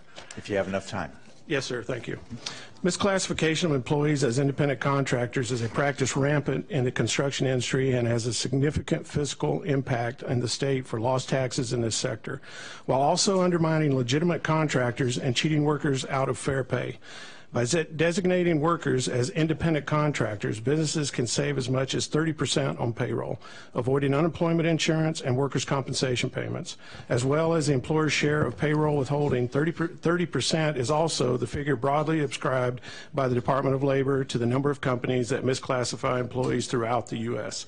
I ask that committee members recognize that House Bill 1519 will generate revenue for the state through fees and the recovery of the lost taxes, and that those revenues will far exceed the costs of implementation. This bill is about fairness to workers and companies paying what's owed. It's time for Washington to course correct and make it clear that cheating the system and our citizens does not pay. as a former prevailing wage investigator that was out there for 5 years, please pass this. Put some teeth in Washington State's laws so we can go out there and hit these people where they need to be hit, in their pocket. It's the only thing they understand. It's the only thing they understand. Right now, it's part of doing business for them. It's part of doing business. Please pass this. Thank you. Thank you. Thank you, and good afternoon, Mr. Vice Chair, members of the committee. For the record, my name is Larry Shannon, representing the Washington State Association for Justice, and happy to be here to speak in support of 1519, and I appreciate the opportunity. As a society, we have a very strong interest in promoting laws that add fairness to our economy for workers and for businesses alike, and creating a level playing field. We need to protect and reward those businesses, the vast majority of them in our state, who play by the rules, and we also need to ensure that workers who particularly today are at an unequal bargaining power have the protections they need to get the wages that they're entitled to. And of course, as a fiscal committee, you've worked very, very hard to make sure that we have and treat all classes of employers equally and as one, and we don't create unfair advantages for one segment versus another. And yet in this underground economy area and in this misclassification, this is one area where that is a gaping hole, and this bill is a big step in trying to address that problem. Every study done on this issue shows a tremendous level of abuse. Employment Security estimates that as many as 30% of the businesses they went out and studied and audited have a problem with misclassification. And L&I in their audits, which granted are going to be triggered by a problem, but has found over 74% of the businesses that they go to have a misclassification issue. As Mr. Ford mentioned, that's $270 million a year we are not collecting, and that cost is being borne by businesses who are playing by the rules, and it doesn't even include the monies that are not going to employees that they're entitled to. So I would just make, in addition to the comments you've already heard, 3 quick final notes. One, there's a bright line rule in this bill that brings predictability, and this discussion about the different tests that exist in different areas are made more uniform by this bill. So it actually increases predictability, and 37 other states have something basically along these lines. The point of injury for a worker who is cheated out of the wages they're entitled to is also very, very important, not just for that worker, not just for the reasons stated by the gentleman to my right, but also because it serves as an incentive to not engage in the conduct in the first place. And finally, you know, the state of New York, I know your fiscal note could not capture this, but the state of New York estimates that when they passed a similar law to this, they collected over $427 million projected in additional taxes just from this. And by the way, because of their workers' comp system, that did not include workers' comp. Representative Bice has a question. Thank you, Mr. Chair. So this is the third time we've seen this type of language, and as an independent contractor, we've approached you guys every time saying, hey, we're willing to work with you. You guys have refused to work with us. And so I'm asking, what is different in this language from the independent stuff that we've been trying to fix? And so then what would it make it look like for if an independent contractor wants to work with another contractor for a week, say setting trusses and sheeting the roof? What would that, under this language, look like? Well, I think the first answer, of course, is, I mean, I hate to put it this way, Representative, but it depends. It's a question of the test. But the example that you just talked about, where clearly you're maintaining separate businesses, separate books, and you're working together, that would retain an independence, and there would not be, at least the way you described it to me, I would not see any possibility that there's an employer-employee relationship. I have not been involved, I will admit, in discussions that you may have been engaged in previously. I'd be happy to talk to you offline about some of those ideas. Thank you very much. I'd like to invite up Gary Smith and Mark Johnson.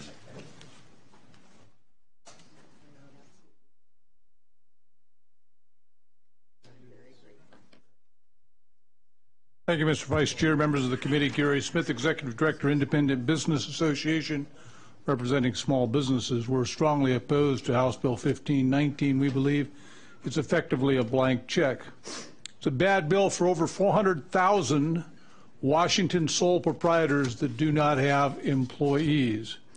It's a bad bill for citizens who often hire independent contractors.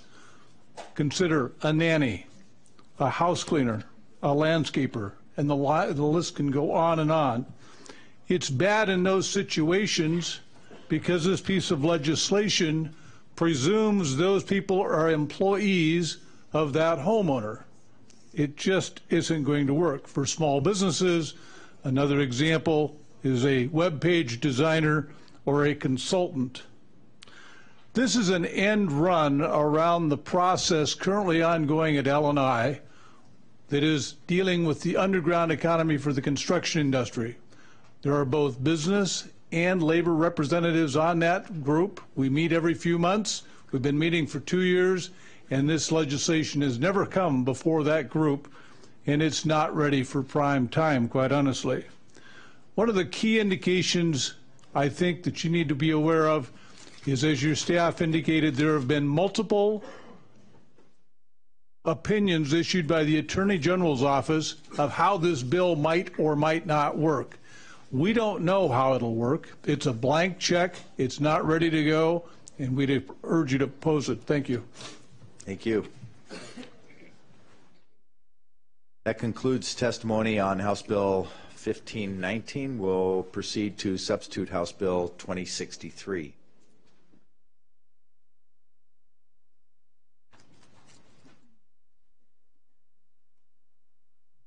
Hello again, Derek Rudder, staff to the committee. With me is Luke Wickham, who will explain the policy of 2063. Oh, go ahead. Thank you, Mr. Chair, members of the committee. Luke Wickham, counsel of the Early Learning and Human Services Committee. And Mr. Chair, there is a substitute that passed out of the Early Learning Committee, and there's also a proposed second substitute. And I can brief both of those substitutes, both the proposed. Okay, I'll brief this proposed second substitute. Thank you, Mr. Chair. So the most recent substitute. I will. Yes. The proposed second substitute to House Bill 2063 relates to a savings program for individuals with disabilities. By way of brief background, the Achieving a Better Life Experience, or ABLE Act, was signed into law 2 months ago in December. This federal law amends the Internal Revenue Code to exempt from taxation qualified ABLE savings programs established by states. Individuals are able to invest up to $14,000 per year in these accounts. Withdrawals will not be taxed so long as the money is spent on qualified expenses. Investments up to $100,000 in these accounts will be disregarded as assets for purposes of federal means-tested programs such as Medicaid or SSI. The substitute that passed out of committee established a program that would be run by the Department of Commerce. The proposed second substitute that is before the committee now, sponsored by Representative Kagi, would replace the creation of this program with the requirement that the State Treasurer's Office convene an ABLE program design work group. That work group would include representatives from the Department of Commerce, the State Investment Board, the Washington Advanced College Tuition Payment Program, the GET program, the DSHS, the Developmental Disability Endowment Board, and members of the disability community. The work group must provide a detailed report to the governor and legislature by November 1st, 2015 that includes specific recommendations regarding the program implementation. And the proposed second substitute eliminates just about all of the impact that's indicated in the fiscal note in front of you, which is to the original House bill that actually created the program. The costs that would be incurred under the second substitute are to the agencies involved in the work group, and this would be in staff time to attend meetings and prepare the required report. And these impacts are expected to be non-zero, but low. The work of the work group will be done between July and November of this year. So with that, I think we'll take questions. Are there any questions? Thank you. Representative Kilduff?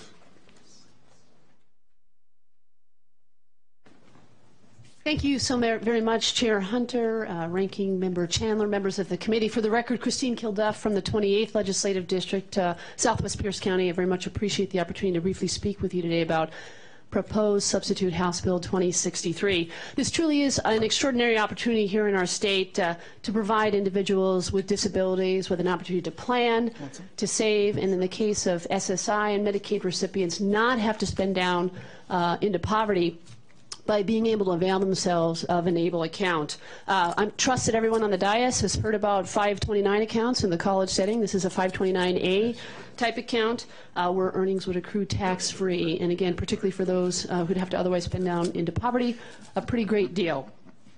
This is also complementary to the Developmental Disability Endowment Trust Fund that is administered in our state. It's not anything that sort of poaches any individual from that route. It's another available option for families.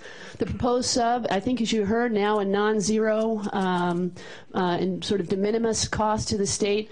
And essentially it just takes a step back and allows, under the leadership of a designated convening agency currently named a state treasurer, to take a look at the landscape, get the agency players together, put a plan, an implementation plan in place, so while federal regulations, are being finalized, we can get the ball rolling here in Washington State.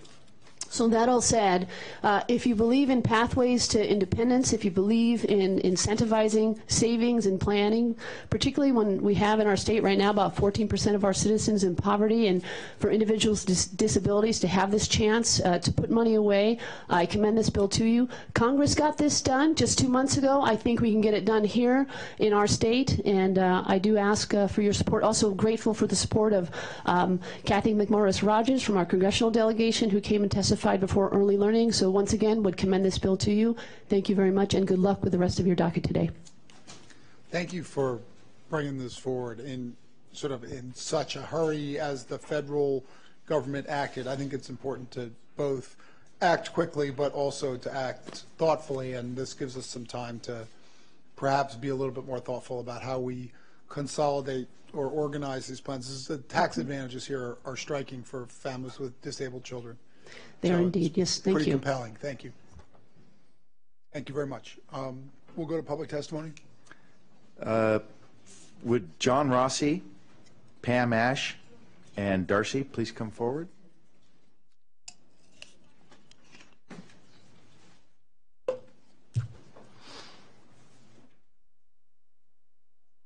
Darcy's hiding. Okay. Okay. Okay. We're happy to have our 2 minutes back. Thank you. Whichever. Good afternoon. My name is John Rossi. I'm a parent of a disabled child in the 23rd District, and I support 2063. I've been watching testimony, and there seems to be a lot of support about it. And I thought I would give another perspective that I haven't heard yet. So I want you to imagine that when my daughter was 3 years old and was diagnosed with a disability that she wouldn't recover from, how it felt for me to tell my mother and father-in-law that I didn't want their money in a college fund for her, because my daughter was and was perhaps going to receive benefits through Medicaid and Social Security disability. In fact, I told my father-in-law, just don't tell me if you're going to put any money aside for her. She's 16 now, and by all indications, she's going to go to college. And not only is this a bill for people with a disability to put aside money, but so can all those grandparents and aunts and uncles. And it's not just for education, it's for needs of transportation or medicine. Prior to this, it feels discriminatory, like we weren't expected that these children could be educated or that they would be destined for poverty.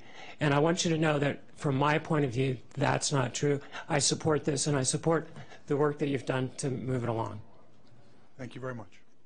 Hi, my name is Lynn Tucker. I wasn't on the roster to sign up to testify, but now that the second substitute, I think, was added, I really wanted to share with you my concerns with delaying what is needed now, what has been needed for years. My daughter, too, approached 18 and qualified for SSI, and we can't give her $25 for groceries.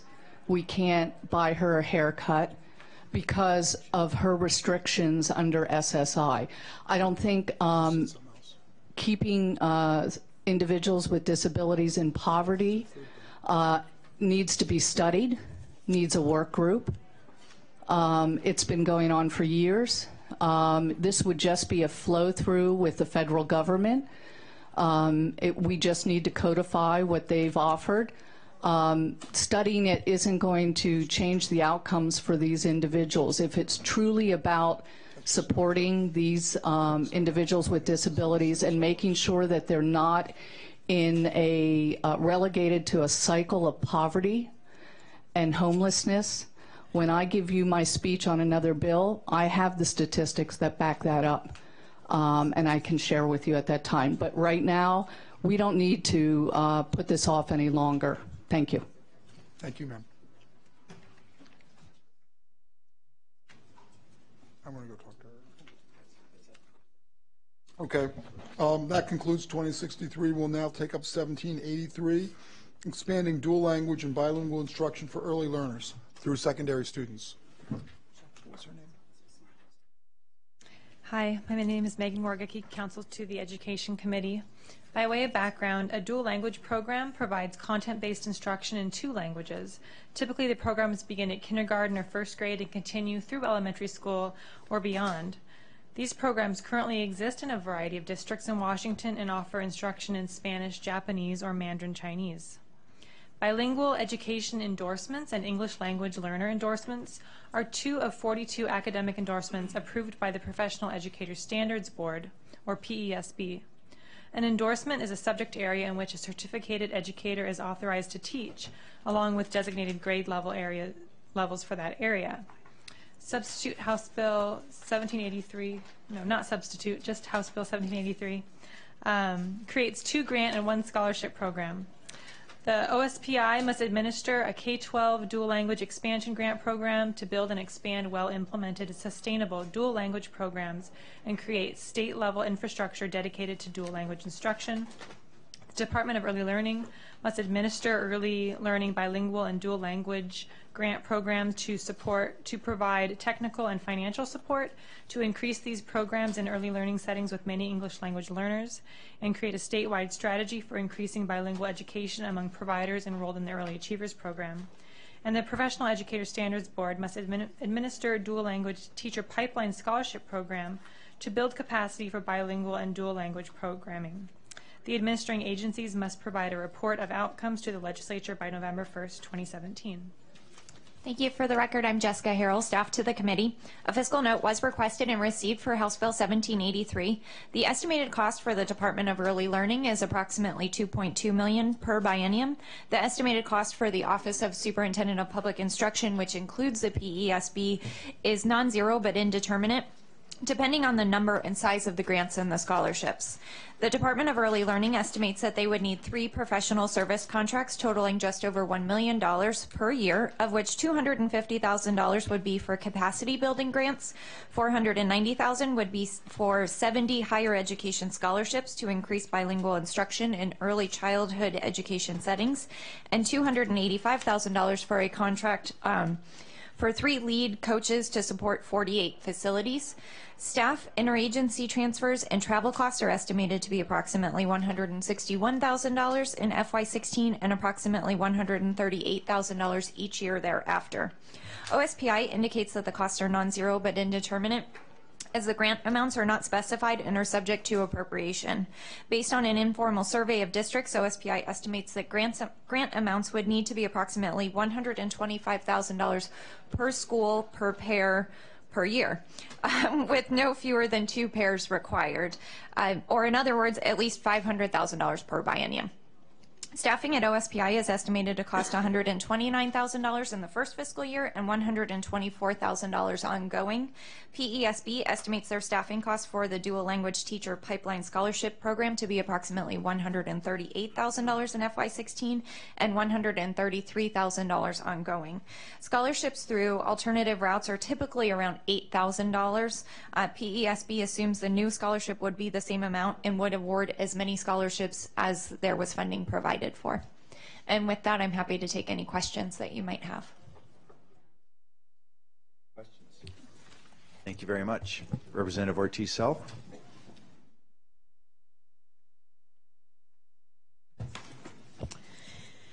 Thank you very much, members of the committee, Vice Chair. For the record, my name is Representative Lillian Ortiz-Self. I'm with the 21st Legislative District.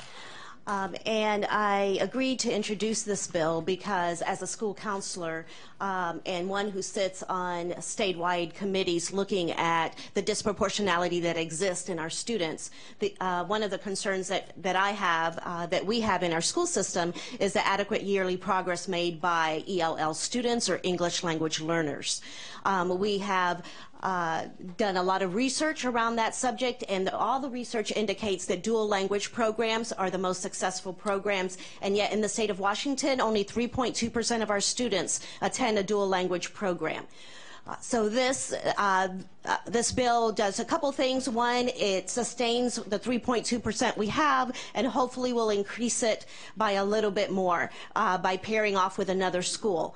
Secondly, it will help us to continue to increase our teachers' capacity to become bilingual and teach in dual language programs, which there is a shortage of.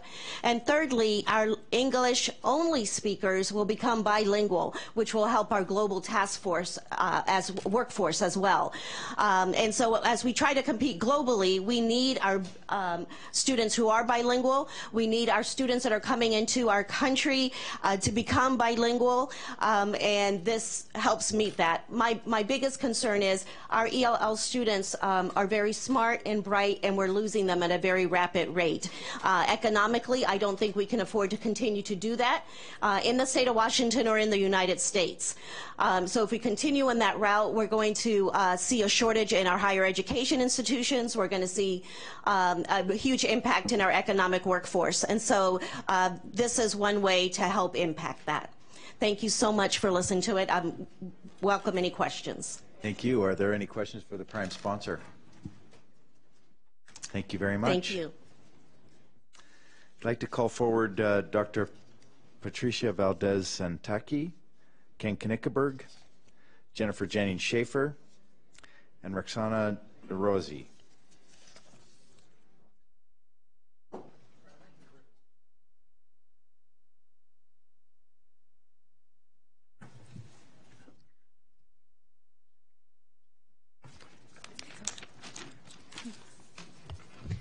Good afternoon, Mr. Chair and members of the committee. For the record, my name is Jennifer Jennings Schaefer. I'm here today representing the Children's Alliance and the Early Learning Action Alliance and testifying in favor of House Bill 1783. Our kindergartners today are far more diverse than ever before, and estimates predict that by 2025, 1 in 4 will be English language learners. Increasing the capacity of our early learning system to build bilingual skills through language immersion instruction is a smart investment and a strategy proven to help close the opportunity gap for English language learners. This is a straightforward bill which makes strategic investments which leverage work already happening. It builds on the existing coaching model within early achievers to support our bilingual providers to increase their instructional skills. This bill also emphasizes that investments in K-12 must be met with additional investments in early learning. Aligning programs and practices builds a bridge across our early learning and K-12 systems, which will help to maximize our education investments. We must ensure that English language learners are able to reap the benefits of high-quality early learning. This bill will help to ensure that these children are not left behind in our early learning system and will significantly increase the benefits of our current system for these communities. Thank you.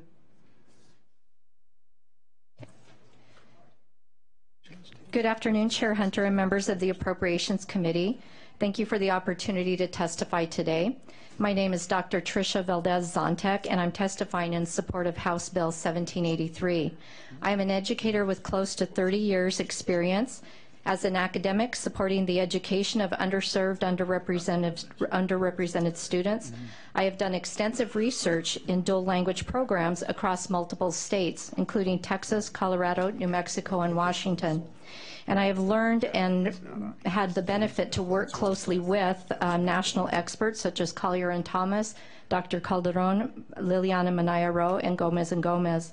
These are some dual language experts across our country. In addition to extensive research, I have been involved in the implementation, evaluation, and professional development of dual language programs, including supporting Washington districts, both in urban and rural settings. These include Wenatchee, Yakima, Highline, Kent, and Bellevue. And they've been in various stages of program implementation and evaluation. So why should you support this dual language bill? It really is a return on your investment. The bill proves a small investment with a huge long-term benefit. The long-term impact for students and communities. Our K-12 schools are already required to provide English language learners access to the same age and grade level content subject matter as their native English peers, while simultaneously developing mastery of the English language. Dual language is the best investment model to accomplish this task. The bill also supports building a biliterate teacher pipeline. This investment will provide much needed support for existing dual language programs as well as to districts desiring to put this high quality, high outcome program in place. The lack of bilingual, biliterate teachers is one of the largest factors limiting dual language program implementation in the state of Washington. Finally, after the initial setup, dual language programs have proven to be the highest academic effective program. Thank you. Good afternoon, Chair Hunter and members of the Appropriations Committee. For the record, my name is Roxana Neruzzi, and I'm here today testifying on behalf of One America and our members in strong support of House Bill 1783. Thank you for the opportunity to testify today. As my colleagues have so clearly stated, dual language programs teach students in English and a target language and are the most effective programs. And the most effective programs, called two-way dual language programs, are composed of 50% English language learners and 50% native English speakers. Research tells us that dual language programs are the most effective, evidence-based strategies for improving education outcomes for English language learners and closing our broadening opportunity gap. However, only a little more than 3% of our current instruction for ELLs in Washington uses the dual language model. We need to expand this number if we hope to increase student achievement among ELLs, a student population which will be 1 in 4 by 2025. House Bill 1783 would do this with a comprehensive cradle-to-career approach that makes strategic investments in early learning, K-12, and in a bilingual teacher pipeline, with the bilingual teacher pipeline workforce to meet the needs of our increasingly diverse classrooms. House Bill 1783 also makes sound financial sense. In the 2012-2013 school year, only 50% of our ELL students graduated from high school on time. Boosting student achievement through evidence-based strategies to close the opportunity gap will increase graduation rates, enrollment in higher education, and ensure that we have a bilingual workforce to meet the demands of our global trade-dependent economy. I would add that in addition to the benefits for ELLs, native English speakers also benefit and outperform their monolingual peers in a number of cognitive and academic metrics. There's one component of the fiscal note that we do disagree with, and that is the Department of Early Learning specifically, which includes $840,000 in scholarships under the Personal Contract Services to help early learning providers get their bachelor's degree. This scholarship fund is not referenced in the bill and seems duplicative since Section 3 of the bill already creates a scholarship fund through PESB's Alternative Routes program. Thank you. Thank you. So we have a question from Representative Wilcox. Thank you, Mr. Chair. My question is, of current teachers, do we know what percentage of them are capable of teaching a bilingual class now, and maybe at the different levels? And also, do we have any indication that there's a pool of teachers interested in embracing that if there's an opportunity? In my experience working with Washington schools implementing or considering dual language programs, it's the shortage of the bilingual, biliterate teacher qualification. However, we do have a large number of teachers that possess bilingual capabilities. They would just need additional training to beef up the academic side of their linguistic capability that they already possess. Mr. Knickberg, do we actually have data on that? Do you know? I noticed that you pushed the microphone away, assuming that you didn't want to answer that question, but... You had this panel of experts here, and then you have me. So I actually do not know that, but we can see what we do know in our ELL, our bilingual program staff. We do know the number of ELL endorsed teachers that we have, and I don't know the percentage off the top of my head, but we can get that to the committee. My guess is it's small. It's small, and we know that under 10% of our teacher workforce are teachers of color. Again, that doesn't answer the bilingual pipeline, but it does answer the question of how our teacher demographics reflect our changing student demographic. Okay. Yep, sure. Representative Wilcox? Thank you. Just follow up to the statement that you just made. Are we aware? Are there particular barriers in teaching to having more teachers of color that we can address as part of this? Tricia, would you like to? I think being able to teach in a dual language program would actually attract more teachers of color to go into public education. Because they would see that they have an asset and that asset is valued by the public school system, and they can share that asset with the kids to help them be proud of their heritage language and also help Native English speaking students acquire a second language, which also enables them to be better global participants in our economy. We also have a number of bilingual individuals who are currently staff in school district, like paraprofessionals, that really need these scholarship programs and these pathways. Often these paraprofessionals have bachelor's degrees from their home countries and other experience, but because of the barriers in cost and also in the time that it takes to actually go through a teacher training program, they don't have the same opportunities. And so the alternate routes program does build these pathways and give opportunities to bilingual individuals to really move through these programs and also have the support of a cohort model that they need to obtain their degrees. I'm not sure it works, but okay, thank you. Very quickly. Oh. Go ahead. Good afternoon, Chair Hunter, members of the committee. For the record, I'm Ken Knickberg, representing State Superintendent of Public Instruction, Randy Dorn. The State Superintendent certainly does support the policy embedded in this bill. He believes that dual language learning opportunities for eligible English language learners is a good policy. The evidence certainly seems to bear that out. It seems that we should be on a road, though, that makes this their basic educational opportunity for those kinds of learners, as opposed to a grant program. You've also heard the superintendent on numerous occasions saying that he believes the first policy priority should be to fund the basic education statutes you currently have in place. Thank you. Thank you very much. That. Which one was that? 73.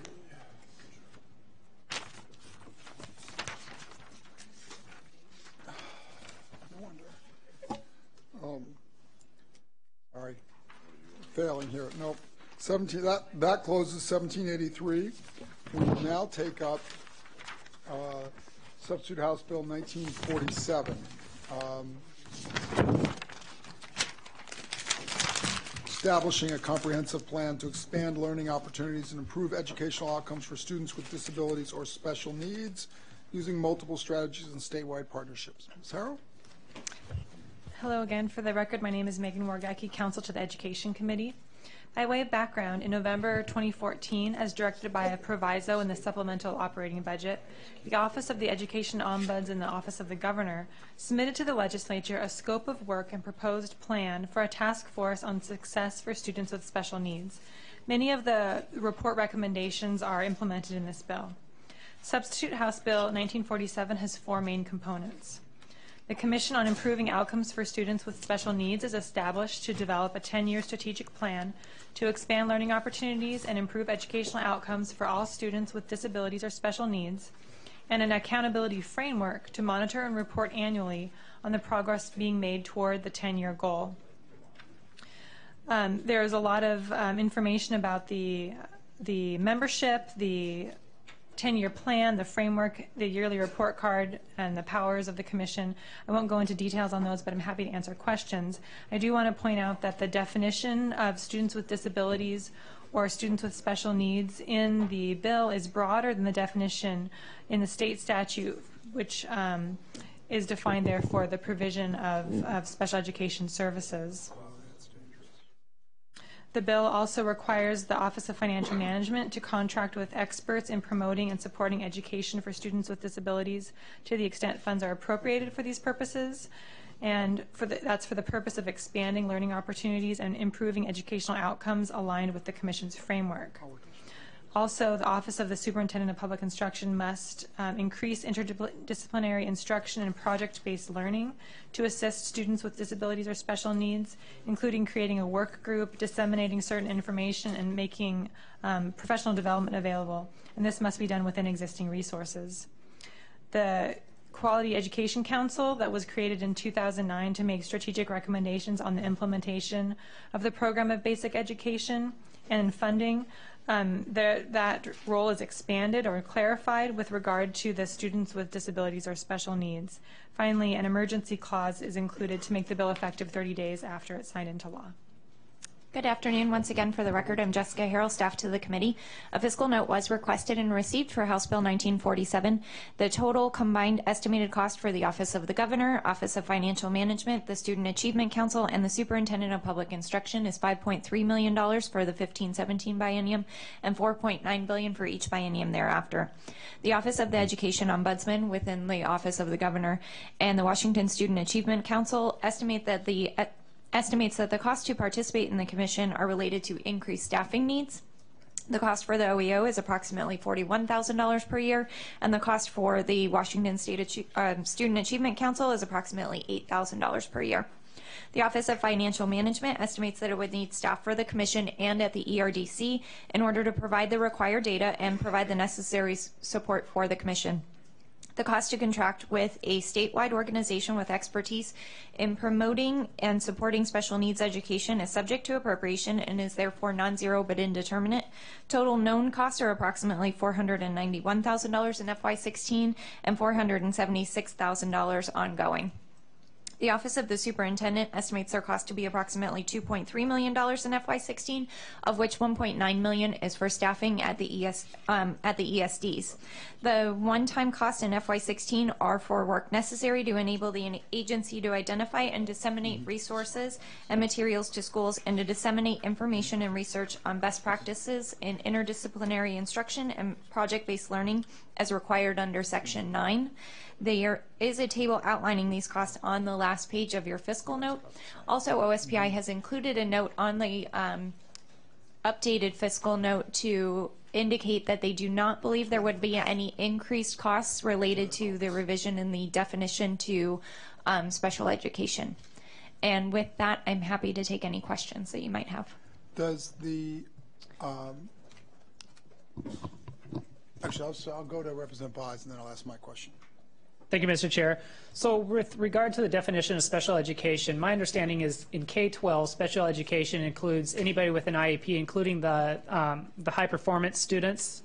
Is that true about this, or is this just the developmentally disabled and not high-performance students as well? Those students are also included in this definition of special education students, or students with disabilities, excuse me. Okay. Thank you. I would add to that the group of students that this captures increases the total special education group by about 50% or 52,000 students. So, and I believe that's why OSPI offered the clarification at the end of the fiscal note. So it would be 5% of the state school student population.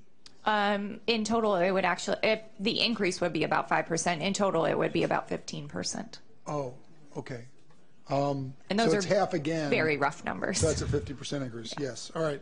The question I had was, you mentioned that the OSPI was instructed to do their work within existing resources. I assume that the fiscal note ignores that and tells us what the actual cost of that activity would be. That is correct. Okay, thank you. So that's how we do fiscal notes. Just wanted to be clear. Okay, are there other questions for staff? Thank you. Representative Paulette?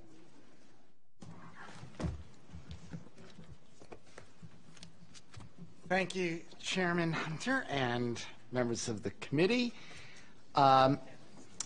Let's begin with the fact that the Federal Department of Education has formally found that the state of Washington is in, quote, need of assistance, unquote, to meet the new federal results-driven outcome criteria for special education.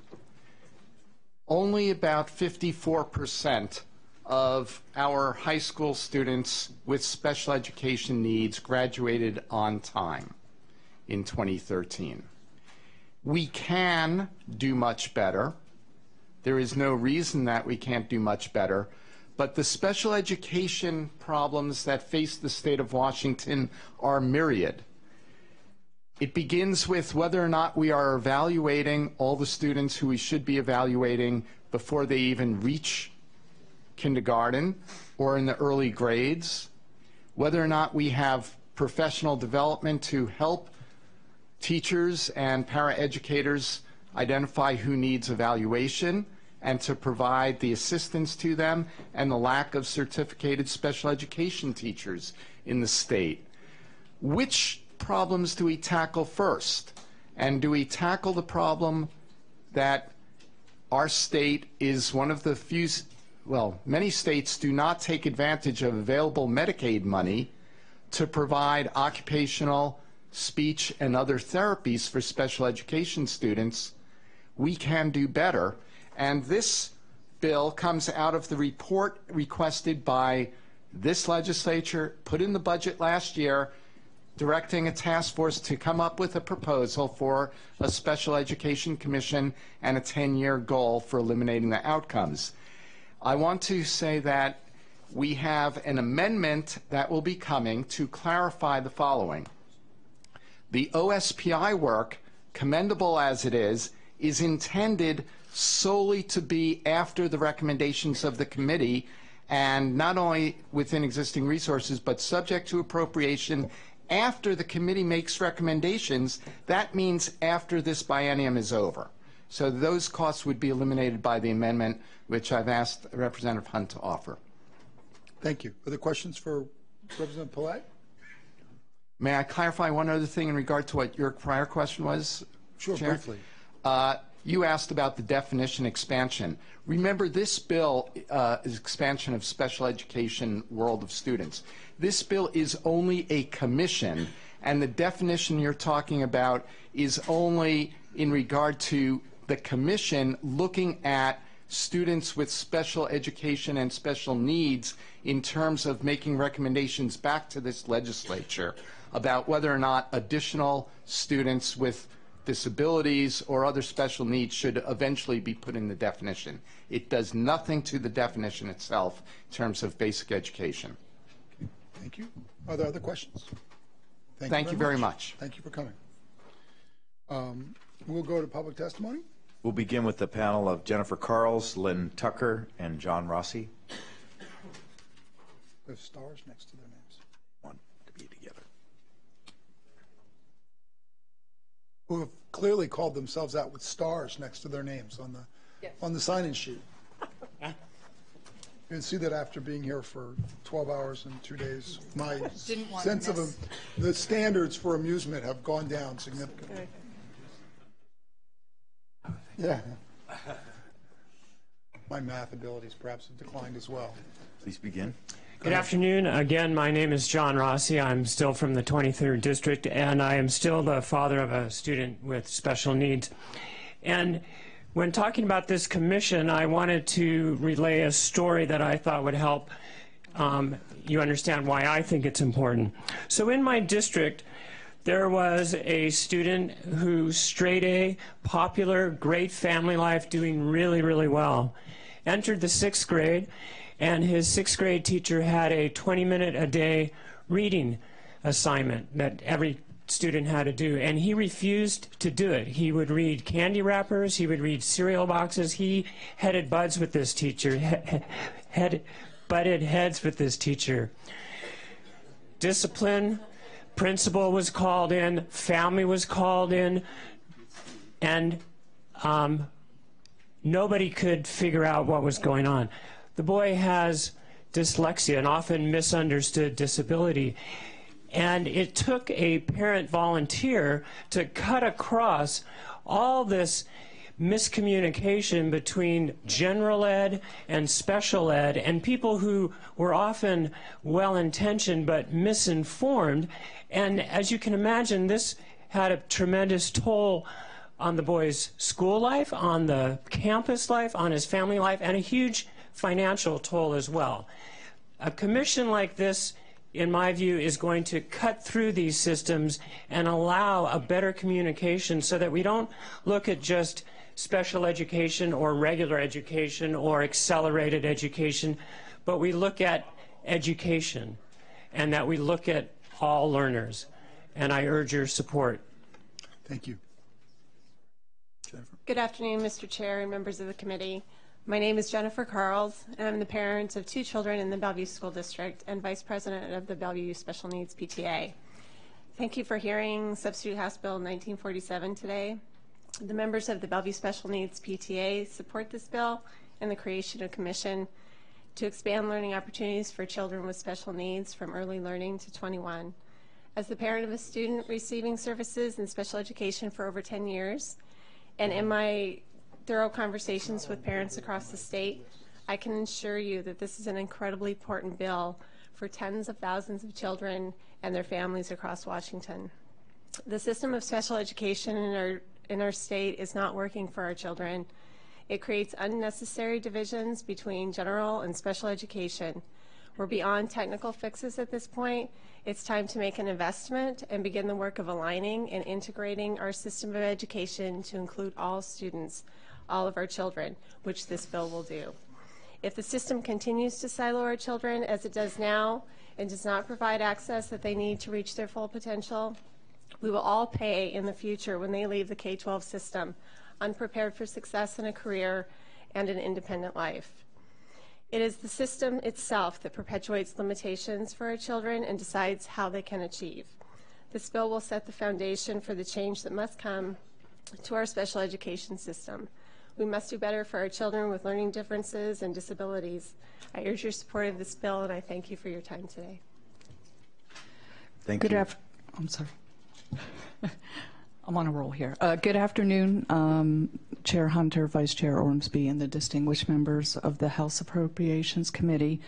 For the record, my name's Lynn Tucker. I'm a parent. I work a lot on education policy, special ed and disabilities policies near and dear to my heart.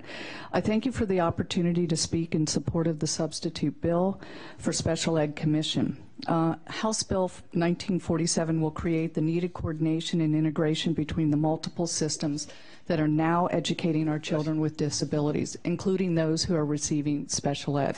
So this is a broader universe. This is the kids that are not already identified, just not limited to kids who are eligible for special ed, but it's kids with 504, with other special needs, who are not being evaluated or ready to be evaluated or exiting the system. Coordination and integration creates efficiency with state savings. This bill is not duplicative for students with disabilities. Currently, the coordination and integration does not rest in OSPI, not through their teaching and learning, not through their special ed department, and it's not in their state advisory council, whose charge and bylaws are exclusive to students eligible for special ed. That's the limits. Further adding to the education silos and isolations in educating students with disabilities across settings. In my speech that I handed out, there is an attachment that talks about the bylaws. There's also an attachment that talks about the outcomes. So this bill will improve outcomes and will reduce state taxes because we're not preparing our kids. As I testified earlier, my daughter's on SSI. She was not prepared leaving the system. And she's faced with a lifelong cycle of unemployment, poverty, and relying on social services for housing, health care, and food. This bill will offer better approaches. Thank you. I urge your support. Thank you. Thank you much. Is that it? Yeah. Okay. No. We're unable to decipher the spelling or pronunciation of the individual who wished to testify on behalf of the Office of Superintendent of Public Instruction, if they would come forward. It looks like it begins with a D.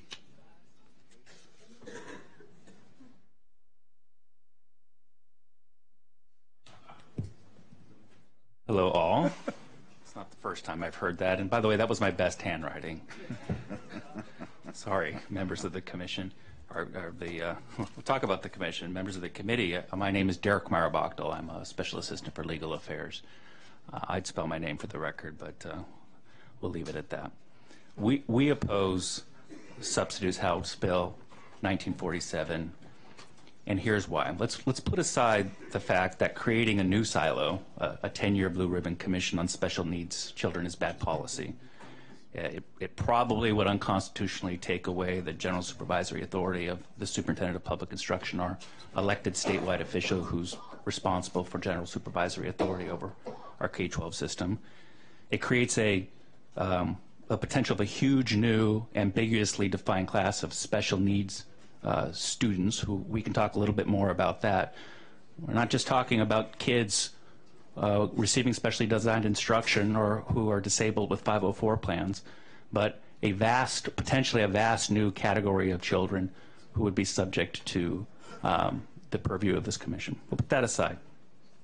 The reason that the key reason why we oppose this is because it would require the state to spend millions of dollars on a new commission whose work is already being done by numerous agencies and advisory committees here in the state of Washington, and it would divert precious public resources to a 10-year project at a time when, as we all know, courts have held that we're not spending enough public dollars in the classroom. The one section of the bill that could improve educational outcomes now, not in 10 years, it has been amended to require OSPI to identify and disseminate resources within existing or identify materials within existing resources, which is an unfunded mandate and additional cost to an already underfunded system. Thank you. Thank you. Okay, that will close testimony on 1947, and still waiting for the majority leader to come back. We'll now take up 1965, implementing a temporary additional fee on licenses and permits issued by the Washington State Liquor Control Board. Mr. Chair, members of the committee, I'm Melissa Palmer, staff to the committee. You have before you House Bill 1965 from the Committee on Commerce and Gaming, and the bill addresses implementing a temporary additional fee. So Liquor Control Board does have various licenses and permits related to the production, distribution, and retail and sales of beer, wine, and spirits. They also have, some of these permits are fixed. Some of them, like the spirits retail license fee, they vary depending on the amount of sales. There are also licensing fees related to the production and sales and processing of marijuana. House Bill 1965 establishes a temporary non-refundable fee that's 11%, and it would be imposed on all applications and renewals of licenses and permitting related to spirits, beer, and wine. There's an exception for the retail licensing fee and the distribution licensing fee, so those wouldn't be subject to the additional 11%. The 11% temporary fee would also apply to applications and renewals of licensing related to marijuana. All the fees apply to all applications and licenses modifications after May 15th, 2015, and after renewals after June 15, 2015. The fees expire on June 30th, 2017. The fees are, there's a non-appropriated account created. It's a licensing and enforcement system modernization account. All the fees collected are to be deposited in that account. The account is to be used for the cost of replacing the Liquor Control Board's licensing, enforcement, and imaging systems. The account that's created does expire at June 30th, 2019, and the bill does have an emergency clause and takes effect May 15th, 2015. There is a fiscal note on the packet on page 6 and in the EBB. The Liquor Control Board does show an estimated cash receipts of $3.442 million for the 2015-17 biennium, and those fees are shown to be into the new account. The Liquor Control Board's fees range from $5 to $2,500. The Liquor Control Board estimates about $31.3 million collected in fees and permits for 2015 and 17, and so the 11% is on that estimated amount. The Liquor Control Board does estimate that the cost to replace their system, the cost, the $3.4 million that are collected exceeds the cost to replace the IT system by about $100,000, and they indicate that any excess would be used for the maintenance and operation of the new system. So that concludes my remarks. Are there any questions for Ms. Palmer? Representative Hudgens. Thank you very much, Mr. Ormsby. The bill before us is pretty simple. We have got a fee to pay for a update of a 25-year-old system that needs to be updated, and so it's pretty straightforward, actually.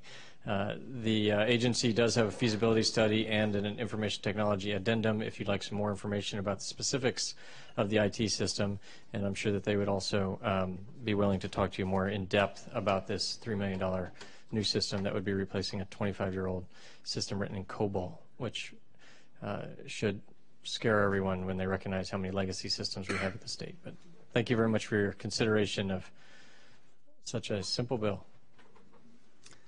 Great. With that, we'll move to public testimony. James Parabello and Julia Gordon.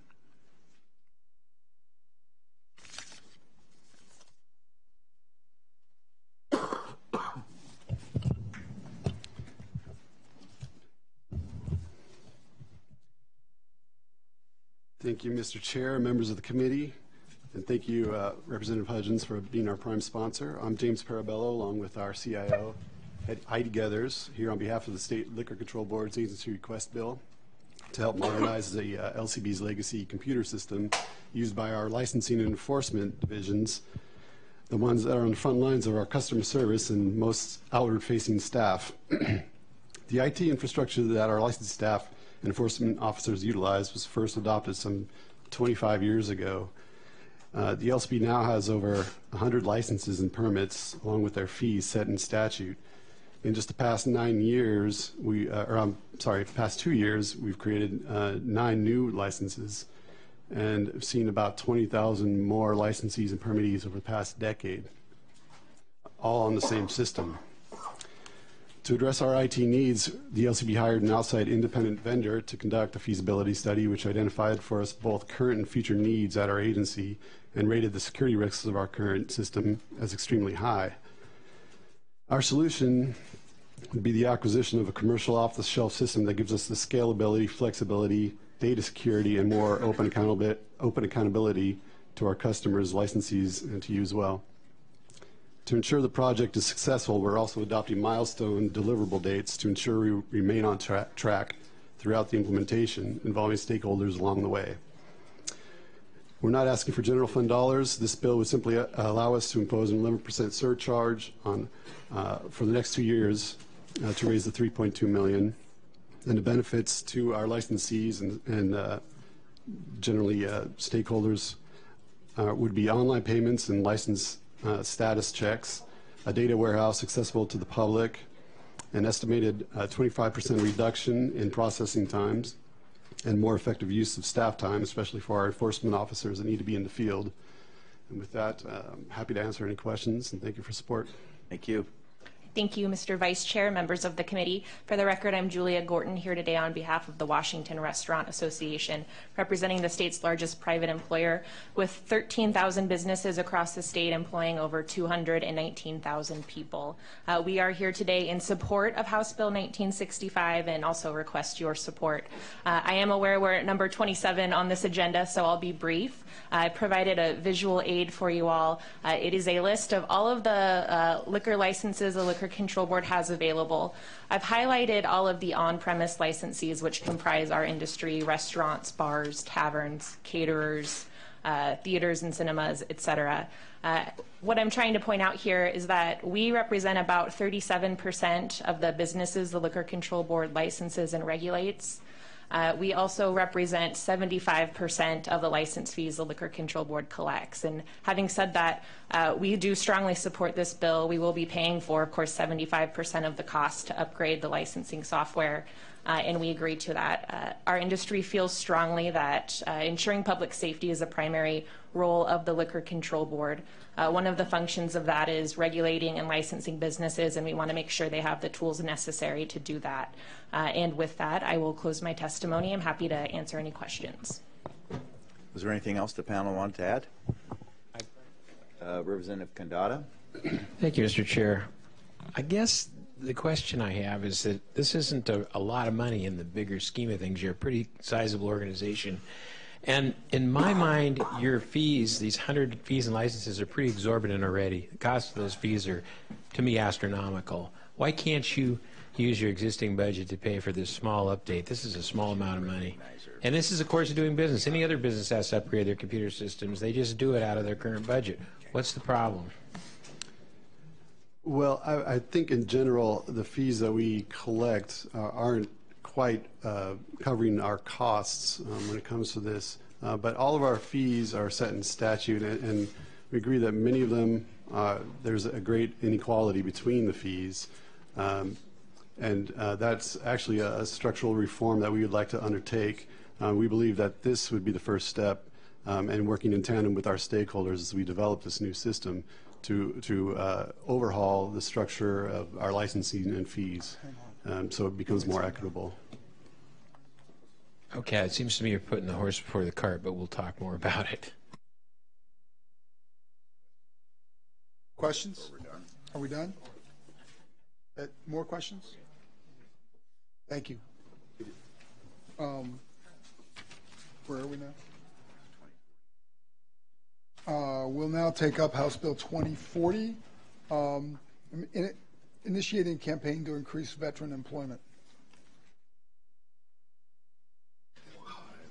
We're going to have a staff briefing first, unless you have a new job description.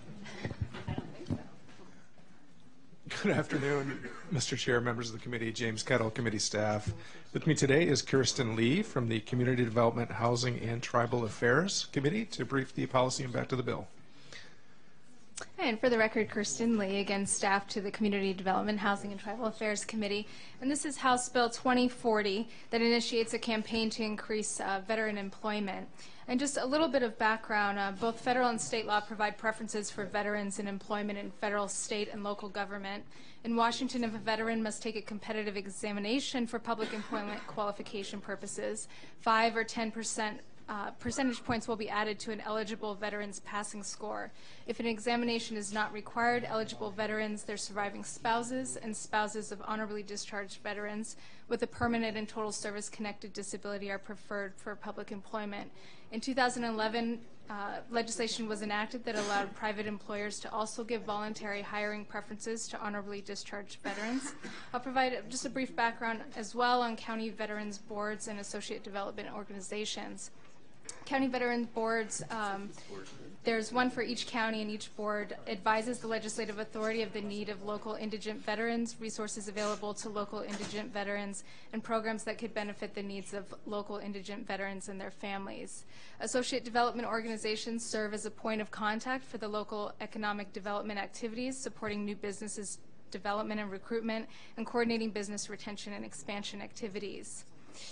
The bill that passed out of the Community Development Committee was a substitute, and that bill directs the Department of Veterans Affairs, Employment Security, and Department of Commerce to consult with local chambers of commerce, associate development organizations, and businesses to initiate a campaign to increase veteran employment in Washington.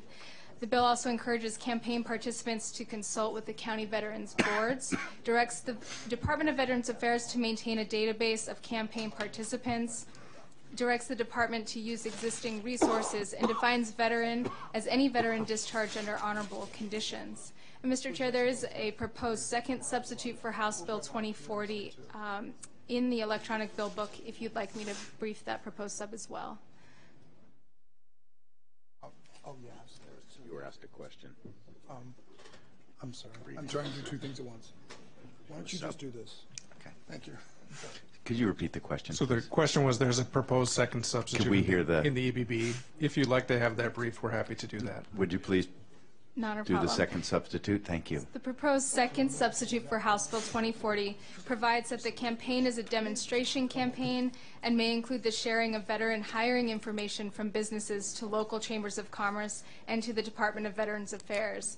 Encourages the campaign participants to also work with the Washington State Military Transition Council and eliminates the requirement that the Department of Veterans Affairs maintain a database of campaign participants. So in terms of fiscal impact, there's a fiscal note in your packet. The Department of Commerce indicated no fiscal impact. The Employment Security Department also indicated no fiscal impact. The Department of Veterans Affairs indicated a staffing impact, and that is to develop and maintain a database of campaign participants. The impact was roughly $80,000 per year. The fiscal impact of the second substitute is to remove all fiscal impact by taking away the requirement to DVA to maintain a database. Thank you. Are there other questions? Thank you very much. Representative McCabe?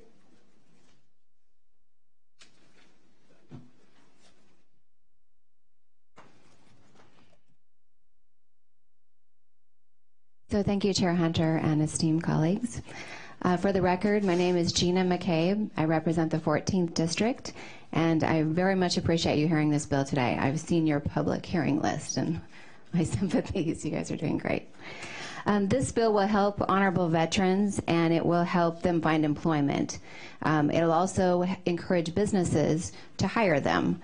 I've owned and operated businesses for over 25 years, and the most valuable employees, some of them that we've had, have been veterans. When you look at the unemployment rate of veterans 18 to 25 years old, it's over 21%. And so this bill came to me, this idea, when I was in my office and I was meeting with the Veterans Affairs people, and they had said and told me that some veterans decline benefits. They say that they don't want them so that they can make sure that the 20-year-old, possibly, who needs help with his family bills or his kids when he comes home from serving us, has those benefits available. So I said, well, what do they really want? You know, what can we do for them for serving our country and keeping us safe? And all of them said a job. So I'm in the business of being in business, and I think it's our responsibility to help them out as much as possible. So starting with my own businesses, we're going to ask all businesses in first my city, then surrounding cities, in my district, and then hopefully in the state, to hire one vet per business. Many of the businesses in the state already have a vet. Some of them don't even know they have a vet. So I think that it's important that we honor the vets that we do have working for us. The caliber of employee is exceptional. They have great work ethic. And if really all they want to do is keep working in the workforce, many of them didn't even seem concerned when I interviewed them about the job or the pay. They just wanted to feel important and be on a regular schedule like they had throughout the service years. So I think we owe them that responsibility. This bill is my first bill. It passed out of the other Community Development Committee unanimously, and I ask and urge for your support so we can pay it forward to our soldiers. Any questions? Are there any questions? Thank you very much. Thank you very much. Director Alvarado.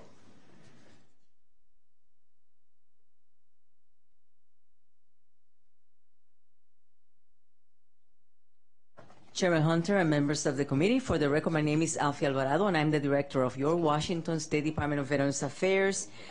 With the military downsizing in Washington State particularly, we are going to see many more veterans seeking employment in our state. So this is a perfect time to be able to take those seeking employment and be able to develop a system, a campaign that is going to be able to bring awareness to business and therefore take those employers and then be able to marry them up with those who are seeking.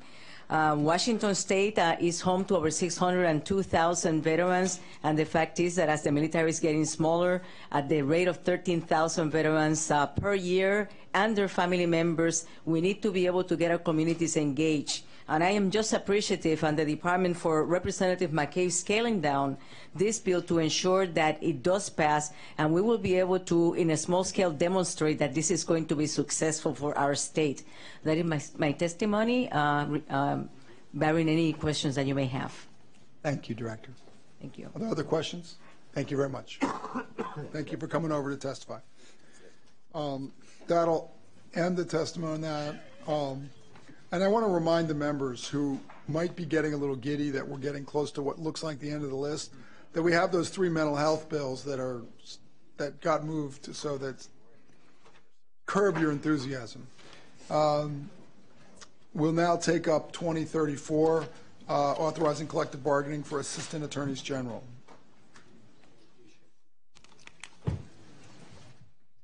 Chair Hunter, committee members, David Pringle, staff to the committee. I'm joined here by Tritis Tango from the Labor Committee.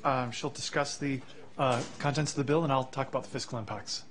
House Bill 2034 creates collective bargaining provisions for Assistant Attorneys General, or AAGs. Just for brief background, the Personnel System Reform Act, or the PSRA, is the collective bargaining chapter that generally applies to employees of the state covered by the state civil service laws.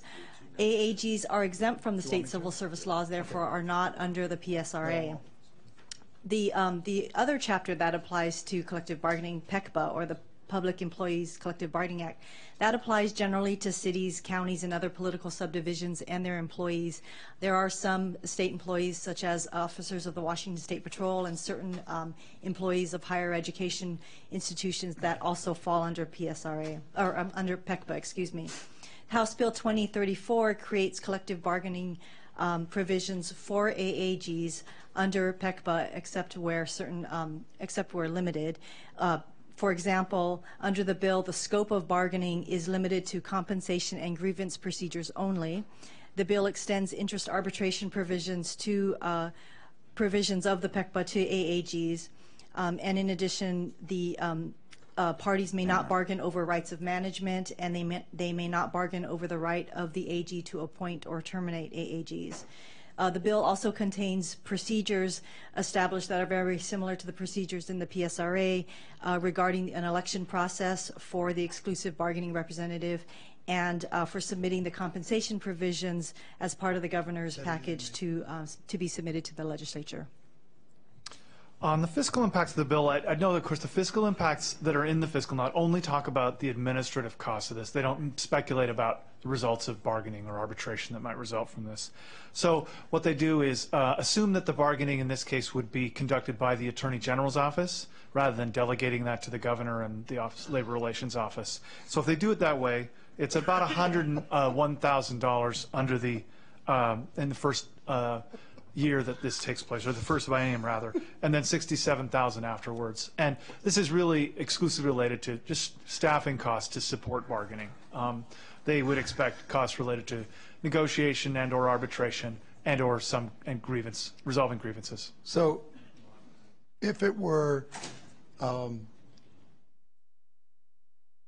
if we were to have the bargaining happen by LRO, would it be less or more expensive than having it be done by the Attorney General? The fiscal note actually submitted by OFM suggests that if they had been designated the responsibility, it would have a similar cost. They structured it a little differently, but it's not very different as far as total cost. The other indeterminate costs might be less, though. Just saying. Are there questions? Representative Ormsby. Thank you, Mr. Chair. Ms. Tango, could you clarify for us the interest arbitration provisions of the Public Employees Collective Bargaining Agreement that would be extended to Assistant Attorneys General? Clarify in terms of... Explain, or just what are those provisions under PECBA? Currently under PECBA, the interest arbitration provisions apply to certain uniformed personnel, and there's a list, I don't have that off the top of my head, but they're generally like firefighters and also peace officers. And the interest arbitration provisions apply to those uniformed personnel when the parties reach an impasse in collective bargaining. So if the parties cannot agree to provisions of their collective bargaining agreement, then it goes to, and mediation doesn't help, then it goes to interest arbitration. Thank you. Are there other questions? Thank you much. I'd like to call forward Michael Young and Joe Pinesco. We don't have Representative Breakdahl. Okay, thank you.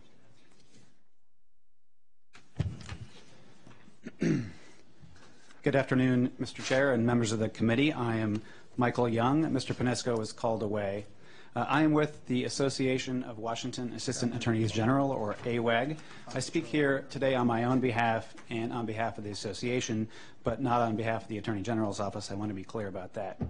We support HB 24 and extending the right to collectively bargain to Assistant Attorneys General because it advances the association's two main goals and also will ultimately benefit the people of the state of Washington.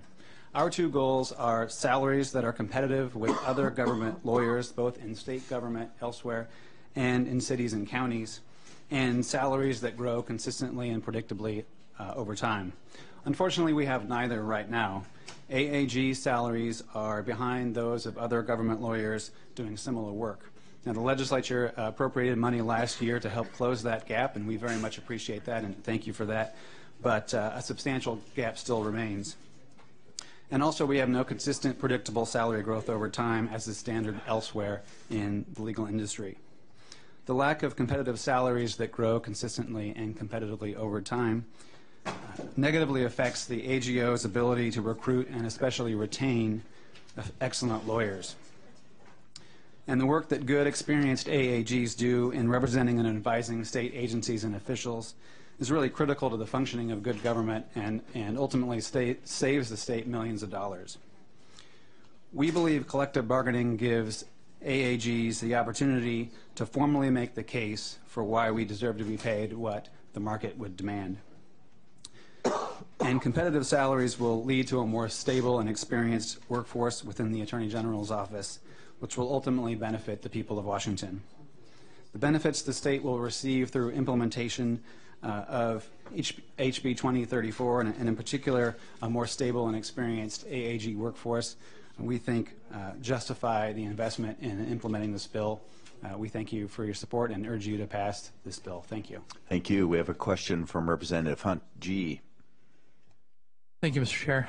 So my question is over the last couple of years, I believe that the budget and the supplemental did give money to the Attorney General's office for salary increases and for retention. Is that correct? In last year's budget, there was money appropriated for salary increases for AAGs, yes. Okay. And as I said, that closed part of the gap, but a substantial gap still remains between our public sector colleagues. Yeah, a follow-up? And my question is has the Attorney General's office experienced the same type of experience as their state employees in terms of reduction in salaries, furloughs, anything like that? Employees of the Attorney General's office had the 3% pay reduction that all other state employees did in the, I guess it was the biennium previous to this one. But did get a raise last year? Correct. Okay, thank you. Thank you. Representative Hunt S. has a question. Thank you, Mr. Vice Chair. Do you know off the top of your head what your turnover percentage is in the AG office? Representative Hunt, I wouldn't want to venture a guess. I mean, I know it's higher than you would expect given the salary issues, but I wouldn't want to give you a number. I don't have that information. Representative Hunt G. Okay, you mentioned that it's higher than one would expect. What is the expectation? Well, compared to other what's the turnover of other Attorney General's offices? I don't have a number for that. So it's purely speculation at this point? Well, I know that we've lost a substantial number of really quality attorneys, colleagues of mine who came into the office about the same time. Really, there was a substantial time where we had really substantial attrition of really some of our best young lawyers. So how many attorneys is that? Well, I can't give you a number. I apologize. Okay, thank you. Seeing no further questions, thank you very much. Thank you. That will conclude our public testimony on House Bill 2034.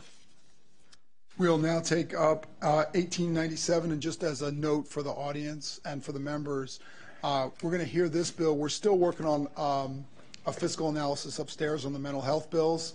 I'm sorry, Len. but we are not organizing this for your convenience. You do have time now to go move your car. Nor are we organizing this for your convenience, Representative Cody. We're going to hear 1897. We're going to then break for the purposes of caucus. So we'll brief amendments after that on the bills that are on the executive session, and we'll go down to caucus, and he and I will figure out how long that's going to take. Mr. Chair, just for the purposes of getting staff here, you intended to brief the amendments before you go to caucus? I would like to do that. Okay, yes. all right, I'll get the folks down.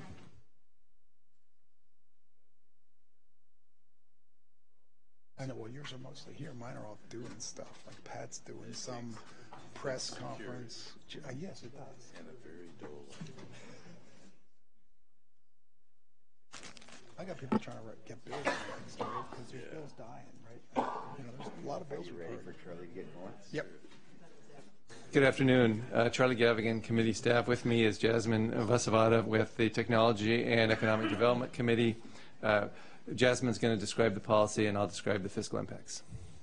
Okay. Thank you, Charlie. Thank you, Mr. Chair, members of the committee. Substitute House Bill 1897 creates the Joint Center for Deployment and Research in Earth Abundant Materials as a multi-institutional education and research center under the joint authority of the University of Washington and Washington State University. By way of background, earth abundant materials are perhaps best understood in contrast with their opposite, rare earth elements and critical materials. Rare earth elements may be moderately abundant in the Earth's crust, but are not concentrated enough to be easily exploited economically. Some earth elements are considered critical materials when they are at risk of supply disruptions in the short term. And in 2011, the United States Department of Energy released a report examining the role of such rare earth metals and other materials in clean energy technologies such as wind turbines, electric vehicles, solar cells, and energy-efficient lighting. The report found that several clean energy technologies are dependent on one of 5 rare earth elements that are at risk of supply disruptions in the short term. The Joint Center for the Deployment and Research in Earth Abundant Materials, or JC-DREAM, is created with the purpose of accelerating the development of next-generation clean energy and transportation technologies in the state, establishing a coordinated framework to drive research and deployment of earth abundant materials and the recycling of advanced materials used in clean technologies, and promoting environmentally responsible processes for the manufacturing and recycling of advanced materials. The JC-DREAM is governed by a board of directors appointed by the governor, consisting of 9 voting members and 1 chair, who may vote if necessary to break a tie. The board has designated representatives from the state's major higher educational institutions, Pacific Northwest National Lab, industry representatives, a member with experience in national security and energy policy, and 1 member with experience in innovation and development of policy to address environmental challenges. The board's duties include, for example, working with clean tech and transportation industry firms to identify research areas beneficial to Washington's industries, identifying entrepreneurial researchers, and making its facilities and resources available to all 4-year institutions of higher education. The board must hire an executive director and may hire additional staff. Initial offices must be west of the Cascade. And the board is instructed to leverage its financial impact through joint support arrangements and development of non-state funding sources. The board has to submit an biennial report to the Office of the Governor and the Department of Commerce, or in coordination with them, to the legislature and governor, and to develop an operating plan by December 1st, 2015. And finally, the bill expressly contemplates that JC-DREAM may solicit and receive gifts and grants from both public and private sources, and makes some such gifts exempt from certain limitations established in the Ethics and Public Service Act. There's a fiscal note on the EBB and in your packet. It's indeterminate, depends on how the Joint Center is established and how much funding and grants it receives as well. The bill does require, as Jasmine mentioned, that the Joint Center be established and hire an executive director. So those costs would be split between, it's a jointly between UW, University of Washington, and Washington State University. In University of Washington's fiscal note, they provide an example for context purposes of the Joint Center for Aerospace and Technology. That has 2.5 staff as well as a board. They estimate that would the costs for that are about $360,000 a year. We'd be happy to answer any questions. I'm not seeing any. Thank you. I'd like to call forward Representative Smith? Oh, I'm sorry. She's here.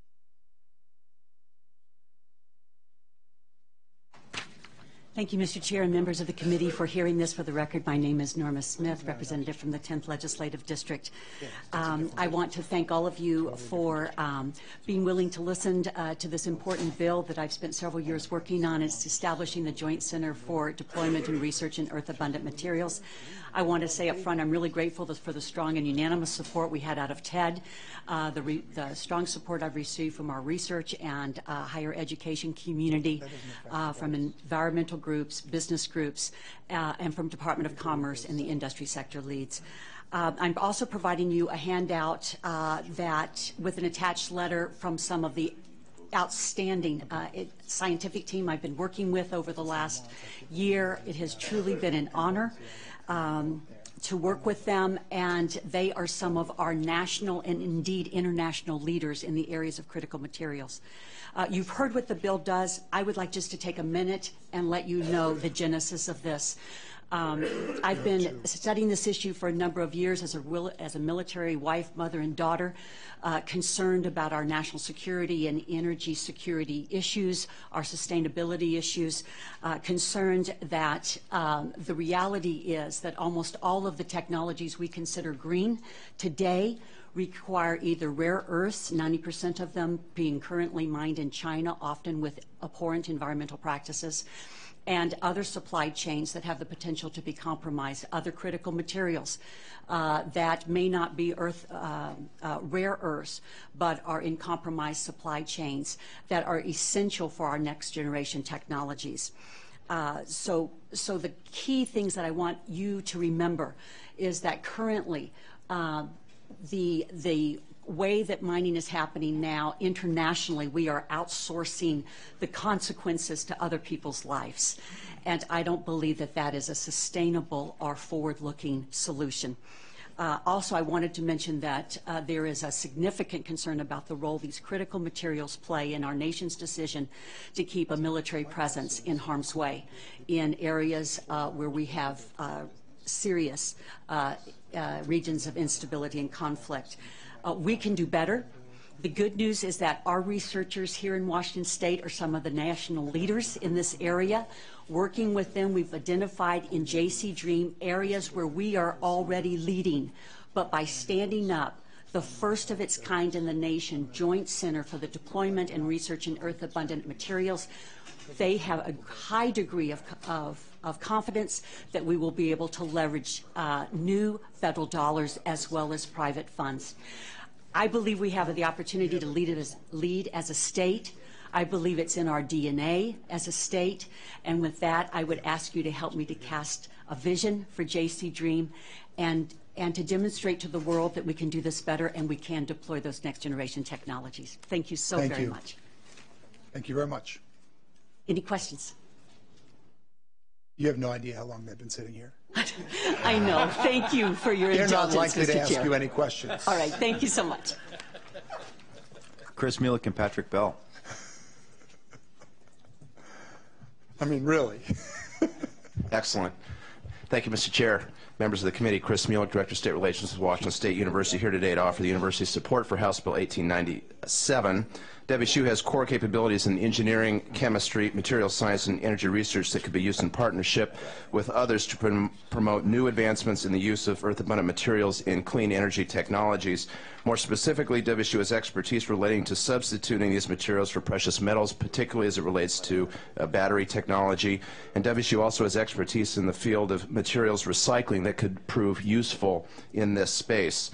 I would note that new research will only occur with new ongoing funding, but as part of a collaborative partnership, we'd be happy to advance knowledge in this space and see what extramural funding opportunities might arise as a result. Thank you, Mr. Chair. Mr. Chair and members of the committee, Patrick Bell here on behalf of the University of Washington to lend our support to House Bill 1897. Just briefly, I would add to what my colleagues said and echo that. UW believes we can leverage state resources by attracting expertise and funding of private industrial partners, state resources, government funds, and promote environmentally responsible processes.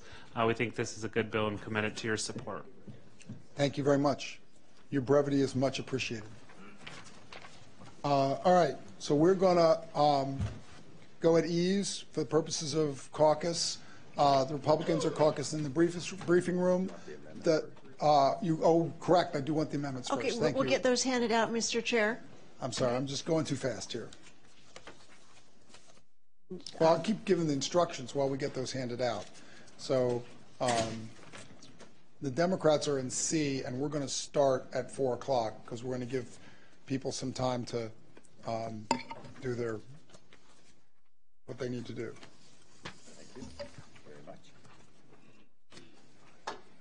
Don't be afraid. Yeah. Would you like us to go ahead and get going, Mr. Chair? Yeah, why don't you start? Okay. All right. Again, we're working off the back half of the agenda, the items that are listed for possible executive session. The first two bills, number 1, 1059, number 2, 1295, have no amendments. The first bill with an amendment is 1391, which the amendment for that one's on page 1 of your blue packet, and Marcia and Derek will brief that. Just to refresh your memory, 1391 is the bill that aligns the IT functions of the Office of the Chief Information Officer, the Department of Enterprise Services, and the Consolidated Technology Services Agency. The amendment is a technical amendment and basically just changes for purposes of the K-20 network. It refers to in the bill as the Office of the Chief Information Officer, and it should have been the Office of Financial Management. So it just makes that correction. This is a technical amendment with no fiscal impact. Okay. Okay. The next item with an amendment is number 5, 1469. That's on page 3 of the blue packet. Let's see. Derek, do you need a packet? Would love a packet. Yeah. Thank you. This is the amendment we discussed earlier. Nope.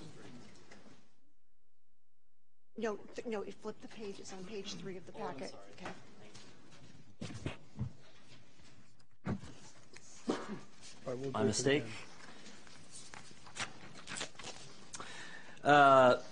Right. This is an amendment that was briefed during public hearing. This changes language to clarify that payment credentials collected on behalf of state agencies in order to process payments for the agency rather than data collected by the agency must be stored with a third-party institution compliant with industry-leading security standards, and it changes language around security system breaches to align with definitions found elsewhere in statute. It's largely a technical amendment. Okay. Item number 6 on the agenda is on hold. Somebody's working on an amendment. The next item with an amendment is number 9, 1599 on page 5 of your blue packet. So House Bill 1599 is the bill removing the expiration date on an authority that the Department of Social and Health Services has to place a person who has been committed as criminally insane in a secure facility operated by DOC or operated by DSHS if the person poses an unreasonable safety risk. The amendment is HARO 232 by Representative Graham Hunt. It's on page 5 of your packet. Rather than removing the expiration date, the amendment would bump the expiration date out 5 years to June 30th, 2020. Yeah, go ahead and skip those to Lisa.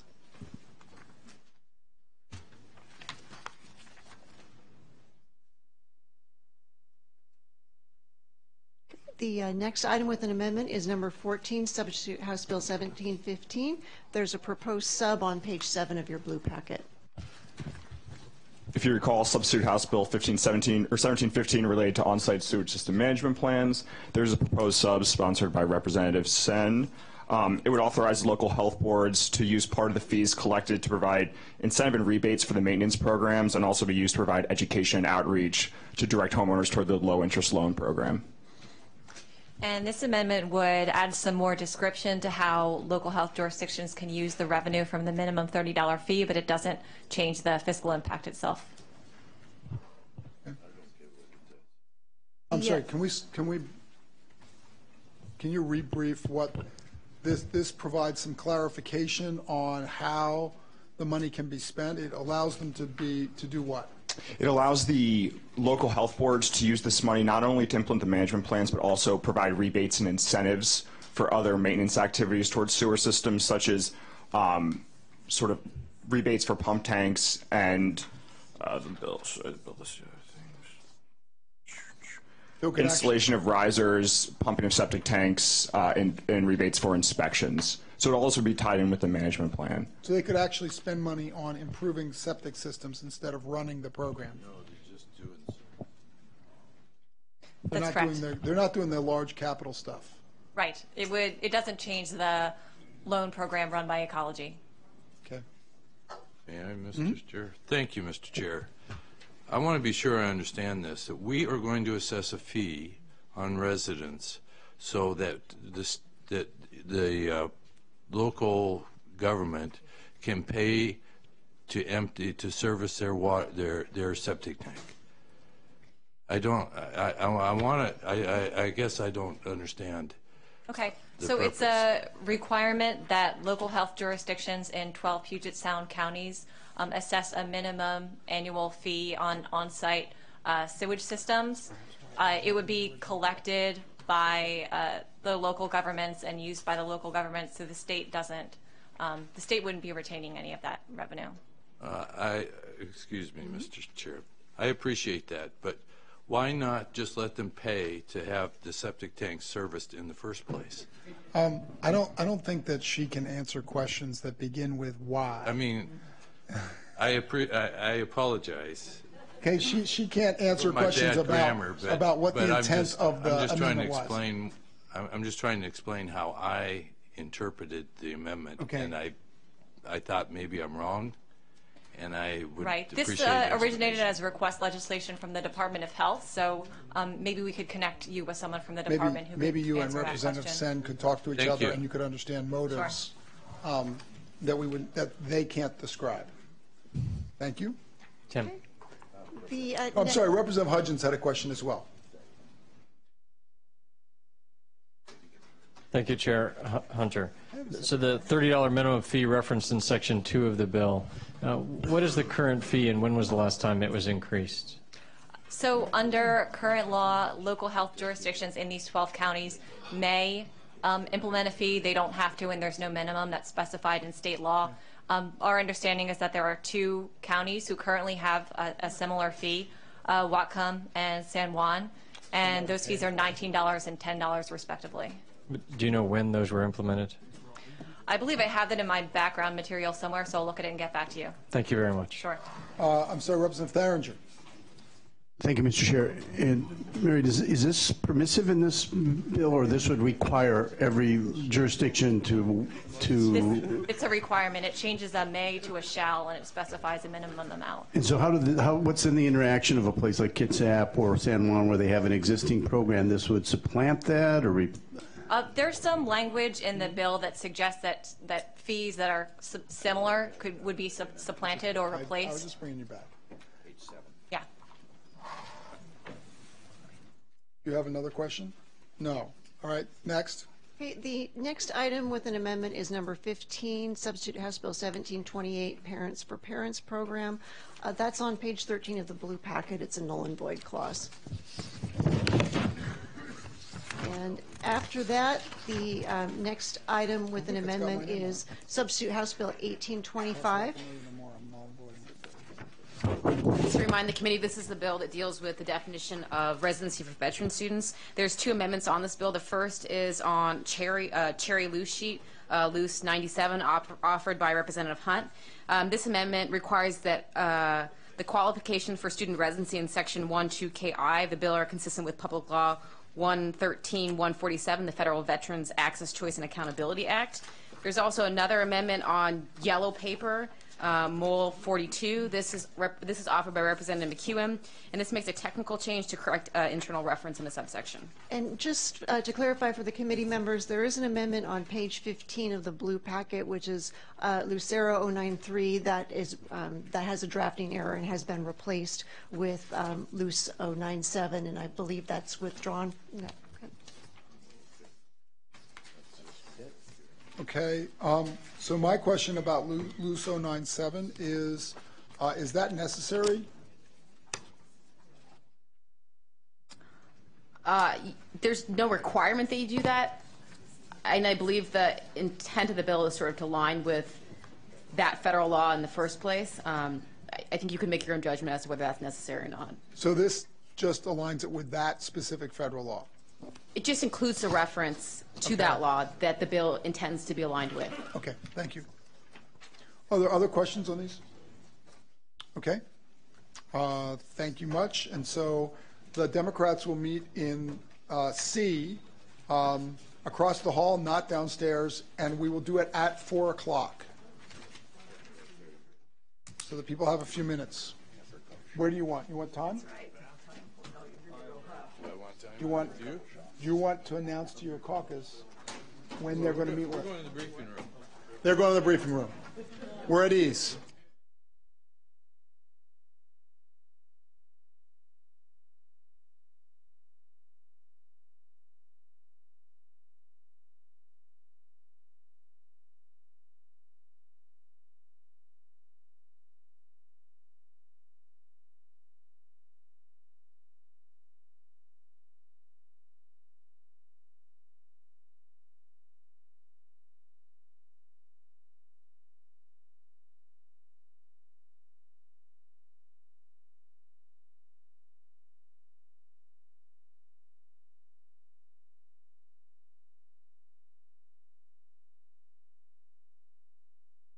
We're going to start briefing the bills on the new, which I don't have.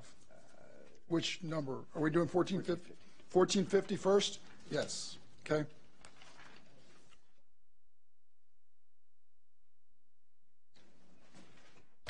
Concerning involuntary outpatient mental health treatment. Good morning, Mr. Chair. For the record, my name is Andy Toulon, staff. It's 5:12. It is not morning. Did I say morning? Yes, you did. It's been a long day, Andy. It's been a long day. Good evening, Mr. Chair.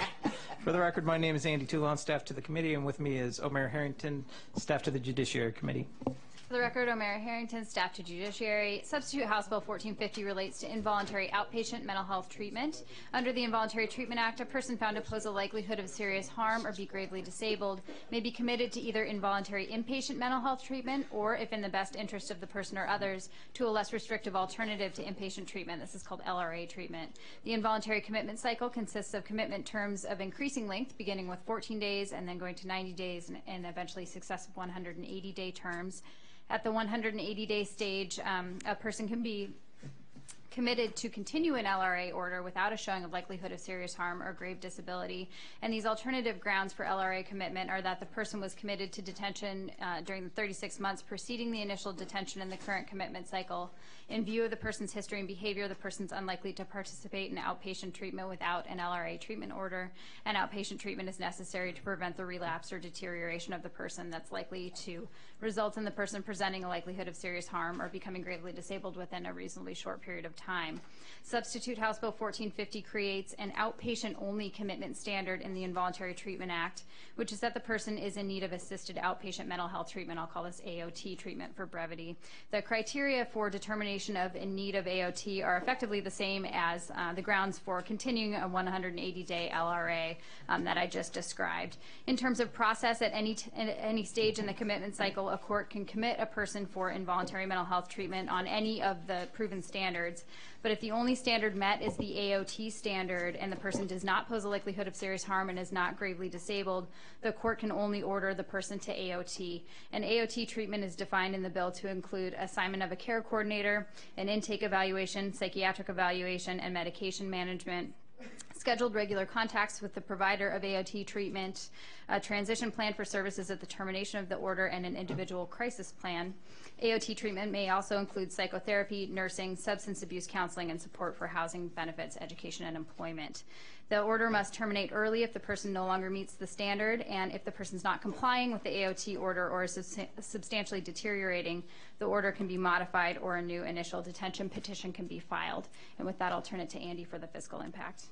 So while there is a fiscal note in your packet, I'll point out that we've been doing a lot of work with the Department OFM to try to look at some of the assumptions. My understanding is that they're going to be publishing the revised fiscal note within the next half hour. I did get a model, and I've been able to at about 3:30 this afternoon, so I've been able to go through there, so I'll speak to what I can see in the model. So the major costs, well, let me start by saying that the model assumes a range of estimates, and it's assuming that about 1,200 to 1,700 people a year would be receiving these services. That's a pretty big increase from the last time they did the model. And their cost estimates would be that it would be about $7.1 million to $10.7 million in general fund state, and about $11.6 million to $17.4 million in total funds based on that range. Over 90% of those costs would be for these outpatient costs, so they're modeling a fairly robust, intensive outpatient program for these individuals that would provide not just intensive mental health services, but also some substance abuse services for individuals with co-occurring disorders, because they do expect a percentage of these individuals would have both.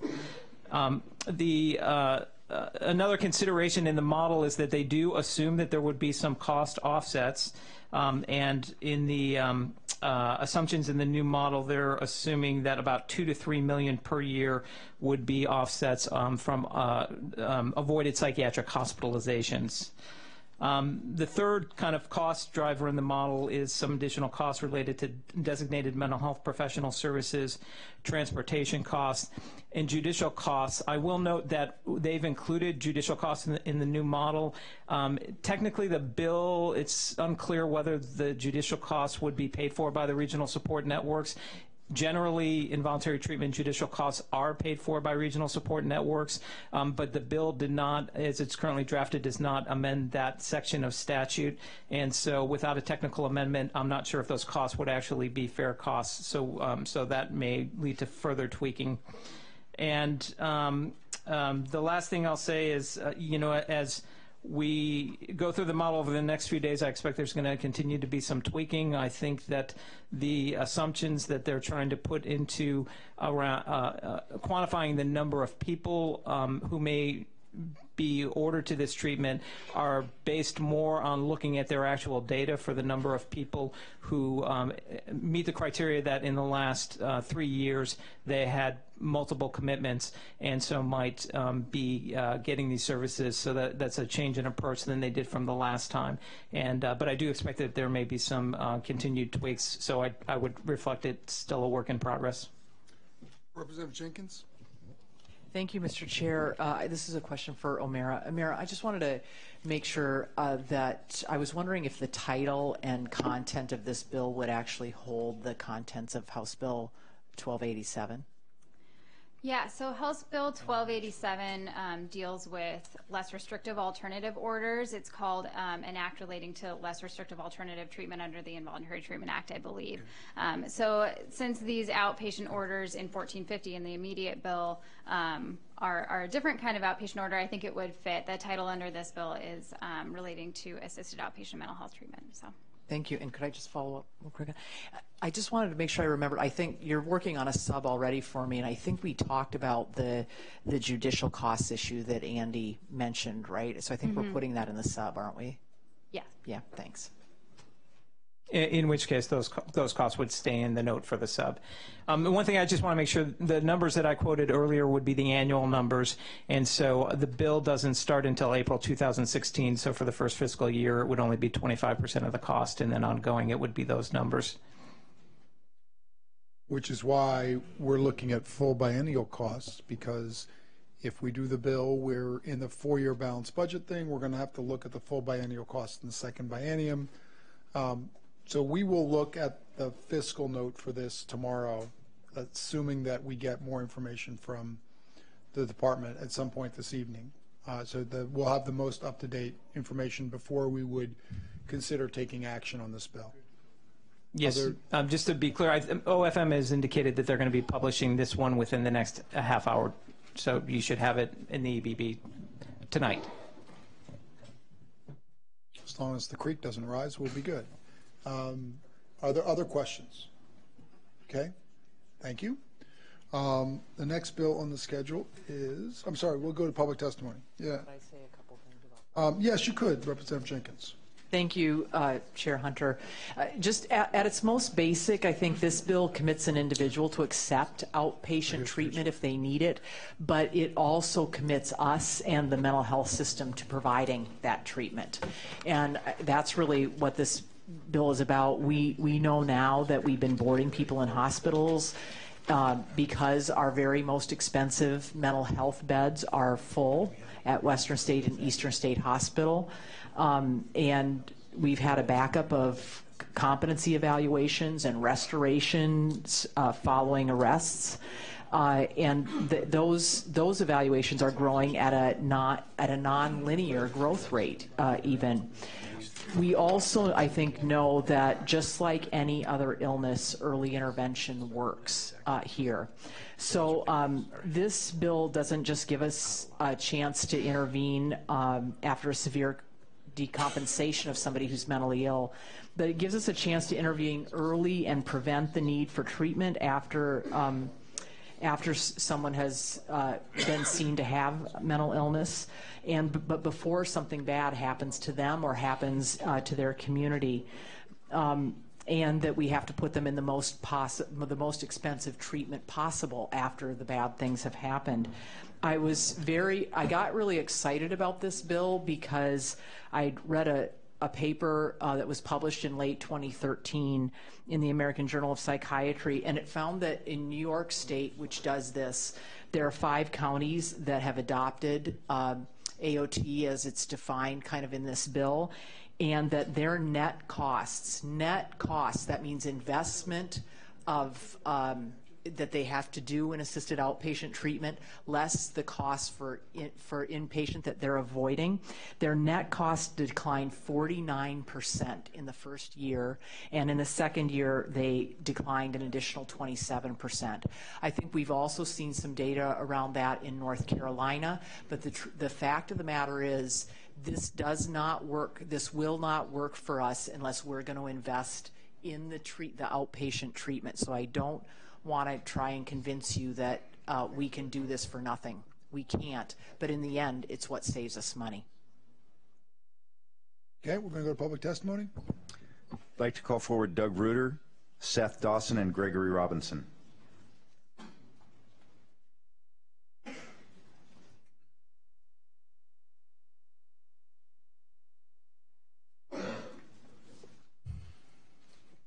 Thank you, Mr. Chairman and committee members. I speak in favor of this bill. This concept is what saved Joel's life twice in Arizona. They used it on the back end of a hospitalization instead of the front end. In Arizona, once you're hospitalized with a mental illness, you are released. You are only released if you go on an AOT, and in Arizona, they're required to stay on it for a year. Joel's first episode, he stayed on his meds for 1.5 years after that episode. The second time he went through that process, he stayed on his meds for 6 years. So, and what this model would do, being on the front end, I mean, we've all heard that the DMHP is overworked, the ITA courts are overworked, we don't have beds, we can't board. This helps defer, put off, and not even allow them to happen. It just reduces the need for all of those things. And if AOT costs about $3,500 or $4,000 a month, it's cheaper than $30,000 a week in the hospital. I would be happy to answer any questions. Thank you. And thank you for waiting patiently all day. Okay. Good evening. My name is Seth Dawson. I'm also testifying in favor of this legislation on behalf of the National Alliance on Mental Illness, and in fact this bill is one of our priorities for the session. Representative Jenkins has summarized the proposal extremely well. I would point out that the key policy feature of this bill is it provides treatment in a less restrictive setting. The fiscal implications are therefore positive as well because their services are provided more economically. What's being distributed is a 4-page summary of a wealth of studies that have been done on assisted outpatient treatment, and the consistent finding has been it does substantially reduce psychiatric hospitalizations, which is obviously a key issue this particular year. One such study was just published this month, and it concerned the state of New York and, again, Ohio. And in fact, in 7 counties in New York, the finding was that the costs involved were more than offset in the form of reduced hospitalizations and incarceration. In fact, the executive director for the National Treatment Advocacy Center publicly stated that if states and counties look at what they are spending in every budget area touched by mental illness, whether it's crisis intervention, law enforcement, jails, shelters, and more, they will find that they cannot afford not to take this particular treatment approach. So we're glad that the work on the fiscal note is continuing. I believe it needs more work because there are more offsets. Thank you. Mr. Chair, members of the committee, I'm Gregory Robinson, Senior Policy Analyst for the Washington Community Mental Health Council. Our members provide the vast majority of publicly funded outpatient mental health services in the state, and most of them provide outpatient chemical dependency services as well. Several of our members also manage inpatient evaluation and treatment facilities. We would like to thank the prime sponsor for all the good work on this bill, and we definitely support it, but with some caution. The reason we support it is that the assisted outpatient treatment makes a huge difference, and we really do need to provide that treatment sooner rather than later. This program can work, and there are good results and reported savings, as you've heard. I caution you that New York State has had a long tradition of very amply funding mental health services, so a program like this has a much lower hurdle to save a lot of money in New York, because they were not Washington in terms of how they invested. So the caution is that for it to work, it has to be adequately funded. We're glad the bill's being heard in appropriations because the funding is the key. Significant outreach into the community with involuntary patients, ongoing engagement efforts requires people and money working at the community level. Without funding, involuntary assisted outpatient treatment is just, won't be any more effective than the current LRA system. Thank you. Thank you. Questions? Glenn McComb and Mike DeFelice.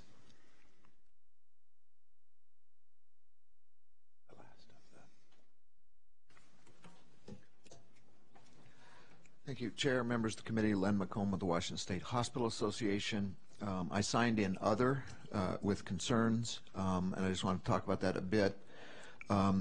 The bill, as it came out of committee, did not speak to what happens to individuals in emergency departments who have been determined to need an outpatient mental health evaluation.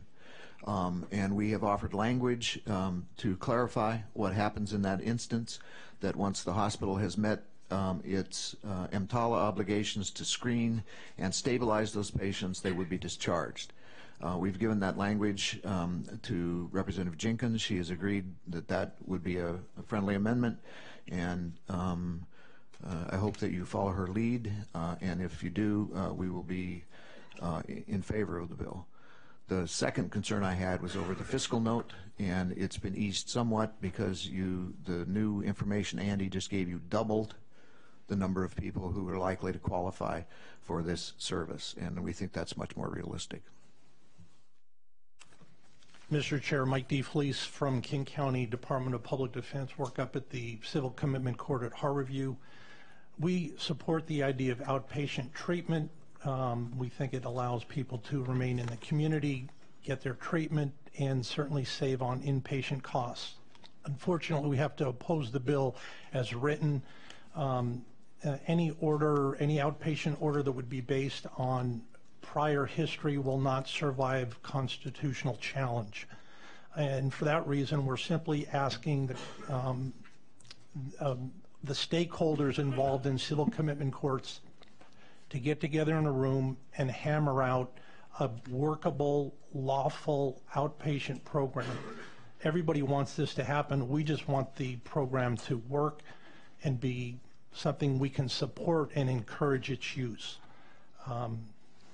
That's the only reason at this point we have to oppose the bill. Thank you very much. That concludes 1450. We will now take up 1713, integrating the treatment systems for mental health and chemical dependency. Mr. Toulon. Again, Mr. Chair, for the record, Andy Toulon, staff to the committee, and with me again is O'Mara Harrington. 1713, again, is another situation where we just received some updated information from the department on fiscal estimates, and so we expect this note will more likely not be available until tomorrow morning, but we have been told it will get processed by tomorrow morning. But I can walk you through what I think we're going to see tomorrow morning. The latest model is, oh wait, I'm jumping into the fiscal presentation without letting O'Mara do her thing. For the record, again, O'Mara Harrington, staff to judiciary. As Andy mentioned, this is Substitute House Bill 1713, dealing with integrating the treatment systems for chemical dependency and mental health. Specifically, this bill deals with civil commitment systems as well as minor-initiated and parent-initiated treatment provisions. Turning first to civil commitment, in current law, there are separate commitment systems for chemical dependency and mental health. There are a number of differences in the system. I'll just mention a few key differences. I think there may be a chart in EBB also that may highlight some of this. First, the person doing the initial intake is different. On the mental health side, it's a designated mental health professional. On the chemical dependency side, it's a designated chemical dependency specialist. Prosecutors are required to represent petitioners in mental health civil commitment. They may, but are not required to represent petitioners on the chemical dependency side. Also, a petition cannot be filed and a court cannot commit somebody to treatment in the chemical dependency system unless there is available space in an approved treatment program. The provisions for mental health commitment are not subject to available space. There is an opportunity in both systems for conditional release orders issued by a treating facility, but only the mental health provisions provide for a less restrictive alternative order issued by the court. And finally, the timelines are different. The mental health commitment system begins with a 72-hour initial detention, followed by a 14-day order, a 90-day order, and successive 180-day orders. The chemical dependency system provides for 72 hours of initial detention in some circumstances, but generally begins with a 60-day order, followed by a 90-day order. There are also current law provisions in the chemical dependency and mental health statutes authorizing minors 13 and older to consent to treatment and for parents to have their children admitted for treatment. Unlike the provisions for civil commitment, these provisions are pretty similar in the two systems. Turning to the provisions for Substitute House Bill 1713, the first part of the bill contains short-term changes to the chemical dependency commitment statutes to parallel corresponding aspects of the involuntary mental health treatment system. These would go into effect 90 days after session. A 14-day commitment order for chemical dependency is created and replaces the current 60-day order, and a less restrictive alternative order option is also created. The list of qualified examining professionals that can sign a petition for a 14-day or 90-day commitment are changed to generally match those in the mental health system. And finally, prosecutors are required to represent petitioners in chemical dependency commitment proceedings.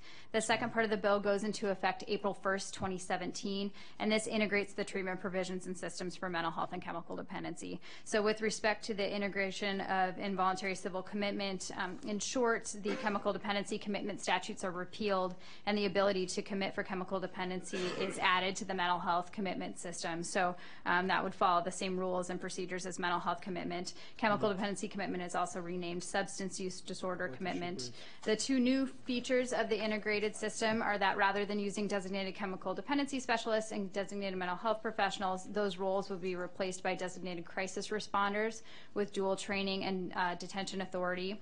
And initial and 14-day commitments for substance use disorders could be to secure detoxification facilities in addition to approved treatment programs, which are currently used. And secure detox basically functions like an evaluation and treatment facility would on the mental health side. Also, a WISP study is directed to look at the effect of integrating the systems.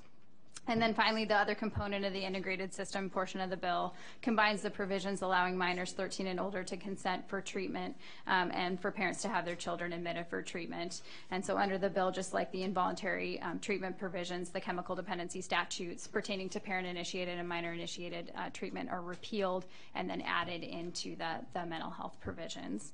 And with that, I will turn it back to Andy. So the biggest cost driver for the fiscal note would be the secure detox facility. So as O'Mara mentioned earlier, in the chemical dependency statute, right now you don't get ordered to treatment for a 14-day commitment, and you don't get ordered to a bed if there's not a bed available. So they're expecting, they're estimating right now between 6 to 7 facilities. These would be 16-bed facilities statewide. and that would that would be the largest cost. So the revised estimates we're looking at is around 11.7 million general fund state for the low estimate. The high estimate would be about 13.7 million, and this is annual cost in general fund state, and then about 23.7 million in total funds, 28.7 for the high range estimate. So about 62% of those costs would be for those secure detox facilities, and they would be at an average daily cost of $430 a day. 25% of the costs noted above would be for the additional inpatient or outpatient treatment services that somebody might need after going into a secure detox facility. And so that could either be getting some of these people going on for a further period of commitment or for voluntary inpatient or outpatient treatment services. About 10% of the costs I noted above would be for Involuntary Treatment Act judicial costs, which the counties can bill the regional support networks or their successor, the behavioral health organizations, for those costs. And then there'd be the remainder would be for some transportation and some additional work that would be done by designated mental health professionals. Again, with this, these costs, those were annual costs in the first year because of when it's phased in. We would only see about a quarter of those costs. And the one of the things that I'll mention in comparison to the earlier fiscal note that drove the cost up is that in the original fiscal note they were estimating a need for 3 to 6 facilities, and the new note is estimating 6 to 7 facilities. And then they did not include in the original note any judicial costs or any need for treatment after the secure detox. So that's the difference between those. And with that, I'll take any questions. You had a question. Representative Ormsby has a question. Thank you, Mr. Chair. So, Ms. Harrington, would you please bear with me as I'm trying to sort out this for those of us not dealing with this regularly. So, on the chemical dependency involuntary treatment, currently there are 72-hour, 14, and 60-day. Did I understand that correctly? You know, I think in some circumstances they'll detain somebody for up to 72 hours. My understanding is generally it begins with a 60-day rather than a 14. So that's a switch in the bill. Okay. And then there's possibility for a 90-day after and that. What I thought I understood you to say was that right now we have designated chemical dependency specialists do the evaluation for commitment. And I thought I heard you say that it might change and align more with the involuntary treatment commitments. And if that's true, what does that look like under the proposal? So the designated chemical dependency specialist would still be in place until the switch. And then when the systems integrate in 2017, designated mental health professionals and designated chemical dependency specialists become designated crisis responders. And so those folks would have dual detention authority. They'd be trained in both mental health and chemical dependency. If I could add one thing, Representative Ormsby, there's 2 facilities that provide these involuntary treatment beds for chemical dependency right now. And what we hear from these facilities is that they're very, most of the people who go there end up volunteering to go there because under the current law, you can't order somebody into treatment if a bed is not available. So the big difference with the revised law is that it's not an option for a court not to order somebody. If they meet the criteria, then they must order the commitment, and then it will mirror the mental health world with a 72-hour, 14, and 90. How long is it going to take to cross-train?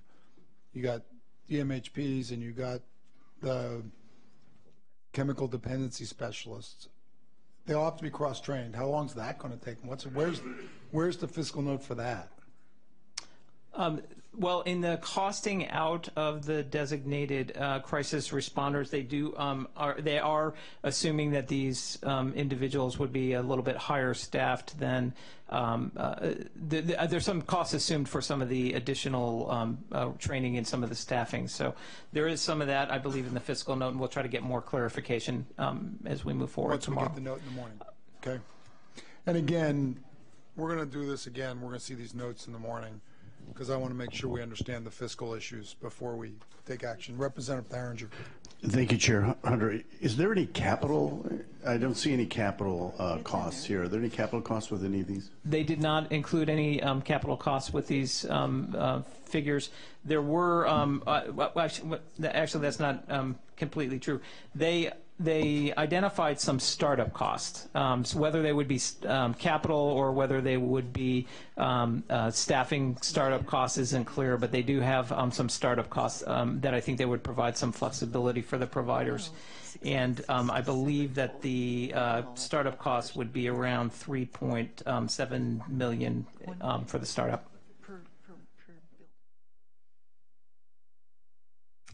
Okay. Other questions? Thank you. We'll go to public testimony. I'm sorry, Cody? Thank you. I'd like to speak to this. No. It's the biggest bill longest bill you'll see this year, I think. We had the joint executive legislative task force on mental health, and after we passed the actually, I guess it was before the integration bill last year, but in the hearings this summer, when this committee was working on this, one of the big issues that came up was the integration. Even though we've already made the policy decision to integrate the providers in mental health and chemical dependency, we didn't realize the extent to which the statutes were not in line, and specifically in the ITA standards, that there's a big difference. And the staff referenced the fact that we have 2 facilities that take involuntary treatment at this time, but it's kind of voluntary involuntary treatment. We do not actually send anybody there, nor can they hold them, which is some of the difficulty. I think you'll hear some different testimony regarding this issue. But as we move forward, I think it's going to be important that we try and break down the barriers between the two, and because we are going to behavioral health rather than calling everything by mental health or chemical dependency. So.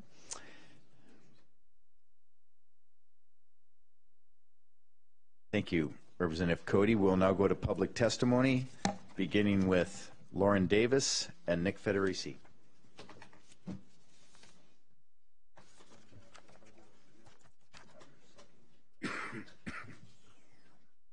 No kidding.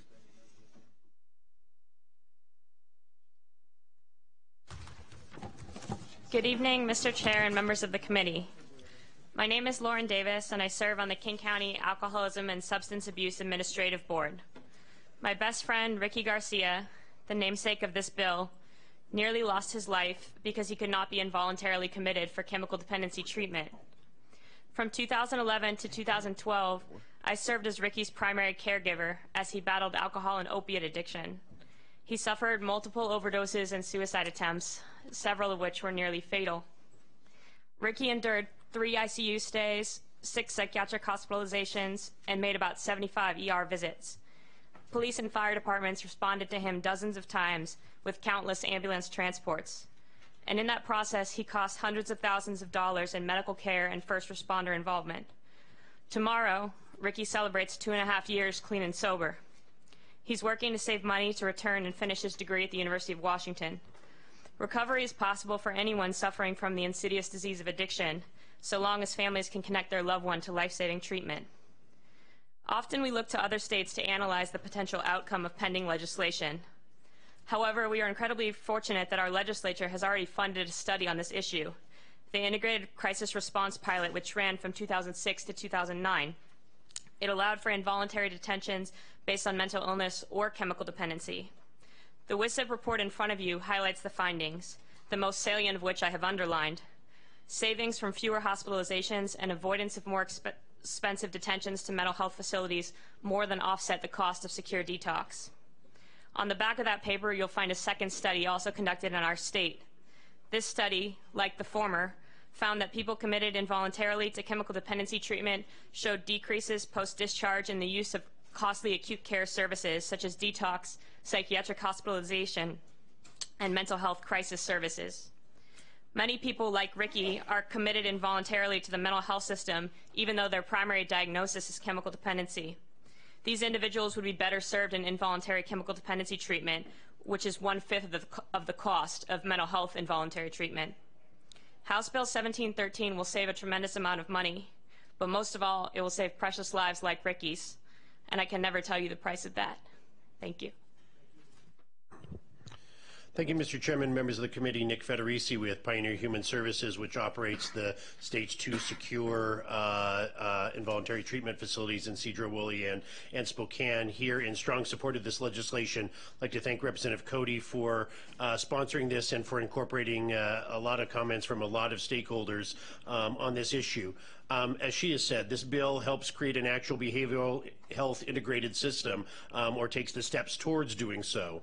Pioneer Human Services supports the creation of secure detox and the improved alignment between mental health and chemical dependency systems to ensure that people have access to the appropriate treatment based on their specific needs.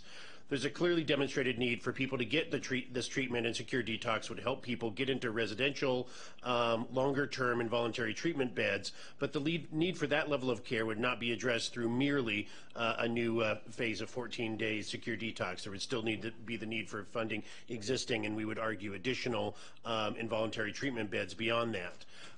We believe that it's likely that the creation of a system of secure detox facilities will also increase the need for inpatient treatment capacity. According to the WISIP study that Ms. Davis shared, in the pilot, individuals admitted to secure detox were significantly more likely, 61% more likely, to receive substance abuse treatment during the follow-up period than the comparison group at 53%.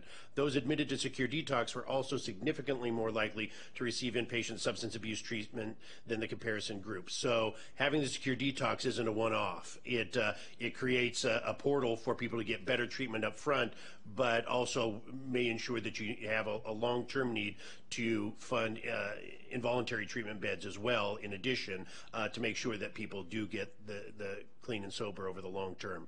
We urge your support for this legislation. It's a great step forward. Thank you. The next panel will be Len McComb, Mike DeFelice, and Darcy Jaff.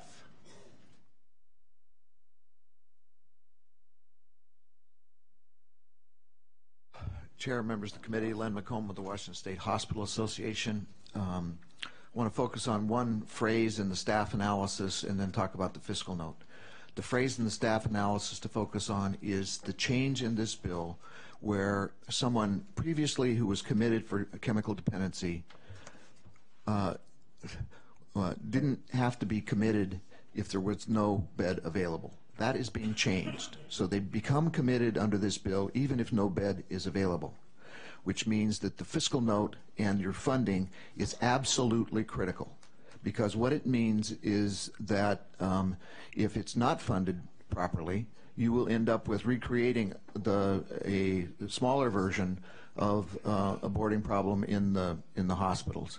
So you've from both your perspective and I think our perspective certainly, you need to look at the fiscal note as 4 or 5 assumptions, each of which carries risk that you may have to pay later, given the precedent of last summer.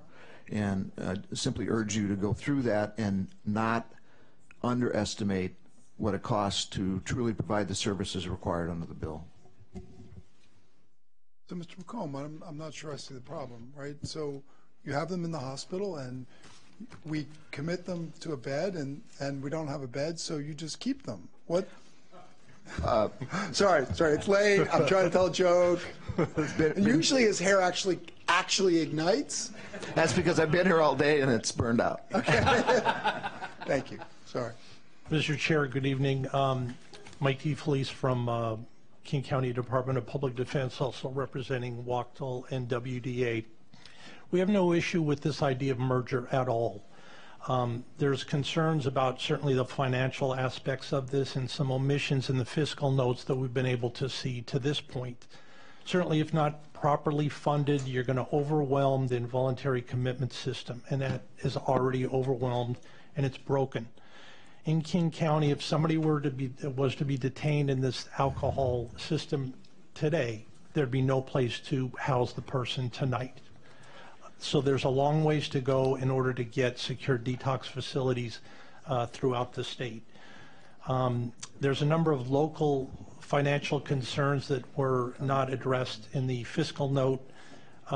They're estimating a number of new cases on the low end of 1,400, high end of 2,800, yet they say there's going to be minimal impact on Superior Court. Today, we can't get through the cases that are in involuntary commitment court at Harborview. Today, we cannot finish all the cases we have. If we had approximately 2,000 more cases going through that system, it's going to cause even a greater hardship on the system. It's going to mean increased prosecutors to do those cases. It's going to mean increased public defenders, defense experts, which are allowed by statute. So ideally, the merger is a decent idea. You just have to really take care of the bottom line, and we ask lawmakers to, as they enter into this merger, to have their eyes wide open. Thank you. Mr. Chair, members of the committee, Ian Goodhue here on behalf of UW Medicine, which also operates Harborview Medical Center. So I come at this issue from a unique perspective because prior to working for UW, I was a deputy prosecutor in King County for 15 years. And the population that this bill would impact, of course, there's a large section of it already being worked with in the involuntary treatment court.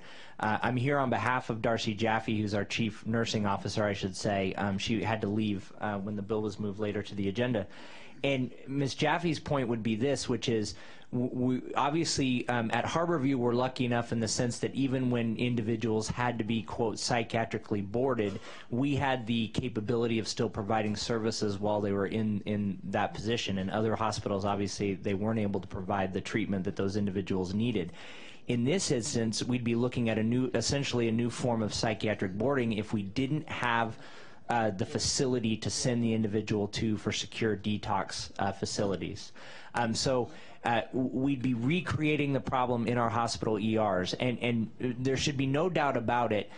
That's where these individuals are brought, most likely by law enforcement, and they're dealt with in our emergency rooms. So without the proper resources put behind the concept, we would simply be recreating the boarding problem just with a different name.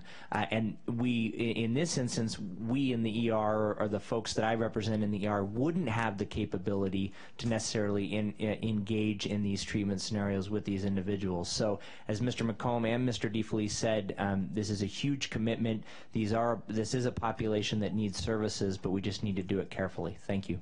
Thank you. The next panel will be Ed Iriarte, Eric Robertson, and Brian Judy.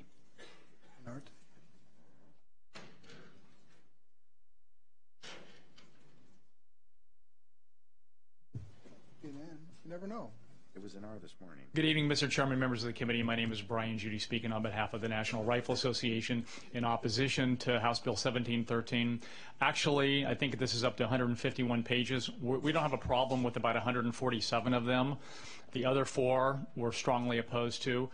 Specifically, what this bill does is it creates a new definition or a new condition, substance use disorder. And what it does is it prohibits the possession of firearms, purchase, ownership of firearms for anybody who's been involuntarily committed for substance use disorder. We are opposed to adding new prohibitors. There's already a prohibitor in existing law for somebody who's been adjudicated mentally incompetent or involuntarily committed for mental health issues. Also, there's a prohibitor if a person is addicted to or an unlawful user of controlled substances. This goes way beyond that. There's no definition of substance in this bill. There's no definition of substance use. The definition of substance disorder is very open-ended and subjective. There's no standards. Again, significantly, it refers to substance use, not abuse. The bottom line, however, is we're opposed to additional prohibitors. beyond what's in existing law. So I would urge that this bill be amended. If it's amended to take out the new prohibitor for this nebulous disorder, then that addresses our concerns. If it's not amended as such, then we urge your opposition to the bill. Thank you. Representative Cody has a question. Well, thank you, Mr. Chair. Since I haven't heard anything about this from anyone, I would appreciate it if you actually would contact my office and we had a discussion about it, because I had not heard from anybody from the NRA on this issue. Mr. Chair, Representative Cody, yeah, I apologize for that. We just realized this just recently, so. So, we'll just come to my office. Okay. I'd like to call forward Adina Hicks and Bill Burris.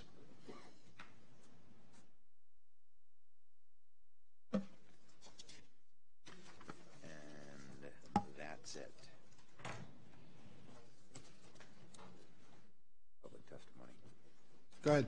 Good evening, Honorable Chair, honorable members. Thank you all for your hard work and staying so late.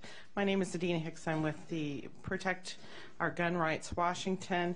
In the interest of brevity, we have the same issues as the NRA, simply because we're seeing, again, this substance use disorder not defined, and the fact is the recidivism rate is much lower for someone who goes through treatment. Ricky Garcia seems to be the perfect example. He's turning his life around. We feel that people's constitutional rights should not be stripped from them. Thank you very much. Thank you. Mr. Chair, ladies and gentlemen of the committee, my name is William Burris. I'm here representing the Gun Owners Action League. And in this, for the sake of brevity, I simply want to say that we share the same concerns as were enunciated by Mr. Judy.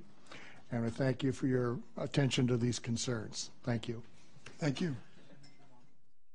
Representative Cody has a question. Well, I just wanted to tell you the same thing, to contact my office. Perhaps they may defer to Mr. Judy, but whoever. Okay. Thank you. That concludes public testimony on 1713. We'll now take up 1916, integrating administrative provisions for chemical dependency and mental health. Once again, for the record, Mr. Chair, Andy Toulon, staff to the committee, and this time I think I'll let Chris do the policy presentation before I try to do the fiscal presentation. Chris Blake from Healthcare and Wellness. Good evening. Chris Blake, staff to the Healthcare and Wellness Committee. House Bill 1916 combined substance use disorder program administration statutes with community mental health program administration statutes. Last year, the legislature passed Senate Bill 6312, which established a timeline for the purchase of mental health and substance use disorder services under Medicaid to be integrated by April of 2016, and for physical and behavioral health purchasing to be integrated by 2020. And so House Bill 1916 basically is a large recodification that merges the administrative provisions related to substance use disorder services with the administrative provisions for community mental health services. I'm not going to go over all of the changes since it's more of a recodification of the current law, but I'll point out some of the substantive changes that either stayed or some of those changes that were made. First of all, it replaces the term chemical dependency with the term substance use disorder throughout the chapter. And in merging the authority to contract, the bill maintains the authority for the Department of Social and Health Services to enter into managed care contracts for behavioral health services. This was called for in last year's legislation, Senate Bill 6312 that I mentioned earlier. The mandatory substance use disorder services such as withdrawal management, residential treatment, and outpatient treatment as is transferred to the mental health provision, the mental health chapter, as is, without any changes, as well as the optional services of peer support, supported housing, supported employment, crisis services, crisis diversion, and recovery support services. There are a couple of provisions that are repealed. Two of them include, first, a provision related to the confidentiality of substance use disorder treatment program records. So this would basically shift to the federal standard. And second, there's a direction to the Department of Social and Health Services to establish a discrete program for substance use disorders administered by a person with experience with substance use disorders, and that's also repealed.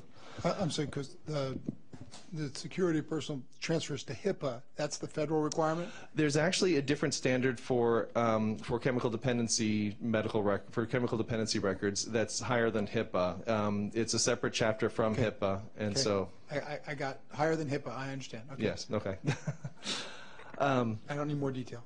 The last thing I'm going to mention is that the requirement that each behavioral health organization in 2016 have a mental health ombuds is changed to require that they have a behavioral health ombuds. So this would provide an ombuds service to clients with a substance use disorder. Andy? So there's a fiscal note that was in your packet on the original bill, which was no impact. And there is a minor impact that would occur from the amendment that passed out of the policy committee, and that is the change that Chris just mentioned around changing the ombuds from a mental health ombuds to a behavioral health ombuds. Currently in the system, there is no ombud services for chemical dependency clients. There is for mental health clients, and so with that change, it would extend ombud services to chemical dependency clients. To try to size it for you, in fiscal year 14, regional support networks reported expenditures of approximately $832,000 for ombud services, and about $545,000 of that would have been paid with state funds. So we don't have a revised fiscal note on the sub yet, but I would guesstimate based on the caseload of chemical dependency clients that the impact would be about a 30 to 40% increase to the ombuds workload, and so that would be an impact of about $250,000 to $330,000 in total funds, of which approximately $163,000 to $214,000 would be general fund state costs. And so the bill's not effective until April, and so the estimates for the first fiscal year would be a quarter of those costs. So for the biennium, it'd be approximately $236,000 in general fund state, and then for 15-17 biennium, and then the subsequent biennium, it would go up to about $377,000 general fund state. Okay. Other questions? Thank you. This one yours, Cody? It's just the other half of it's actually, we moved one whole chapter into this, and that's why the bills were split in half, so that it wouldn't be quite so confusing or quite so long, but they can all go together when we get to the floor. That's the code reviser's advice. Okay.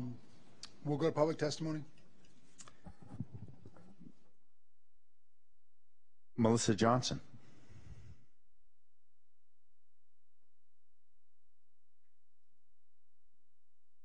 Who doesn't like it? And everybody that does.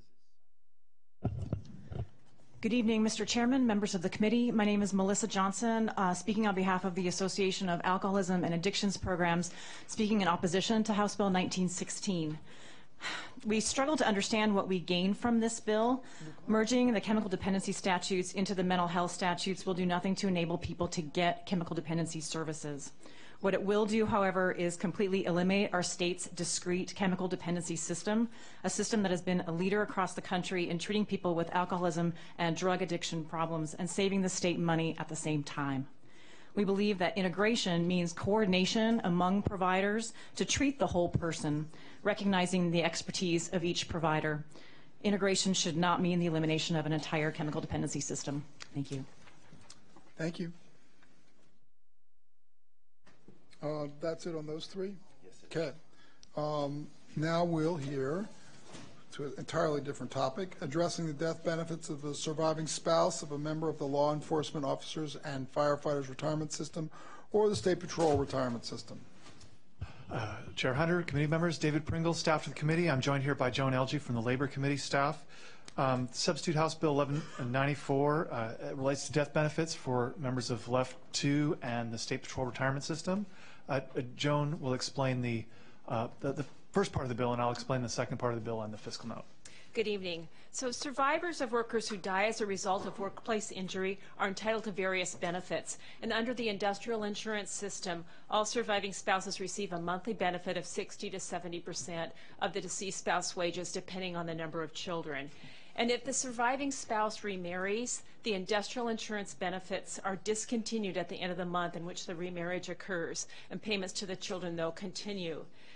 On that remarriage, though, the surviving spouse has a choice. He or she can choose to receive a lump sum of 24 times the monthly rate, or to have the monthly payments suspended and then resume if the remarriage ends in dissolution or divorced. In 2010, legislation was enacted providing that lump sum option for surviving spouses of a member of the Left 2 or State Patrol retirement system is 36 times the monthly rate. So what this bill would do is say that if the surviving spouses of the Left 2 or State Patrol retirement systems no longer receive workers' compensation benefits because of a remarriage, then the spouse is entitled to the benefit they would have received if they hadn't remarried. That benefit is payable from the Left 2 or State Patrol retirement system as appropriate. Payments would also resume for a spouse who remarried, and if a spouse had chosen that lump sum payment option, then that monthly payment would be actuarially reduced. Now, as this essentially, the bill in substitute form adds to the death benefits in Left 2 and State Patrol, I thought I'd review very briefly sort of what the death benefits are out of the pension system. So what they get currently is there's a lump sum death benefit. It's about $240,000. It's indexed. They receive either out of the plan a lump sum of 150% of the employee's contributions into Left 2, or a monthly death benefit that's equal to 10% of their pay, plus an additional 2% per year for every year beyond 5 that the member has earned service credit. So it's for a person early in their career, it could be a fairly small percentage of pay benefit that the survivor receives. Now, especially in comparison to the 60% of pay plus benefit out of the L&I benefit side. They're also entitled to health benefits out of the PEB system. This is paid for by the Left 2 or the State Patrol retirement system, and a federal public safety officer death benefit that's about $340,000. So there is a Department of Retirement Systems administrative fiscal note that's about $24,000. And I got some preliminary fiscal impact information from the state actuary's office, and this probably will change somewhat as it goes on, but they'll give you a good idea about this. They estimate on the Left 2 side that it'll have about a 0.16% of pay increase, or a 16 basis point increase in the rate. This would generate about a $1 million general fund state impact on the Left 2 rates for 15-17. In total generating about $28 million of present value of liability for Left 2.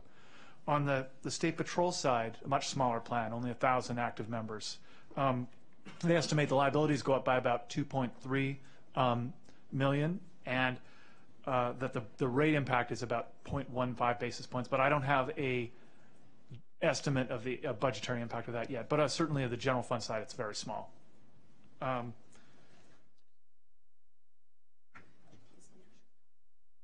That concludes my remarks. Other questions? Okay, and we don't have Representative Kirby here. That's not a surprise. Go to public testimony. Steve Nelson.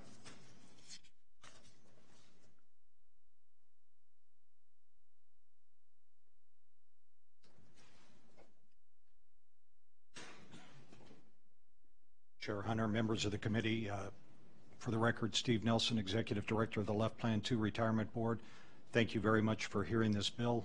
Joan and David did a very good job of explaining the bill, but I'd be happy to answer any questions that you have.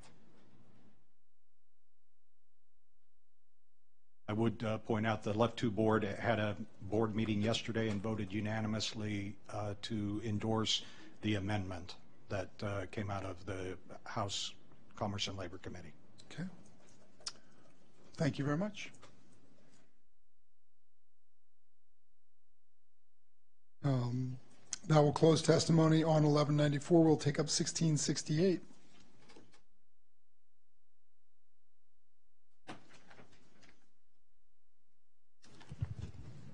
Good evening, Mr. Chair and members of the committee. James Cattle, committee staff, and with me is Cassie Jones from the Public Safety Committee to brief the policy impact of the bill. Good evening, Mr. Chair and members of the committee. Substitute House Bill 1668 concerns release of sexually violent predators to their counties of commitment. A sexually violent predator is a person who has been convicted of, found not guilty by reason of insanity of, or found to be incompetent to stand trial for a crime of sexual violence, and who suffers from a mental abnormality or personality disorder that makes the person likely to engage in predatory acts of sexual violence if not confined in a secure facility. If a person is found to be a sexually violent predator, he or she is committed to the custody of the Department of Social and Health Services at the Special Commitment Center on McNeil Island. A less restrictive alternative, or LRA, is a court-ordered treatment in a setting less restrictive than total confinement. If a jury or court determines that conditional release to an LRA is in the best interest of the person and conditions adequately protect the community, the court must enter a judgment ordering that conditional release. In addition, the court must make additional findings, including that the person will be treated by a qualified treatment provider who will assume responsibility for the treatment and report violations, that secure housing exists, and that the housing provider has agreed to accept the person and report violations of the conditions, and that the person is willing to comply with the treatment provider, Department of Corrections, and the court regarding all requirements relating to treatment and supervision. Under Substitute House Bill 1668, a court, before authorizing release to an LRA, must consider whether it is appropriate to release the person to the person's county of commitment. A person's county of commitment is the county of the court which ordered the person's initial commitment. Under the bill, it is appropriate to release to the county of commitment unless the court determines that that release would be inappropriate considering several factors, including court-ordered protection orders, victim safety concerns, the availability of appropriate treatment facilities, negative influences on the person, or the location of family and other support persons. When the DSHS or court assists in developing this placement, effort must be made to avoid disproportionate effect on a single county, and if a person is not released to their county of commitment, the department must provide written notice and an explanation to the Law and Justice Council of the county of placement. Thank you. So in terms of fiscal impact, the fiscal note is identifying impact to the Department of Social and Health Services for two reasons. First is to develop additional locations, additional counties essentially for placements. The workload here is resource development to develop appropriate placements, staffing, benefits, and transportation. The identified cost is about $100,000 per year. The second cost is for victim and witness notification. Likely it needs to locate the victim, to contact the victim, and to address safety concerns. This also is about $100,000 per year. I would point out that over the past 10 years, there have been a total of 35 less restrictive alternative placements. While it's been increasing over time, that cost may be on the high side. So how many less restrictive alternative locations are there? There's like two, right? Well, there's two secure community transition facilities, yeah. One in Pierce County, one in King County, but there are more less restrictive alternative placements. I'm seeing in the data placements in King County, placements in Pierce, Snohomish, Kitsap, and others. Okay, I thought there were only two. Okay. You had a question, Representative Wormsey? Thanks, Mr. Chair. I was, so these would be sexually violent predators released from both civil and criminal facilities? Do I understand that? These would be people who, if they were convicted of that crime, they've already served their prison sentence, then they're civilly committed and placed at the Special Commitment Center. At that point, the process is initiated and the court will evaluate if they should be either released unconditionally or to a less restrictive alternative. And I guess just to follow up on the Chair Hunter's question about what a less restrictive alternative could consist of, if it, and I'm struggling, I have a physical thing in my mind, a place, rather than a set of circumstances, and I'm struggling knowing what a less restrictive alternative consists of, service-wise, security-wise, et cetera. I'm just at a loss. So less restrictive placements would be placements in the community at secure housing facilities, and the court has to make that finding that that security that's provided there is adequate to protect the community, and that could be different depending on the housing provider. Okay. Are there other questions? Thank you very much. Representative Kilduff.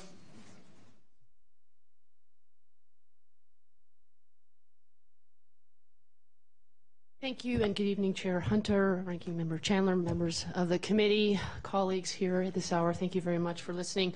I just want to make some brief comments. As you may have noticed, House Bill 1668 is not a coincidence that there are 10 Pierce County legislators who've signed on to that, and really at the core of this bill are fairness and safety for the community.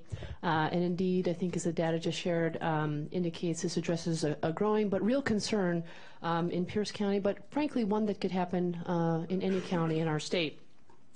Bottom line is we do have a disproportionate number of individuals released from the Special Commitment Center in the 28th, which is my district, and I should mention, again, Christine Kilduff from the 28th Legislative District, Southwest Pierce County. So we do have that disproportionate number of releases, that is, folks who are released from the center but have not necessarily been committed in Pierce County. Their conviction occurred elsewhere. So this bill simply fixes that problem and provides a solution that's fair and that's equitable, and requires a judge to first look to the county of commitment when determining that individual's release. However, there are also some safeguards in this bill, 5 factors you heard enumerated by staff here, including victim concerns, treatment facility availability, as well as support for the offender in the community. So I'd also share this is not a new idea. Fair share is not a new concept in our laws. Right now, if you're released conditionally from a Department of Corrections institution, the default, if you will, is the county of origin. So that must first be considered when that release takes place. So at a small cost, really, this would advance sound policy and fairness and safety for communities, and I commend this bill to you. I do want to mention as well, not here, but wholly supportive of this bill is WAPA, the Washington Association of Prosecuting Attorneys, also here, but not able to sign in here from Pierce County is Jennifer Jolly, if the committee does have any questions. And one other piece I should mention, too. This bill does require the Department of Social and Health Services to advise counties and the law enforcement folks in counties when the release does not occur to a county of origin. So that puts the counties on notice as to that sexually violent predator being released into the community. So I thank you for your time and your attention at this hour, and be happy to answer any additional questions you may have. I'm not seeing any. Thank you very much. Thank you all. And the public testimony, no one has signed in. We will now move to 1682, improving educational outcomes for homeless students.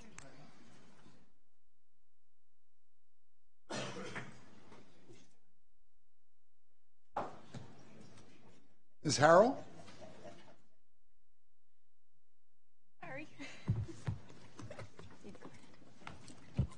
Thank you, Mr. Chair, members of the committee. For the record, Cece Clinch reporting on House Bill 1682, which concerns homeless students, school districts, and 2 state agencies, namely OSPI and the Department of Commerce.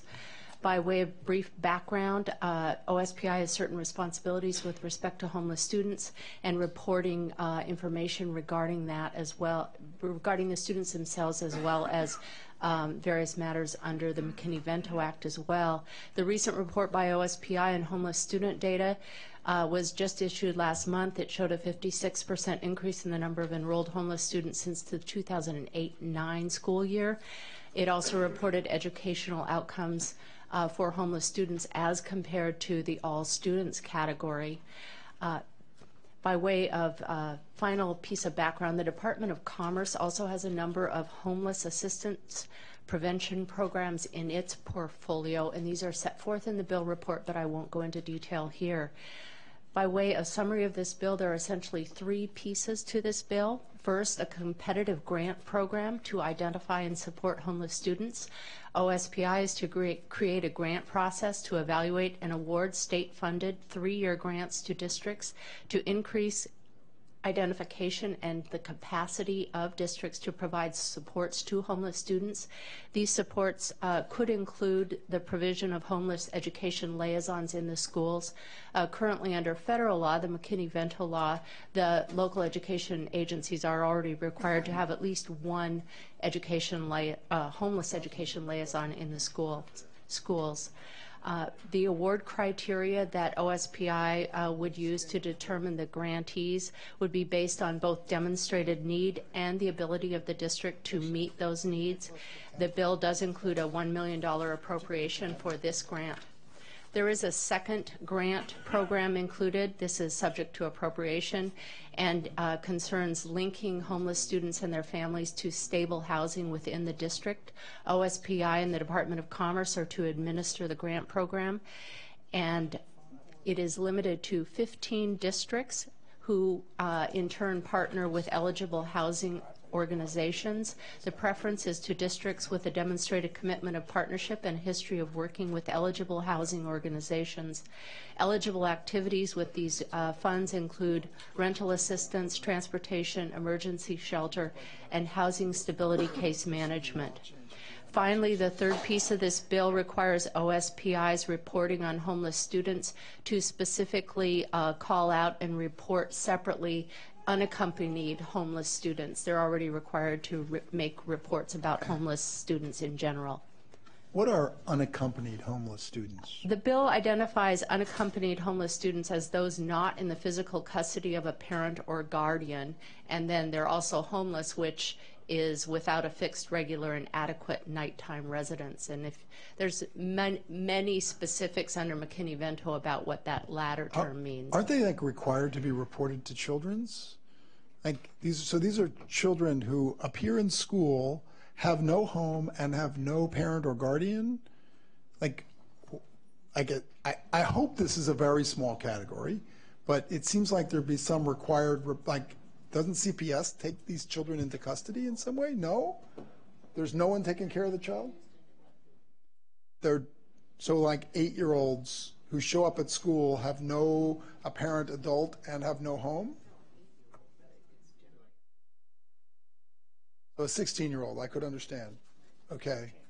And currently they don't track separately unaccompanied from the general homeless category, and this is what that bill would do. Okay, one would hope this is a very small category. Okay.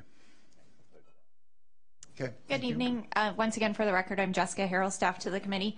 A fiscal note was requested and received for 1682. The total estimated cost of the fiscal note is approximately $12 million per biennium, beginning in the 15-17 biennium. I'll begin first with the component that is under the Commerce Department that was the latter part of CC's presentation. The Department of Commerce provides an estimate of approximately $5 million for the primarily the grant costs, but also some staff costs. They indicate that the grants would not exceed $500,000 and that the number of districts receiving the grants as required under the bill would not exceed 15 districts. Staff costs to administer the program are estimated to be approximately $200,000, assuming 1.9 full-time equivalent staff would be needed to develop the statewide competitive grant application process, provide training to prospective applicants, evaluate awards and grants to districts, monitor the grants, and assist districts with data collection and reporting. The Office of the Superintendent of Public Instruction estimates its cost to be approximately $1 million per fiscal year, of which approximately $850,000 is for the grant awards. OSPI assumes that the grants would complement any similar federal grant programs such as the McKinney-Vento Act, and that state-funded for staffing would need to be provided, as funds for the federal programs are not permitted to be used for state-directed programs. And the work at OSPI for the staffing would cost approximately $150,000. Again, also, as CC mentioned, there is a $1 million appropriation in FY16 and $1 million appropriation in FY17 for this OSPI component of the bill. And the data collection element, is there a cost that's specific to that? I don't believe the fiscal note broke it down to that level of specificity, but it would be a small portion of the staffing costs. Okay. Thank you. Are there other questions? Okay. We probably don't have Representative Fye here. We do not. Who's clapping in the back row? We will go to public testimony. Nick Federici and Hillary Madsen.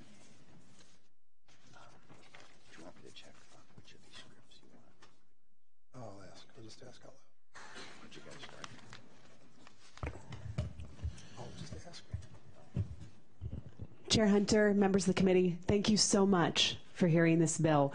My name is Hillary Madsen. I'm an attorney with Columbia Legal Services here on behalf of our clients. Each year, school districts are identifying more and more homeless students. In 2013, we estimated 32,000 students in the state of Washington are homeless. That is a 93% increase from 2006. By supporting students now, we can save money, we can improve educational outcomes for our lowest performing students. Homeless students have a 42% graduation rate.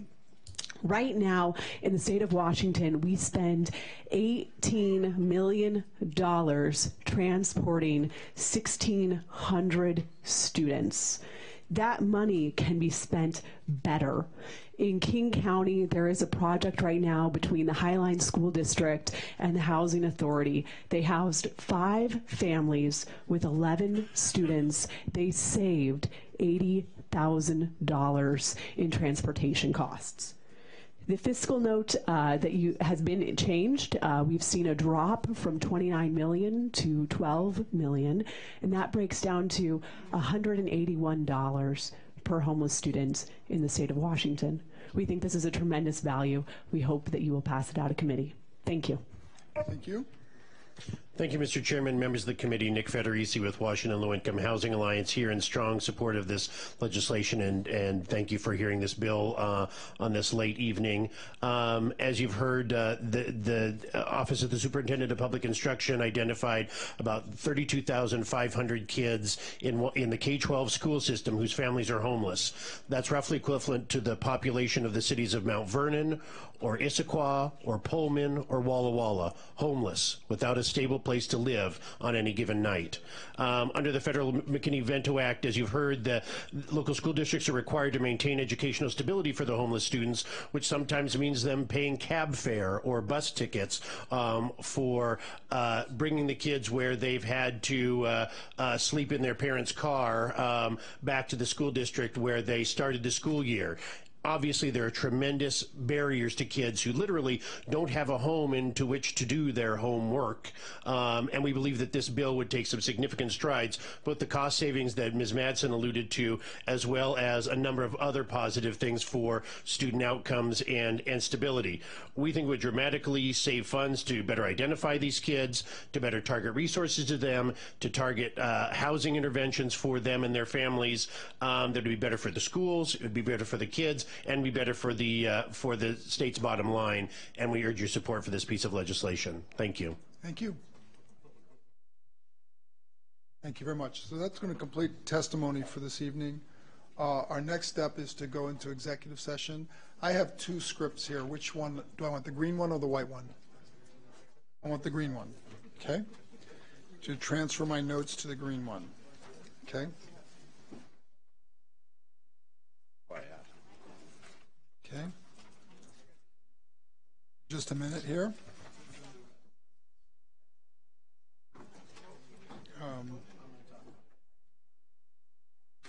Oh, actually, we're okay now. I don't have to hold that anymore.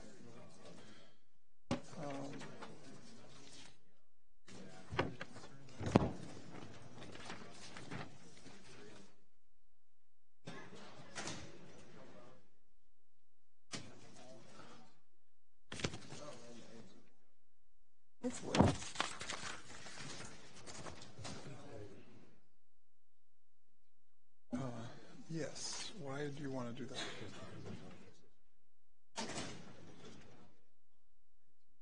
Which item is that on the list?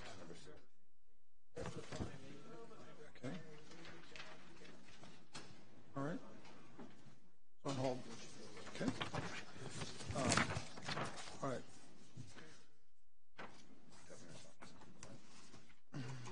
People want bills on hold. They're on hold. It's okay. No hurry. No hurry. Not in a hurry. Okay. So we're going to go in. All right. First off, do I have all my members? Nope. Let's vote. 1, 2. Yeah. Behringer, Litton, Walkinshaw, please. Dunshee. Yonek. We'll be at ease for a few minutes.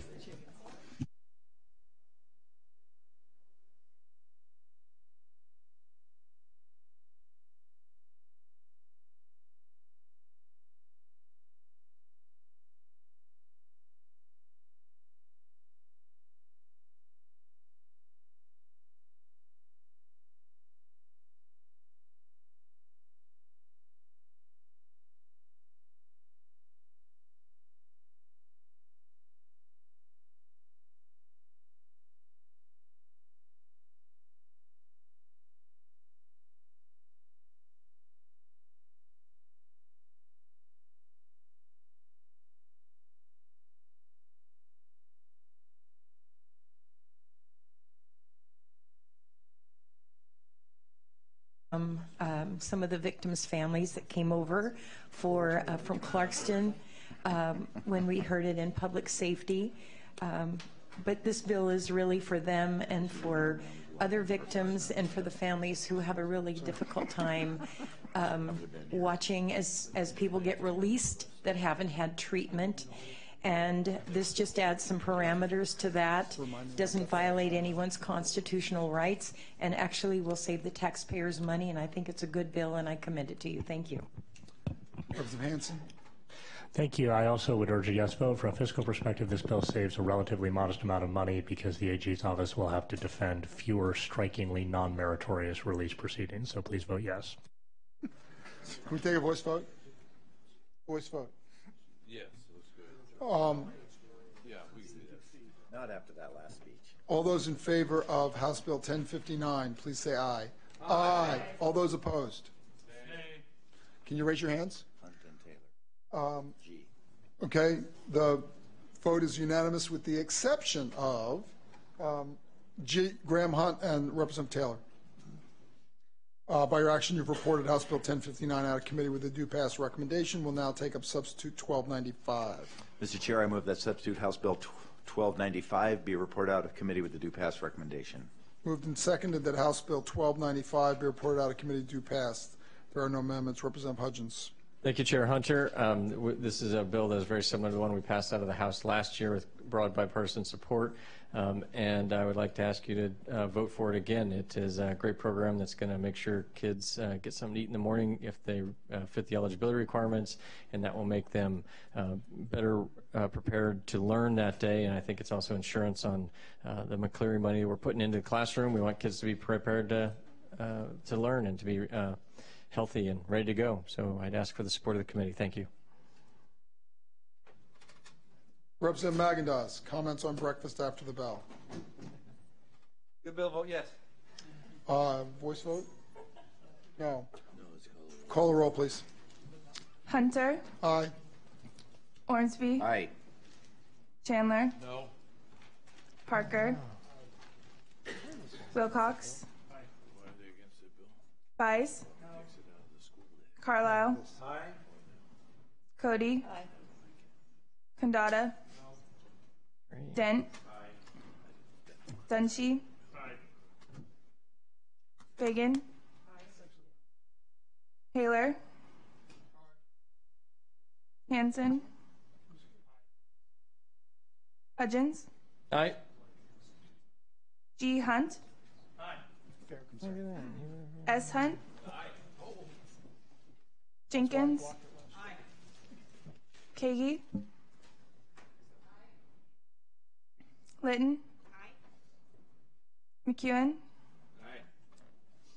Magendas. I've been convinced, but I thought about it more. Pettigrew. Sawyer. Schmick.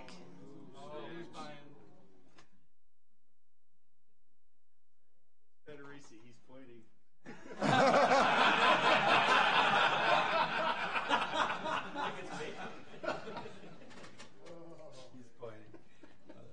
Oh, that's good. Well, you can finger somebody else.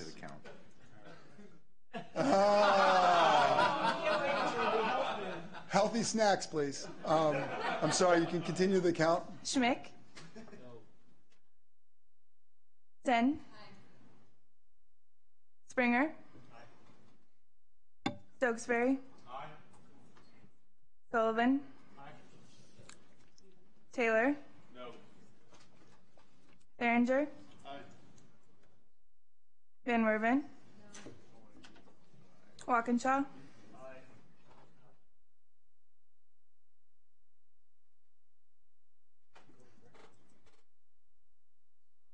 On the result? Mr. Chair, there are 27 ayes, 6 nays, 0 absent or excused. By your action, you've reported substitute House Bill 1295 out of committee with a due pass recommendation. I'll try not to interrupt the counts again. Substitute House Bill 1391. Mr. Chair, I move that substitute House Bill 1391 be reported out of committee with the due pass recommendation. Moved and seconded that substitute House Bill 1391 aligning functions of the Consolidated Technology Services Agency, Office of the Chief Information Office, and Department of Enterprise Services be reported out of committee with a due pass recommendation. There are amendments. Representative Hudgens. Yes, I'd like to move adoption of the amendment. I apologize, I don't have the number in front of me. Representative Hudgens, would you like to move adoption of Amendment Ryle 017? Yes, here it is, Ryle 017. I would like to move adoption of Ryle 017. Thank you, Mr. Chair. It's been moved and seconded that Amendment Ryle 017 be adopted. Representative Hudgens, comments? Thank you, Mr. Chair. This is largely a technical amendment clarifying which office was supposed to have this function, and so I'd like to ask the adoption of the committee in the clarifying language of the amendment. Further comments? No, we agree. All those in favor of pronoun consolidation, please say aye. Aye. Aye. All those opposed? Motion's adopted. Mr. Chair, I move that the adopted amendment be incorporated into a proposed second substitute, and that proposed second substitute 1391 be reported out due pass. Moved and seconded the second substitute House Bill 1391 be reported out due pass. Are there comments? Representative Hudgens. Thank you very much, Chair Hunter. This bill simply allows or puts, it is an alignment of the IT functions, putting the policy and the operations together, and it is, should save us about $2.3 million in its implementation, and I would like to ask the committee's support of the bill, please. Representative Parker. Representative Hunt. Thank you, Mr. Chair. I am going to be a no on this. I think we took the right step in 2011 when we created the CIO and the separate CTS, and I think having those divisions is good for technology policy in the state, and I would like to stay with them. Clerk will call the roll. Hunter. Aye. Ormsby. Aye. Chandler. Aye. Parker. Aye. Wilcox. Bies. Aye. Carlisle. No. Cody. Aye. Kandata. Aye. Dent. Aye. Dunshee. No. Fagan. Aye. Haler. Aye. Hanson. Aye. Hudgens. Aye. G. Hunt. I agree with the other Hunt. Nay. S. Hunt. No. Pinkins. No. Hagee. Litton. McEwen. Aye. Magendas. Pettigrew. Sawyer. Schmick. Sen. Springer.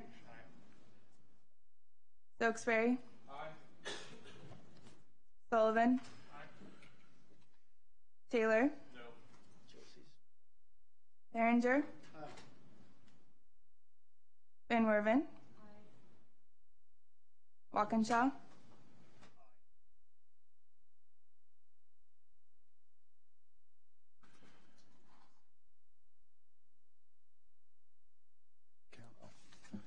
And the result? Mr. Chair, there are 27 ayes, 6 nays, 0 absent or excused. Thank you. By your action, you've reported second substitute House Bill 1391 out of committee with a due pass recommendation. We'll now take up substitute House Bill 1436 concerning homeless youth prevention and protection.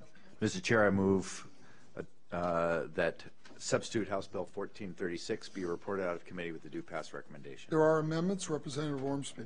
Mr. Chair, I move adoption of Mulholland 074. Thank you. This is an amendment that provides a null and void clause that says if specific funding is not provided. We think it's a good idea, but I'm concerned about making sure the budget lines up. Urge adoption. Representative Chandler? I agree. All those in favor of amendment Mull 074, please say aye. Aye. Aye. All opposed? Motion's adopted. Representative Ormsby.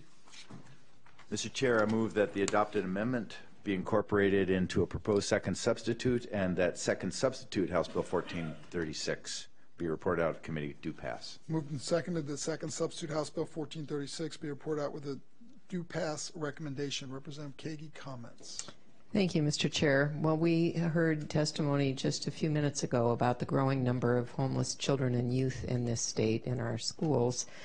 We know it's a growing problem, and the response to that problem has been housed in the Children's Administration, which is really focused on protecting children from child abuse and neglect. And they have adolescents are not where they focus their concerns. So this bill allows us to put programs for homeless youth in the Department of Commerce, where many other homeless programs exist, and create an Office of Homeless Youth to really develop a focused, thoughtful strategy for preventing and reducing youth homelessness in this state. I strongly urge your support. Representative Dent. Thank you, Mr. Chairman. I have concerns with this bill, and I'd like to talk about that for a little bit here. You know, I'm a kid guy, and I really care for kids. They're the most important thing in my life. But some concerns I have here is, one is the definition of homeless as it's written in our statutes. I struggle with that a little bit as being a little bit too broad, maybe.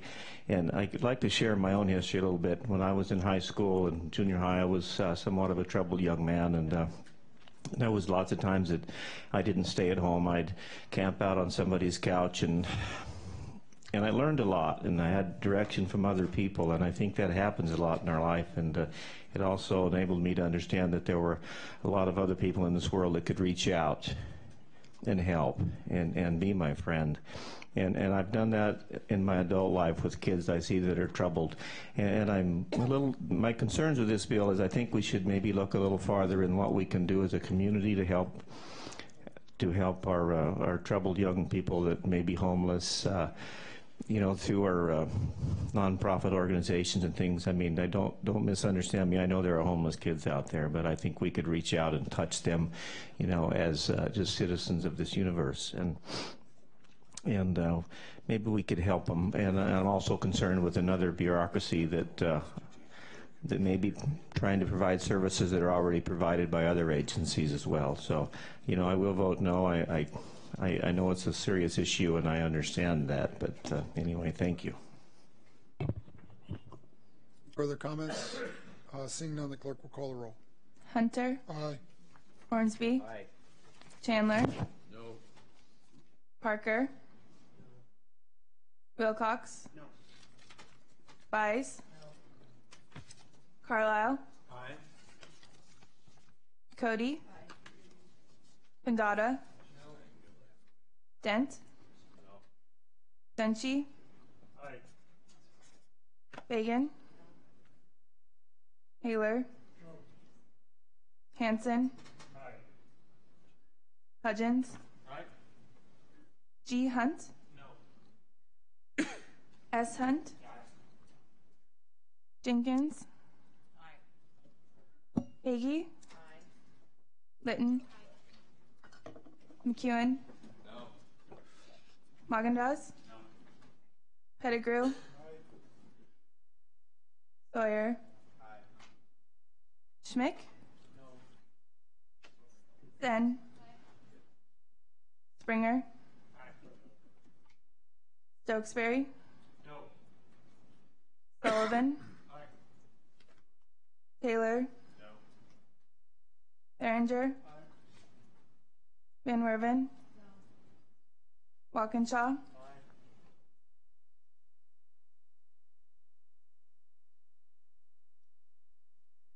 Mr. Chair, there are 18 ayes, 15 nays, 0 absent or excused. Thank you. By your action, you have reported second substitute House Bill 1436 out of committee with a due pass recommendation. We'll now take up substitute 1469. Mr. Chair, do you want to read the title? Yeah, I'd like people to know what the bill is. Addressing removal of payment credentials and other sensitive data from state data networks. Mr. Chair, I move that substitute House Bill 1469 be reported out of committee with the due pass recommendation. I think it's been moved and seconded that substitute House Bill 1469 be reported out due pass. There are amendments. Representative Hudgens to remove adoption of Amendment RUT 006. Yes, Mr. Chair, I'd like to move adoption of Amendment RUT 006, please. Been moved and seconded that Amendment RUT 006 be adopted. Representative Hudgens. Thank you, Mr. Chair. RUT 006 before us. I'd like to ask the committee to please adopt this amendment. It does clarify language within the bill. I think it makes the bill easier to understand, and so that's why it's before us. Further comments? That was easy to understand. How late you want to be here, folks? Are there further comments on this amendment?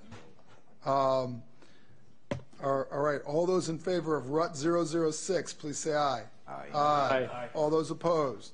Motion's adopted. Representative Ormsby. Mr. Chair, I move that the adopted amendment be incorporated into a proposed second substitute, and that second substitute, House Bill 1469, be reported out of committee to pass. Moved and seconded, second substitute 1469 be reported out due pass. Are there comments? Representative Hudgens.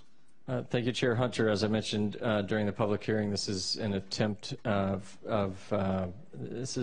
attempt to lower the value of the information that is held in state computers in order to lower the risk of potential breaches. I would like to ask for the support of the committee for this policy before us. Thank you. On your side? Thank you, Mr. Chair, and I agree. I think that this bill is a good faith effort to moving toward a more secure environment, and and I urge the committee to pass the bill. Voice vote okay? David's saying it's okay. It's okay. All those in favor? All those in favor of second substitute House Bill 1469, please say aye. Aye. Aye. All those opposed? Motion is adopted unanimously. We'll now take up substitute House Bill 1496, addressing vocational rehabilitation by making certain recommendations. Mr. Chair, I move that substitute House Bill 1496 be reported out of committee due pass. Been moved and seconded that substitute House Bill 1496 be reported out of committee due pass. There are no amendments. Representative Ormsby. Thank you, Mr. Chair. And going back several years, this was a very contentious issue. Vocational rehabilitation was not satisfying the needs of either the employer or the employee. And I'm sure that our good ranking member and Representative Kandata remember well those days when there was a lot of contention around the dissatisfaction about vocational rehabilitation. They got together, both employers and employees, and came up with a program that started out as a pilot, and we're trying to solidify it because we know the #1 predictor between an injured worker and getting back to work is maintaining a connection with their employer, and this provides many mechanisms in order to be able to do that, including wage substitution, et cetera, and it's a good idea, and it's one of those things that can hopefully become a model for contentious issues ending up being agreed to and wanting to be, kind of made permanent. President Kandata. Thank you, Mr. Chair. Well, once in a long while, the Labor Committee actually does do something collaboratively, and once in a longer while, it works. So I think we would like to continue this project forward. It seems to be doing what it was intended to do. Just on a personal note, I have to say that it makes me kind of nervous that the Labor Committee approved something unanimously. I agree. I left that committee this year, and I'm a little worried myself. It makes me nervous. But voice vote okay? Voice vote okay on this one? All those in favor of substitute House Bill 1496, please say aye. Aye. All those opposed? Motion's adopted unanimously. We'll now take up substitute House Bill 1536, addressing the timing of emergency detentions and assessments under the Involuntary Treatment Act. Mr. Chair, I move that substitute House Bill 1536 be reported out of committee due pass. I moved and seconded that substitute House Bill 1536 be reported out of committee due pass. This is addressing the timing of emergency detentions. There are no amendments or comments. What do you want? Clippert bill. Clippert bill. Okay. Representative Chandler. Thank you, Mr. Chair, and I think this is a common sense move. a small step, a modest one in moving forward on mental health involuntary treatment, but I believe it's a very positive bill, and although a modest one, and I urge the committee to adopt it, to pass it on. Representative Jenkins, you like 1536, right? I do, yes. Voice vote okay? Let's try it. All those in favor of substitute House Bill 1536, please say aye. Aye. All those opposed? Again, we have just two. The vote is, all of the members vote aye with the exceptions of Graham Hunt and Representative Taylor. By your action, you have reported substitute House Bill 1496 out of committee due pass. 1536 out of committee due pass. We will now take up House Bill 1599 concerning secure facilities for the criminally insane. Mr. Chair, I move that House Bill 1599 be reported out of committee due pass. It has been moved and seconded that House Bill 1599 be reported out of committee due pass. There are amendments. Representative Graham Hunt to move adoption of Amendment Harrow 232. Thank you, Mr. Chair. I'd like to move the adoption of the Amendment Harrow 232 on some color of blue. Amendment Harrow 232 on page 5 of the blue packet has been moved and seconded. Comments, Representative Hunt. Thank you, Mr. Chair. So this originally, not just my amendment, well, I guess I'm just speaking to the amendment, right? Yeah. So this bill originally, when it was made into law, was done in 2010, and there hasn't been as much comprehensive reform to the mental health system as there has been just recently, just in this year and the years going forward. And so my point of this amendment is really just to try to ensure that we go back and we look at this 5 years later, the same as what we had done when it was originally put into law, so that we can evaluate how successful this program has been. Representative Jenkins. Thank you, Mr. Chair. I'm going to urge a no vote on this. As DSHS testified in the hearing, this is a very rarely used tool. It's actually been only used once, and it's been used because it's the person it was used with was a danger to both the staff and the other patients at the hospital. And then secondly, the cost for doing for keeping this kind of dangerous person at the hospital was extraordinarily high in comparison to moving them to DOC. So I urge a no vote on the amendment. All those in favor of Harrow 232, please say aye. Aye. All those opposed, say no. No. Amendment is not adopted. The motion. Pretty weak. Well, we wanted to make you feel good, but motion is not adopted. The motion before the committee is a due pass recommendation on House Bill 1599. Final comments, Representative. Actually, this is a Republican bill. Representative Hunt, do you wish to make comments? I would. Thank you, Mr. Chair. So I'm going to urge a no vote at this time. As we just heard by the good lady, this has been used one time. There's been substantial changes to the mental health system going forward, and as such, I'd like to have the ability to review it rather than putting it into permanency. So I'm going to encourage a no vote at this time. Okay. Representative Jenkins? Thank you, Mr. Chair. I'm going to urge a yes vote at this time because of the rareness of the use of this and the appropriateness of the use of this. And I think that members of this committee actually know the one instance when this has been used and the very, very, very, very dangerous person who this bill was used to help address. So I would ask for a yes vote. You want me to call the roll? Clerk will call the roll. Hunter. Aye. Ornsby. Aye. Chandler. Aye. Parker. Wilcox. Bice. Carlisle. Cody. This was last night. Kandata. Den. Dunshee. Fagan. Taylor. Boy, I'm glad I called the roll. Hanson. Hudgens. G. Hunt. S. Hunt. Jenkins. Kagi. Litton. McEwen. Magendas. Pettigrew. Sawyer. Schmick. Sen. Springer. Stokesbury. Sullivan. Taylor. Behringer. Van Werven. Walkinshaw.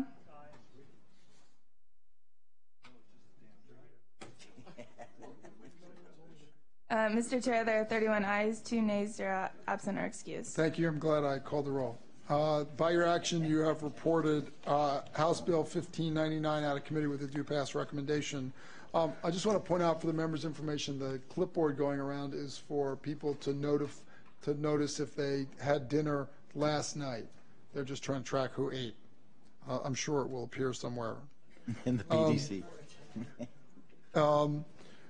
House Bill, we'll now take up House Bill 1067 concerning health plan coverage of reproductive health care. Mr. Chair, I move that House Bill 1647 be reported out of committee with a due pass recommendation.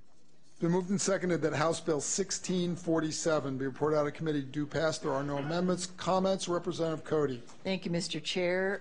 This is an issue that we have discussed many times over the years. It's actually about insurance coverage and making sure that the coverage that we buy pays for the things we need. It covers contraceptive medications this year and full service maternity care, and I urge your support. Representative Schmick. Thank you, Mr. Chair. Well, I'm going to be asking for a no vote. By passing this bill, if you buy through the exchange, you still have a choice of a plan that does not cover abortion, but not in the private market or employer plans. This also is an expansion of contraceptions in this bill and added cost. So I will be asking for a no vote tonight. Clerk will call the roll. Hunter. Aye. Hornsby. Aye. Chandler. No. Parker. No. Wilcox. No. Bice. No. Carlisle. Aye. Cody. Aye. Condata. No. Dent. No. Dunshee. Aye. Fagan. Haler. Hanson. Aye. Hudgens. Yes. Hour and a half. Hour and 40. G. Hunt. Oh. Just noticing. S. Hunt. Aye. Jenkins. Aye. Kagi. It's what it is. Litton. Aye. McEwen. No. Magendas. Aye. Pettigrew. Aye. Sawyer. Aye. Schmick. No. Sen. Springer. Aye. Stokesbury. No. Sullivan. Aye. Taylor. No. Behringer. Aye. Van Werven. Walkinshaw. Yes.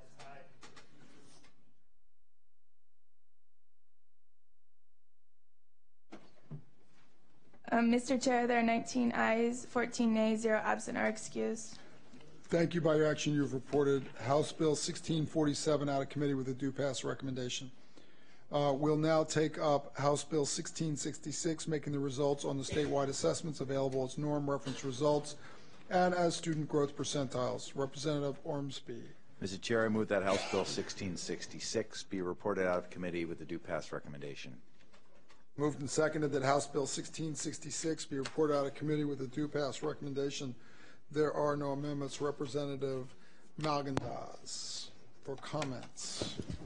Thank you, Mr. Chair. This bill basically adds student growth data to the OSPI report card, reports the proficiency results in a more standard format that's easier for folks to digest and makes better trend analysis, and addresses a data suppression issue that came up with new policies adopted in August. Recommend a yes vote. Representative Litton. Thank you, Mr. Chair. I recommend a yes vote. It makes student data, believe it or not, easy to understand, creates transparency, and at the same time ensures privacy of individual students. All those in favor of House Bill 1666, please say aye. Aye. All those opposed? No. Okay, let's get a division. Can I get our hands raised on the nose? All right. All members voting aye with the exception of Sam Hunt, Dunshee, Taylor, Graham Hunt, and Ormsby.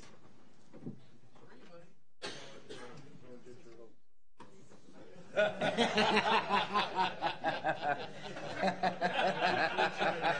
about the limit of doing a voice vote. That's okay. No, it's fine. That's fine. Yeah. And the result? Mr. Chair, there are 28 ayes, 5 nays, 0 absent or excused. By your action, you have reported House Bill 1666 out of committee with a due pass recommendation.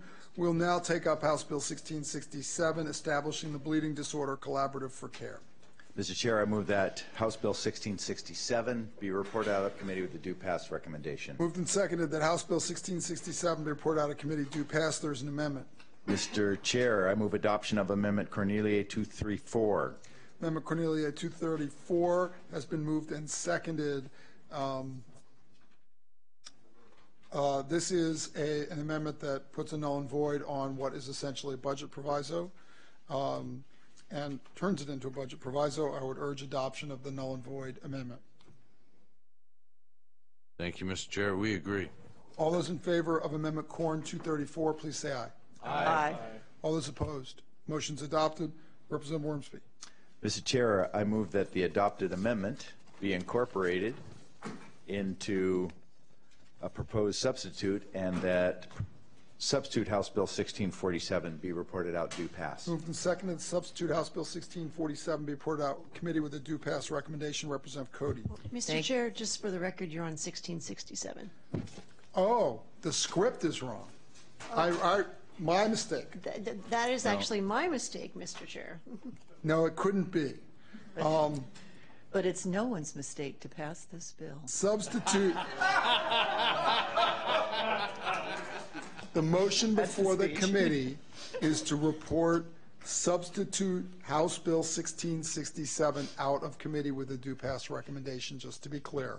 Representative Cody, comments. I don't think I can top the last one.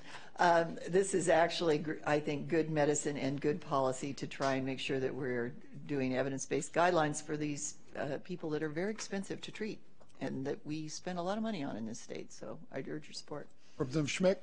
I would urge a yes vote. I would agree wholeheartedly that we need some measures that will save us money and give proper care for the ones we take care of. So urge a yes vote. Saves money, vote yes. Voice vote? Yeah. All those in favor of substitute House Bill 1667, please say aye. Aye. All those opposed? Please raise your hands. All members present except Graham, Hunt, and Taylor vote aye. Nope, Dunshee didn't raise his hand this time. So there are 2 no votes. By your action, you've reported substitute 1667 out of committee due pass. We will now take up 1704. Mr. Chair, do you want to do? Yeah, enhancing public safety and reducing recidivism through post-secondary education. I move that House Bill 1704 be reported out of committee with a due pass recommendation. Moved and seconded that House Bill 1704 be reported out of committee due pass. There are no amendments. Representative Pettigrew, comments. Everyone's heard the explanation of the bill, and I urge you to vote yes. Thank you. Representative Chandler. Thank you, Mr. Chair. I'm going to ask the committee to not pass this bill tonight. I think that we have some concerns and particularly with regard to the fact that we have a lot of challenges in education, and we need to consider this in the same context. So I'm urging a no vote. Okay. Clerk will call the roll. Hunter, Aye. Ormsby, Aye. Chandler, Parker, Wilcox, Bies, Carlisle, Aye. Cody, Kandata, Dent, Dunshee, Aye. Fagan, Haler,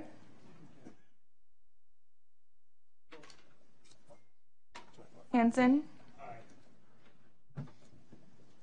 Hudgens, D. Hunt, S. Hunt, Jenkins, Kagi, Litton, McEwen, Magendas, Pettigrew, Sawyer, Schmick, Sen, Springer, Stokesbury, Sullivan, Taylor, No. Herringer, Van Werven, Walkinshaw,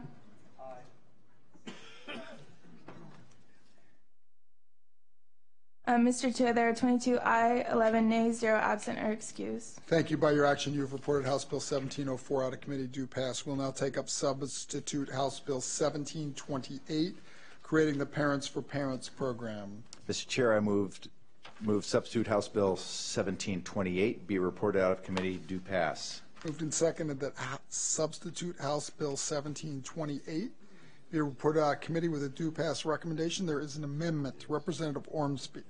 Mr. Chair, I move adoption of Amendment Bunch 010. Amendment Bunch 010, which is loose on pink, has been moved and seconded. Representative Ormsby for comments. Mr. Chair, this just makes a clarification on the language to bring it to the preferred statutory language about funds appropriated as opposed to funds available. Chair. Thank you, Mr. Chair. I agree that we should support this amendment. All those in favor of Amendment Bunch 010, please say aye. Aye. Aye. All those opposed? Motion's adopted. I withdraw Bunch 016. Representative Ormsby. Thank you, Mr. Chair. We heard some compelling testimony the other day. Sorry, can you make the motion? Oh, I'm sorry.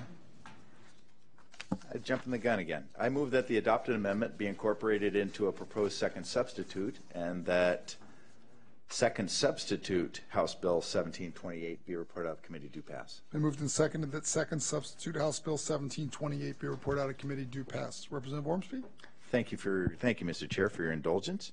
I was just going to say before I forgot the proper order of things that we heard some very compelling testimony earlier this week from a young parent who was just barely out of prison just a year ago and whose child was in foster care 24 months. And got custody of his son back in the summertime, and by next month will be not CPS involved. The compelling story was brought about by him relying on peer mentorship and someone that got with him, told him what he could expect, the challenges he was going to face, and how he could overcome them, how he could demonstrate to the dependency during a dependency hearing how he could regain custody. I think we all face challenges as parents, and we survive those challenges because we have a support group. And I think that it's the least we can do to provide a program that provides that peer support to families at the worst time that they can be in not only in the hopes of reuniting that family but because we're a fiscal committee and not entering more families into the CPS process and eventually into foster care, we're keeping those families whole, and we're not taking on the burden of providing care for those kids as if they become wards of the state. I think it's a great idea, and we should make this pilot program permanent.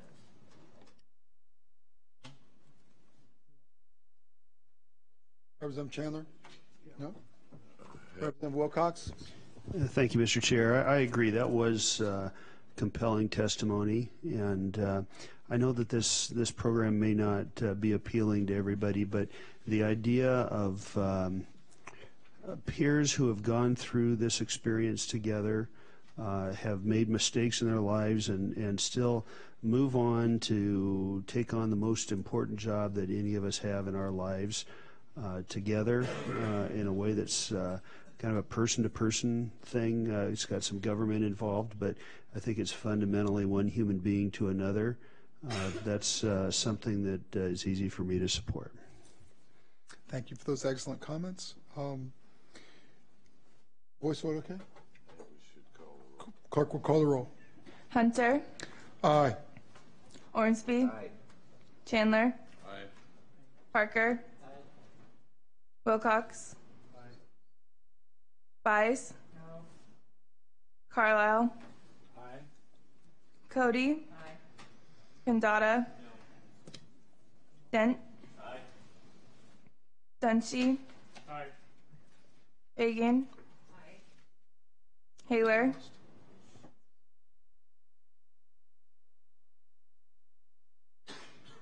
Hanson. Hudgens. G. Hunt.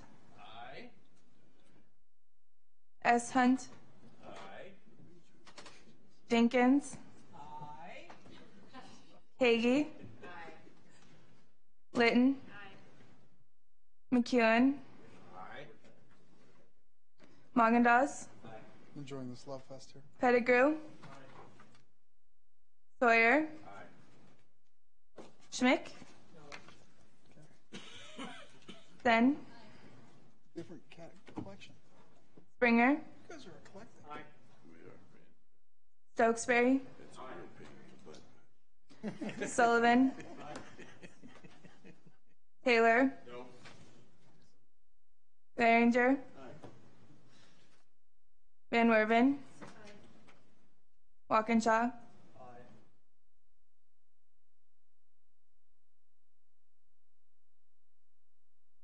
Mr. Chair, there are 29 aye, 4 nay, 0 absent or excused. Thank you. By your action, you have reported second substitute House Bill 1728 out of committee with a due pass recommendation. We'll now take up House Bill 1732, addressing meal and rest breaks and mandatory overtime for certain healthcare employees. Representative Ormsby. Thank you. Thank you, Mr. Chair.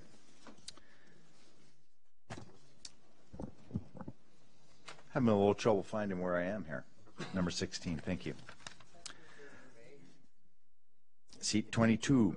Mr. Chair, I move that House Bill 1732 be reported out of committee with a due pass recommendation. Moved and seconded that House Bill 1732 be reported out of committee with a due pass recommendation. There are no amendments. Comments, Representative Sullivan. Yeah, thank you, Mr. Chair, and asking for your yes vote on the bill. You know, nurses are facing an increasingly difficult job, you know, with increasing patient loads, increasing acuity of care, increasing technology. It's a tough job. And, you know, many of those nurses end up working 12-hour shifts. This has become more than just a labor issue. This is really a safety issue. You know, when nurses are required to work 12 hours without a real break from the job, mistakes are much more likely to happen. And I know that they take their jobs very seriously. I'm actually married to one. So, I mean, I know that the integrity of that work is just so important to them, and it just becomes that much more difficult when they're not allowed or not able to take that break from that work day. Would ask for your support for this important bill moving it forward. Representative Schmick. Thank you, Mr. Chair. Well, I still believe that this is something that should be bargained at each and every hospital. I bring this up on a regular basis at the hospitals and nurses in my district, and it doesn't come up ever as a problem. So based upon that, I'd be asking for a no vote. Thank you. Clerk will call the roll. Hunter. Aye. Ormsby. Aye. Chandler. No. Parker. Wilcox. No. Buys. Carlisle. Aye. Cody. Kandata. Dent. Dunshee. Aye. Fagan. Haler.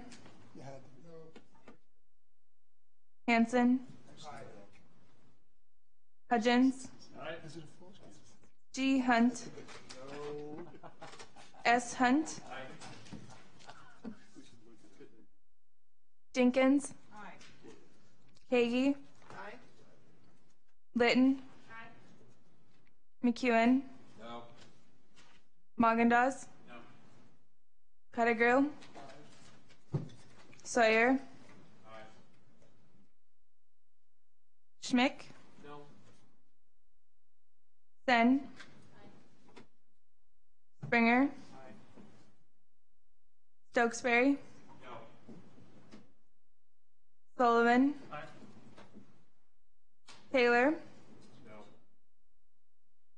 Behringer. Van Werven. Walkinshaw.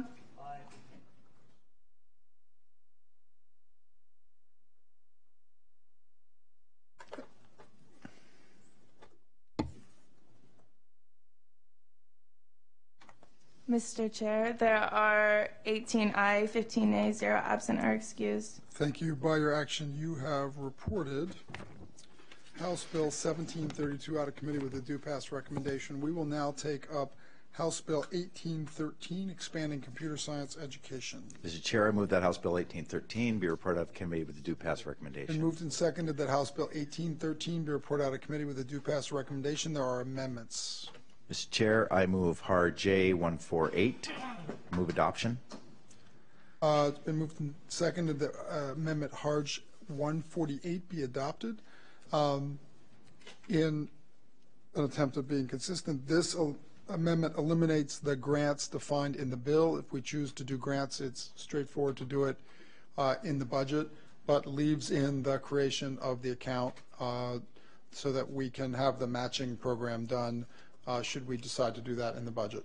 I urge adoption of the amendment. You agree? All those in, some of you, all. It's a mixed bag. He agrees. Do you agree? Would you like to speak? We'll do one at a time. All those in favor of Amendment HARJ 148, please say aye. Aye. All those opposed? No. Amendment is adopted. Mr. Chair. Amendment before the motion before the committee is the adoption of House Bill 1813. I'm sorry, no, it's not. Go ahead. Mr. Chair, I move that the adopted amendment be incorporated into proposed substitute, and that substitute House Bill 1813 be reported out of committee due pass. Been moved and seconded that substitute House Bill 1813 be reported out of committee with a due pass recommendation. Representative Hanson. Thank you, Mr. Chair. Urge a yes vote. This bill expands computer science education in schools. Representative Magendas and I have been working on this issue for about 2 years now, and this bill for about a year now, and we feel pretty good about it. So thanks for hearing it.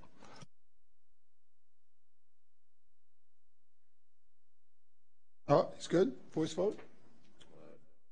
Go ahead. We're going to try voice vote. All right. All those in favor of House Bill 1813, of substitute House Bill 1813, please say aye. Aye. Aye. All those opposed? No. All members present voted aye, with the exception of Kandata, Graham Hunt, and Representative Taylor. Representative Graham Hunt. Is that helpful? Does that make you feel better? Happy to comply. The remaining two bills on the script are on hold for either potential amendment, or the Republicans didn't quite get to caucusing on the last bill, and so we're going to hold that for tomorrow.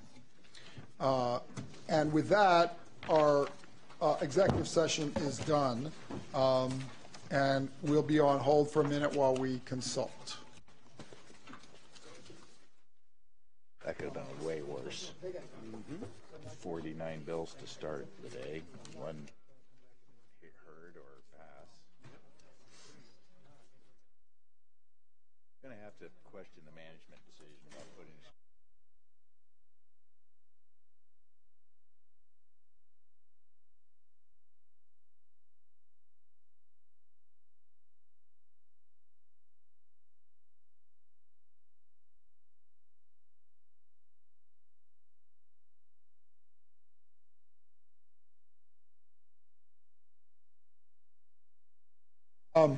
So here's the plan. The Democrats are going to have a brief meeting in hearing room C, and the Republicans are going to have a meeting of unknown duration in the briefing room. There will be no more action in here tonight. So, in fact, we're adjourned for tonight. Whoop. Oh, tomorrow morning at 9 o'clock. Okay, do we have to send out an update on that for 9 instead of 8? We will do that.